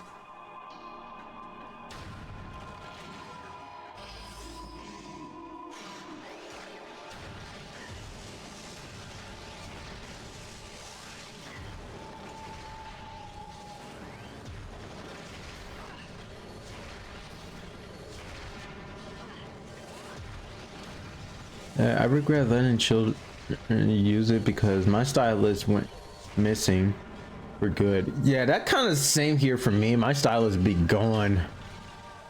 I remember Pearl and Mystery Dungeon was my crack, and those in the image line of games, Club Penguin DS and the Style Savvy games. Man, we really hit the memory lane here.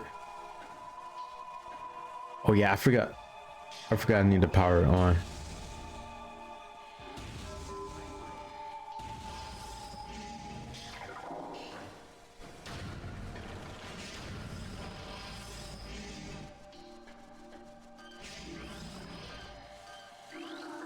Recording to logbook. Yeah, that's the Talon Crabs.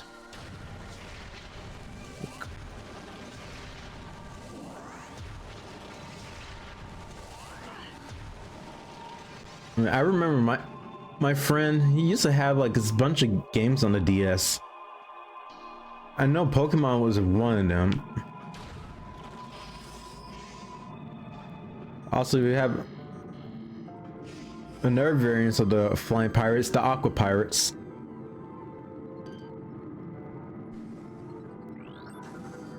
Recording to logbook.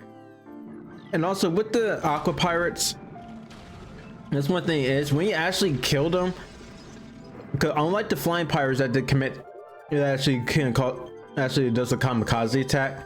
Here they actually commit suicide on this one when you kill them, because they actually explode after death.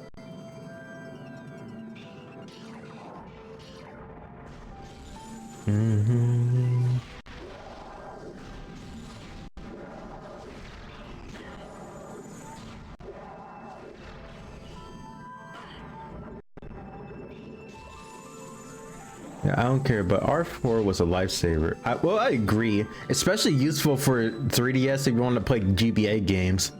To have that nostalgia DS feel.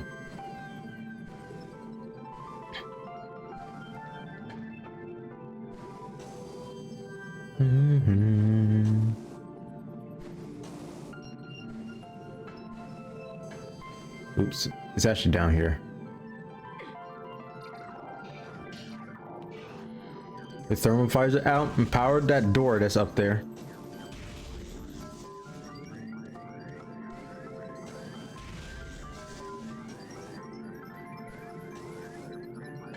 Also, have you guys ever done Nintendo? Yeah, with the Nintendo Wi-Fi connection back then with certain games on the DS and Wii. I know one of the games I did was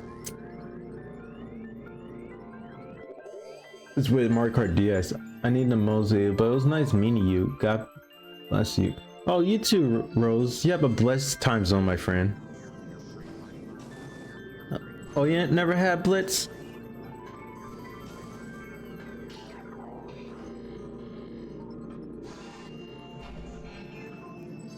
I can't blame you, because I basically never had throughout the years until around 2012 until they figured out there's a way that you could switch the key on the access point. That era was long past when I got my DS. Well, at least you can mod it too. Especially you could use the new, like a fan. About the fan connection known as WeLink. We actually revised the Wii connection. Yeah, Wii Connection 24 for the DS and Wii.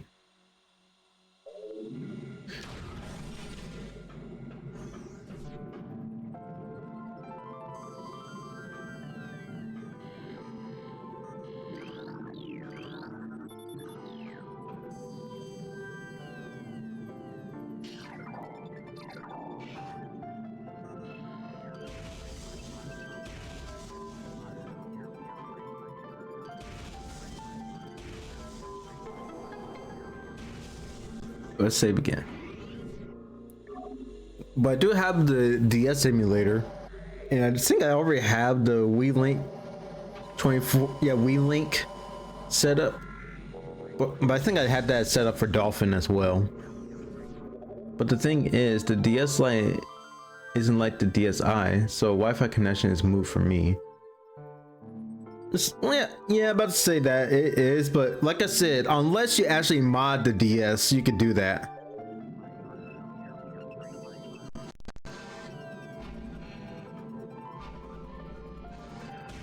I always love the Crash Frygate music that's in Prime 1 because it's actually really calm and good to study too. But also, energy tank. You can mod DS Lite to work like the DSi. I'm pretty sure you can. Cause I think R4 you can do that too with the DS family. Cause I never had, cause that's one thing I never have or never use an R4 like for the 3DS at all.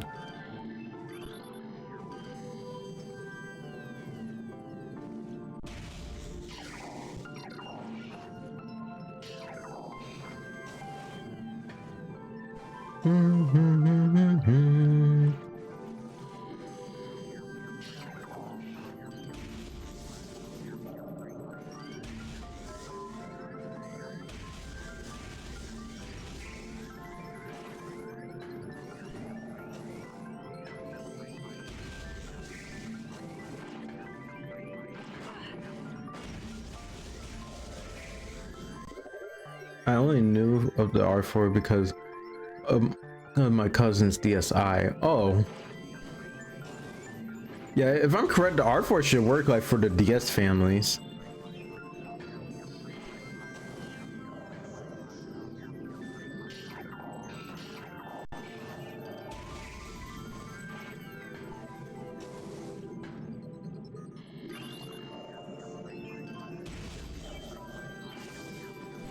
It had a whole library of games that he didn't bother playing. Wow, that's a waste.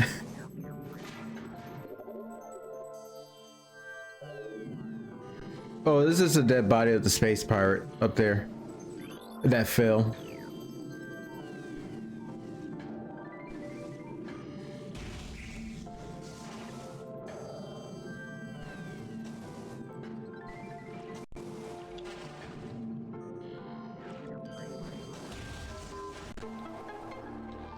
In the door? Yeah. Oof. Rip space parts indeed. But they get what they deserve though.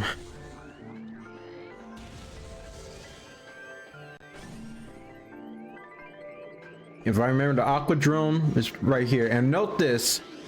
Actually, let me take care of turrets.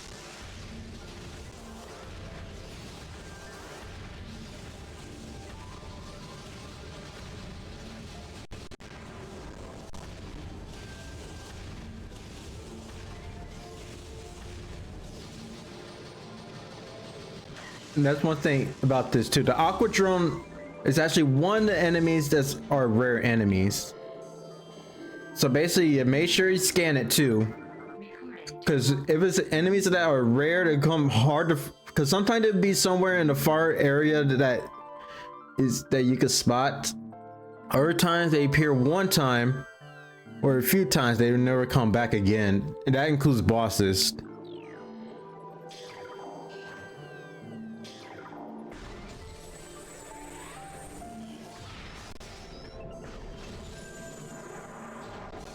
And that's one thing is I was laughing too because the sound it got so higher for the aqua drone. And one thing is the aqua drone don't even attack, it doesn't have its arms out, it just shoots the lasers, that's it.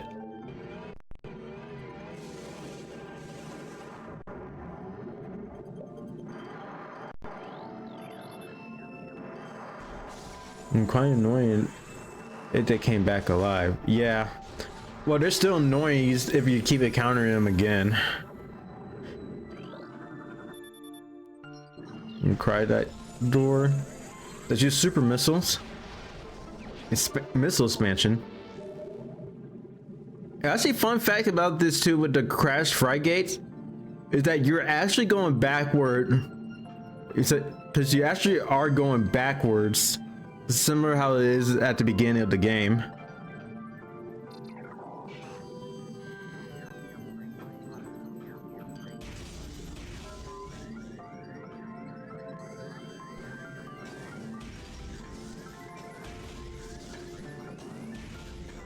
Oh, I got to get up there.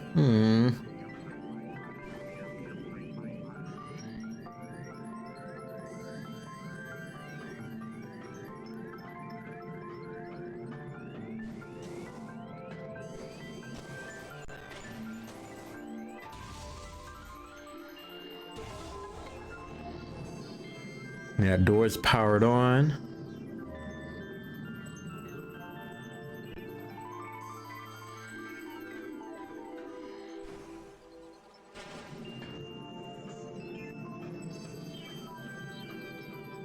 They're backwards and we're like the inverse castle in the Symphony of Night. It's some, I would say something like that.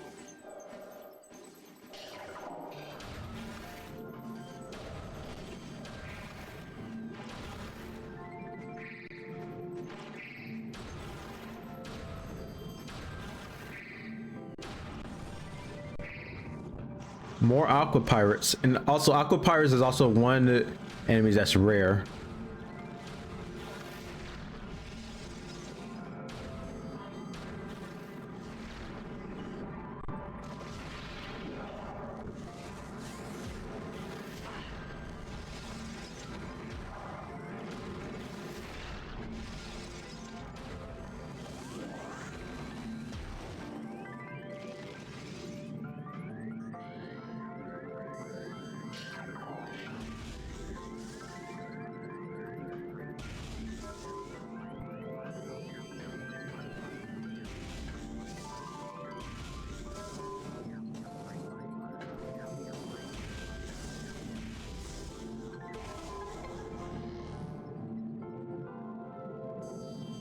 And it's right over there.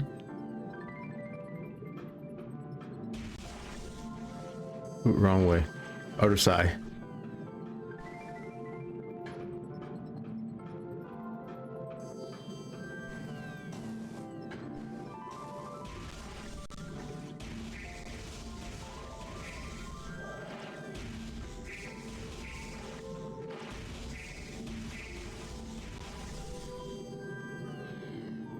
There's the aqua sac right here.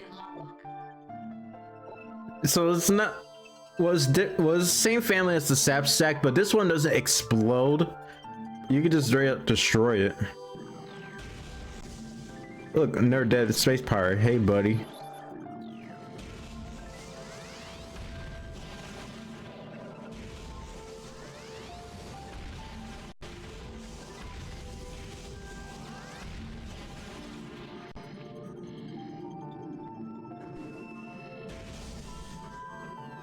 You're actually almost the end tunnel here. No pun intended, by the way.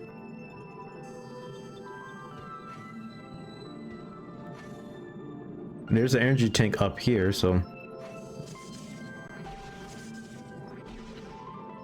Dead? Sounds like skill issue, pretty much. Well, actually, space pirates basically have skill issues a lot. And they never learn. From trying to conquer the planets, to trying to stop Samus, even as well, trying to be watchful and take responsibility on the Metroids, where they easily can break out. because it's basically bad management.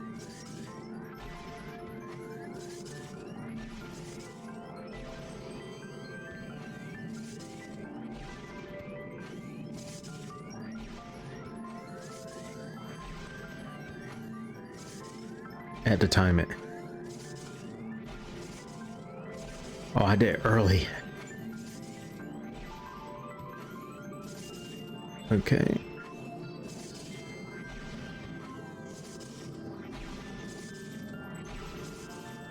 Oh crap.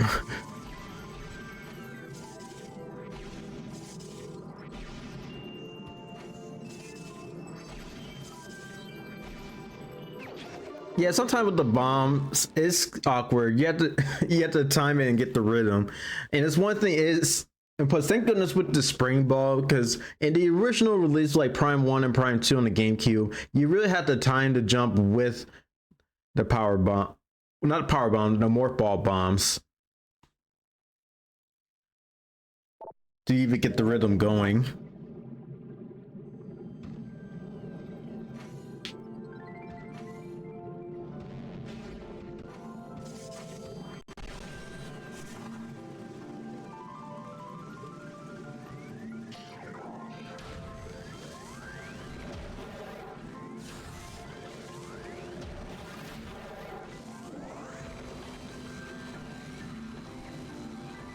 And the music stops and we transition to Town 4.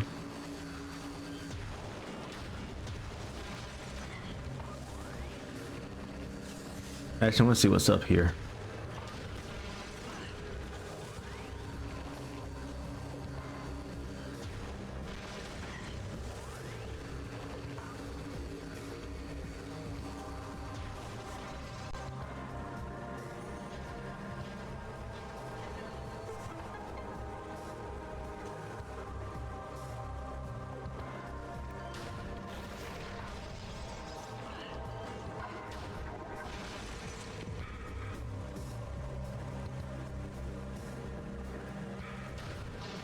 Would be nice if the screw tab let you jump in morph ball through those spaces. Yeah, but one thing is the screw attack won't appear when it hits Prime 2 and appear again on Prime 3.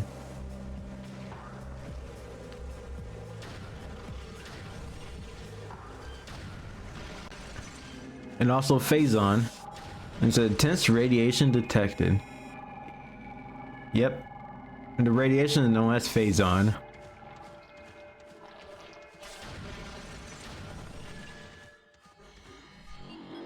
And then we're heading to the phase on mines.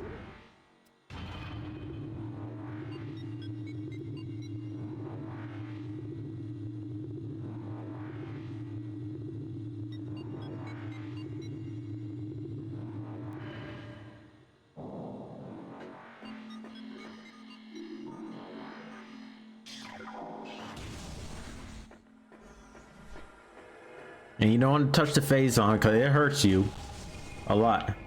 And the phase on mines is basically the space pirate base, usually Mark II.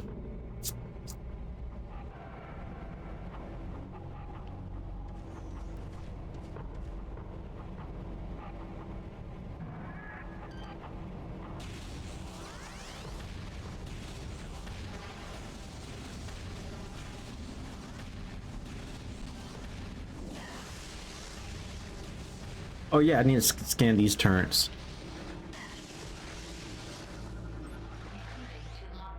It only hurts you until they got the one mode in 3, I guess. Well, in this one later on in the phase on mines, you do get the phase on suit, but it protects you from the blue phase on, because the red phase ons don't protect you.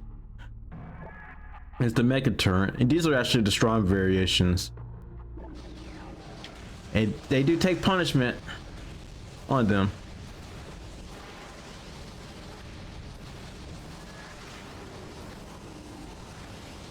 How about some Wave Buster?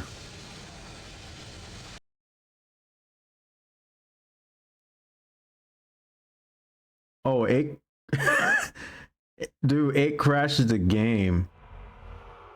The Wave Buster is so strong it crashed the game.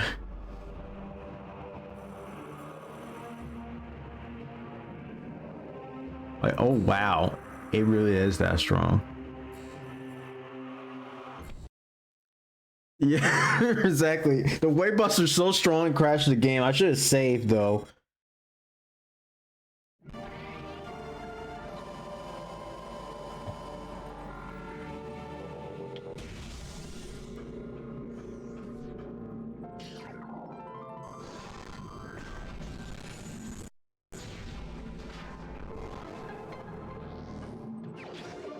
Trust me, it's so powerful it crashes the whole game. Like, dang. Hey, I'm gonna go through here again.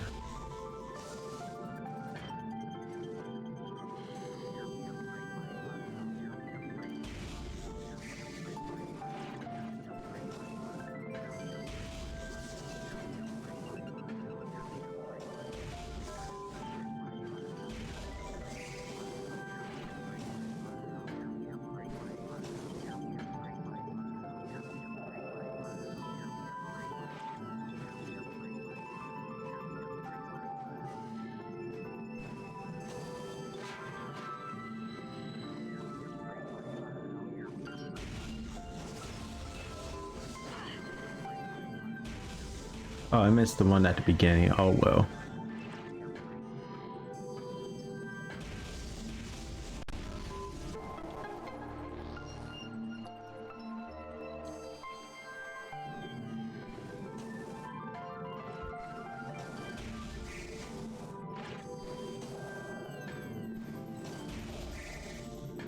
Actually, I do need to make a clip of that. It's like crazy. The Wave Buster is so powerful it crashes the game.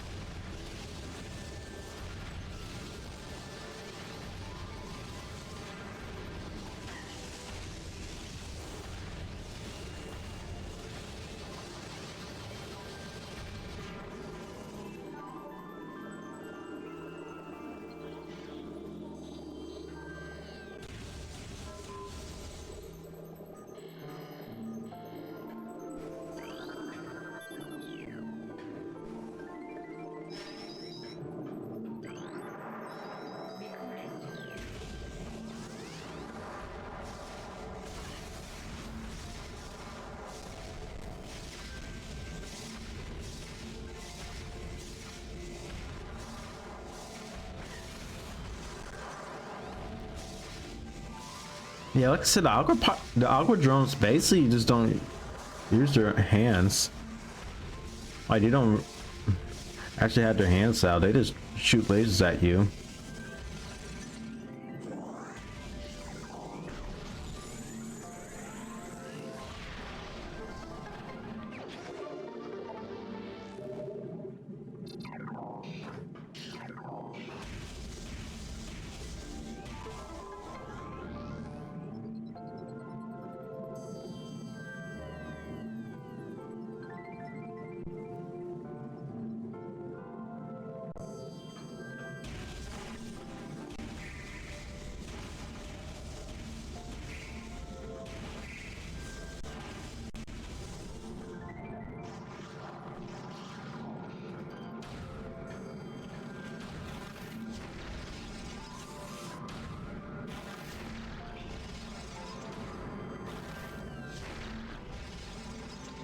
And Aquapire is trying to shoot torpedoes. It didn't do nothing.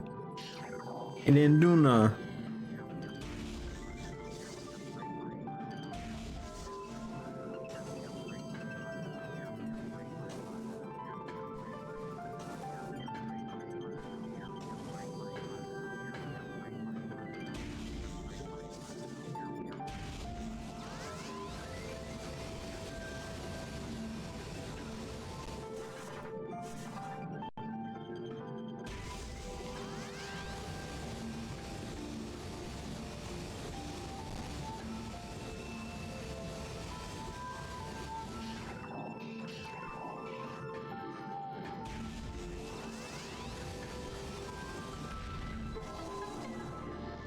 Got that power on. But make sure to save this time. And that's in the face on mines.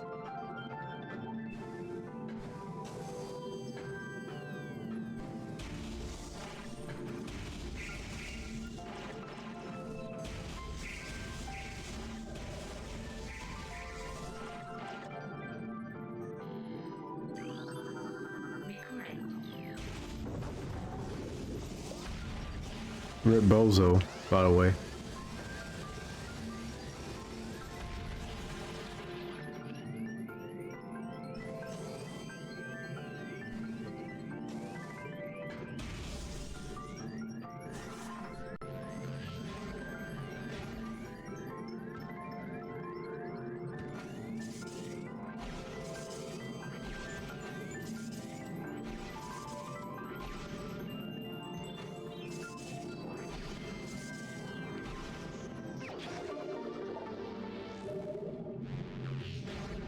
Oh yeah, when you have the boost ball as well in the water, you can actually boost yourself down.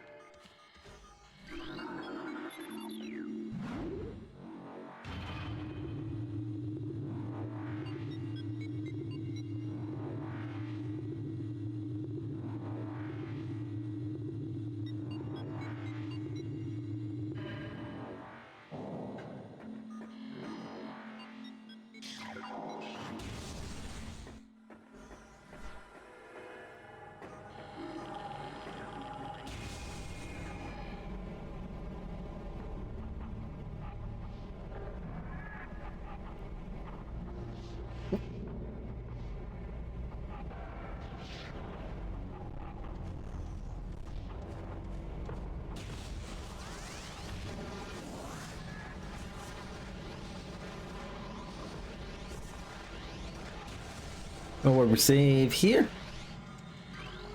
Oop.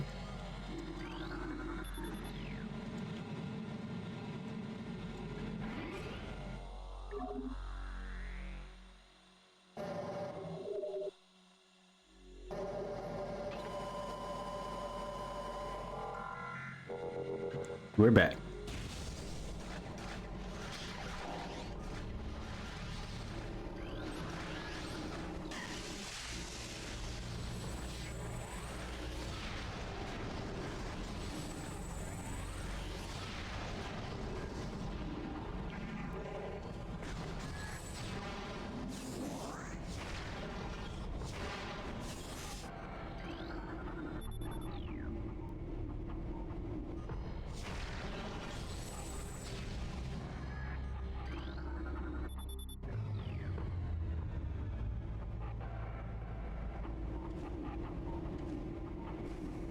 I thought space pirates are up there.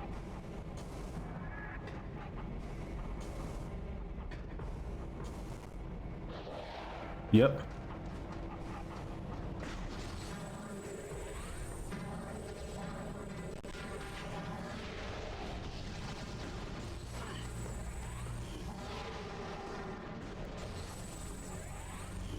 But one thing, space pirates, they can jump.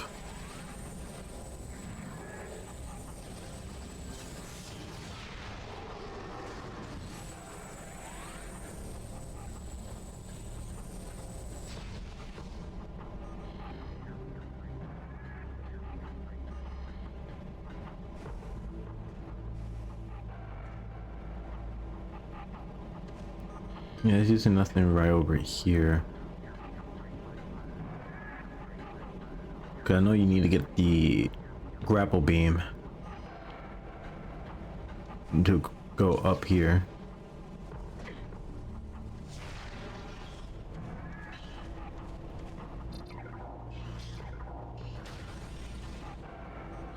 We encounter some shadow pirates.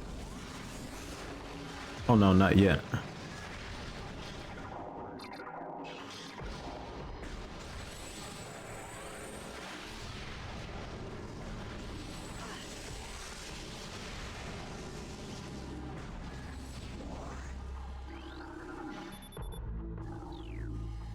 Well, I don't have to worry about that. I already destroyed the turrets, so they don't need to be shut down.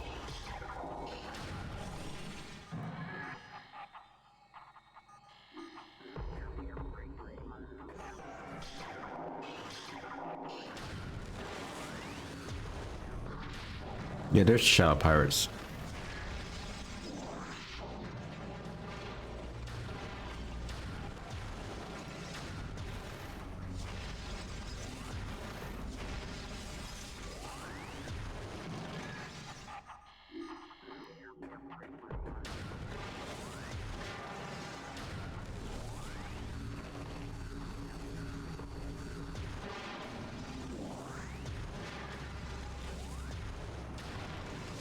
But you have to be careful. Some of these breakable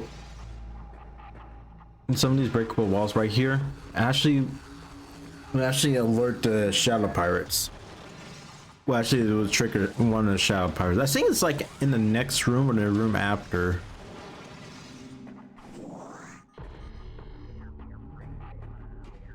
And I think I was about to say, I think I need to get the power bound for this wall. Unless I'm thinking about one up here.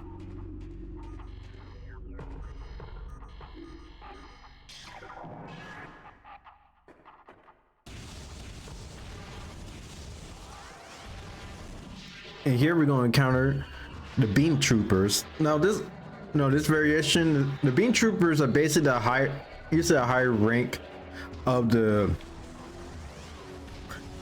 space pirates. And this one right here, we have the wave trooper. And then later on down the road, we're going to encounter like the power troopers, the ice troopers, and even later on after we get the plasma troopers.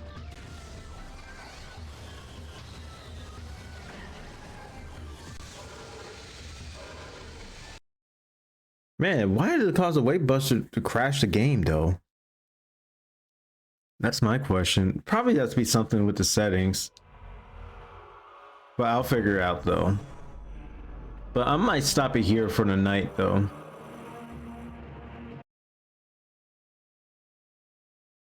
Cause we're just gonna stop here on the Face on Mines, and we might continue on another day.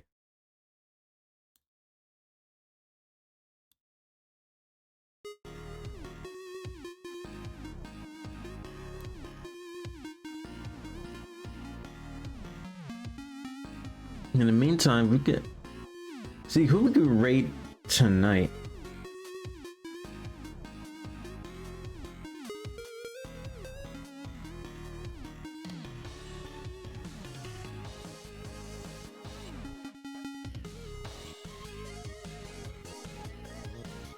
Well, we could raid my friend Johnny. He's actually doing an art stream at the moment.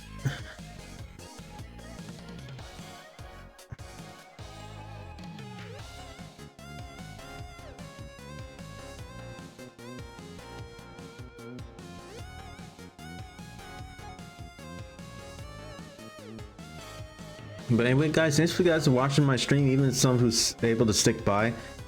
I might stream again maybe this weekend. I'm not sure at the moment. But in the meantime, I'll see y'all in the next one. I hope you have a blessed time zone. God bless you all, and may heaven smile upon you. Peace.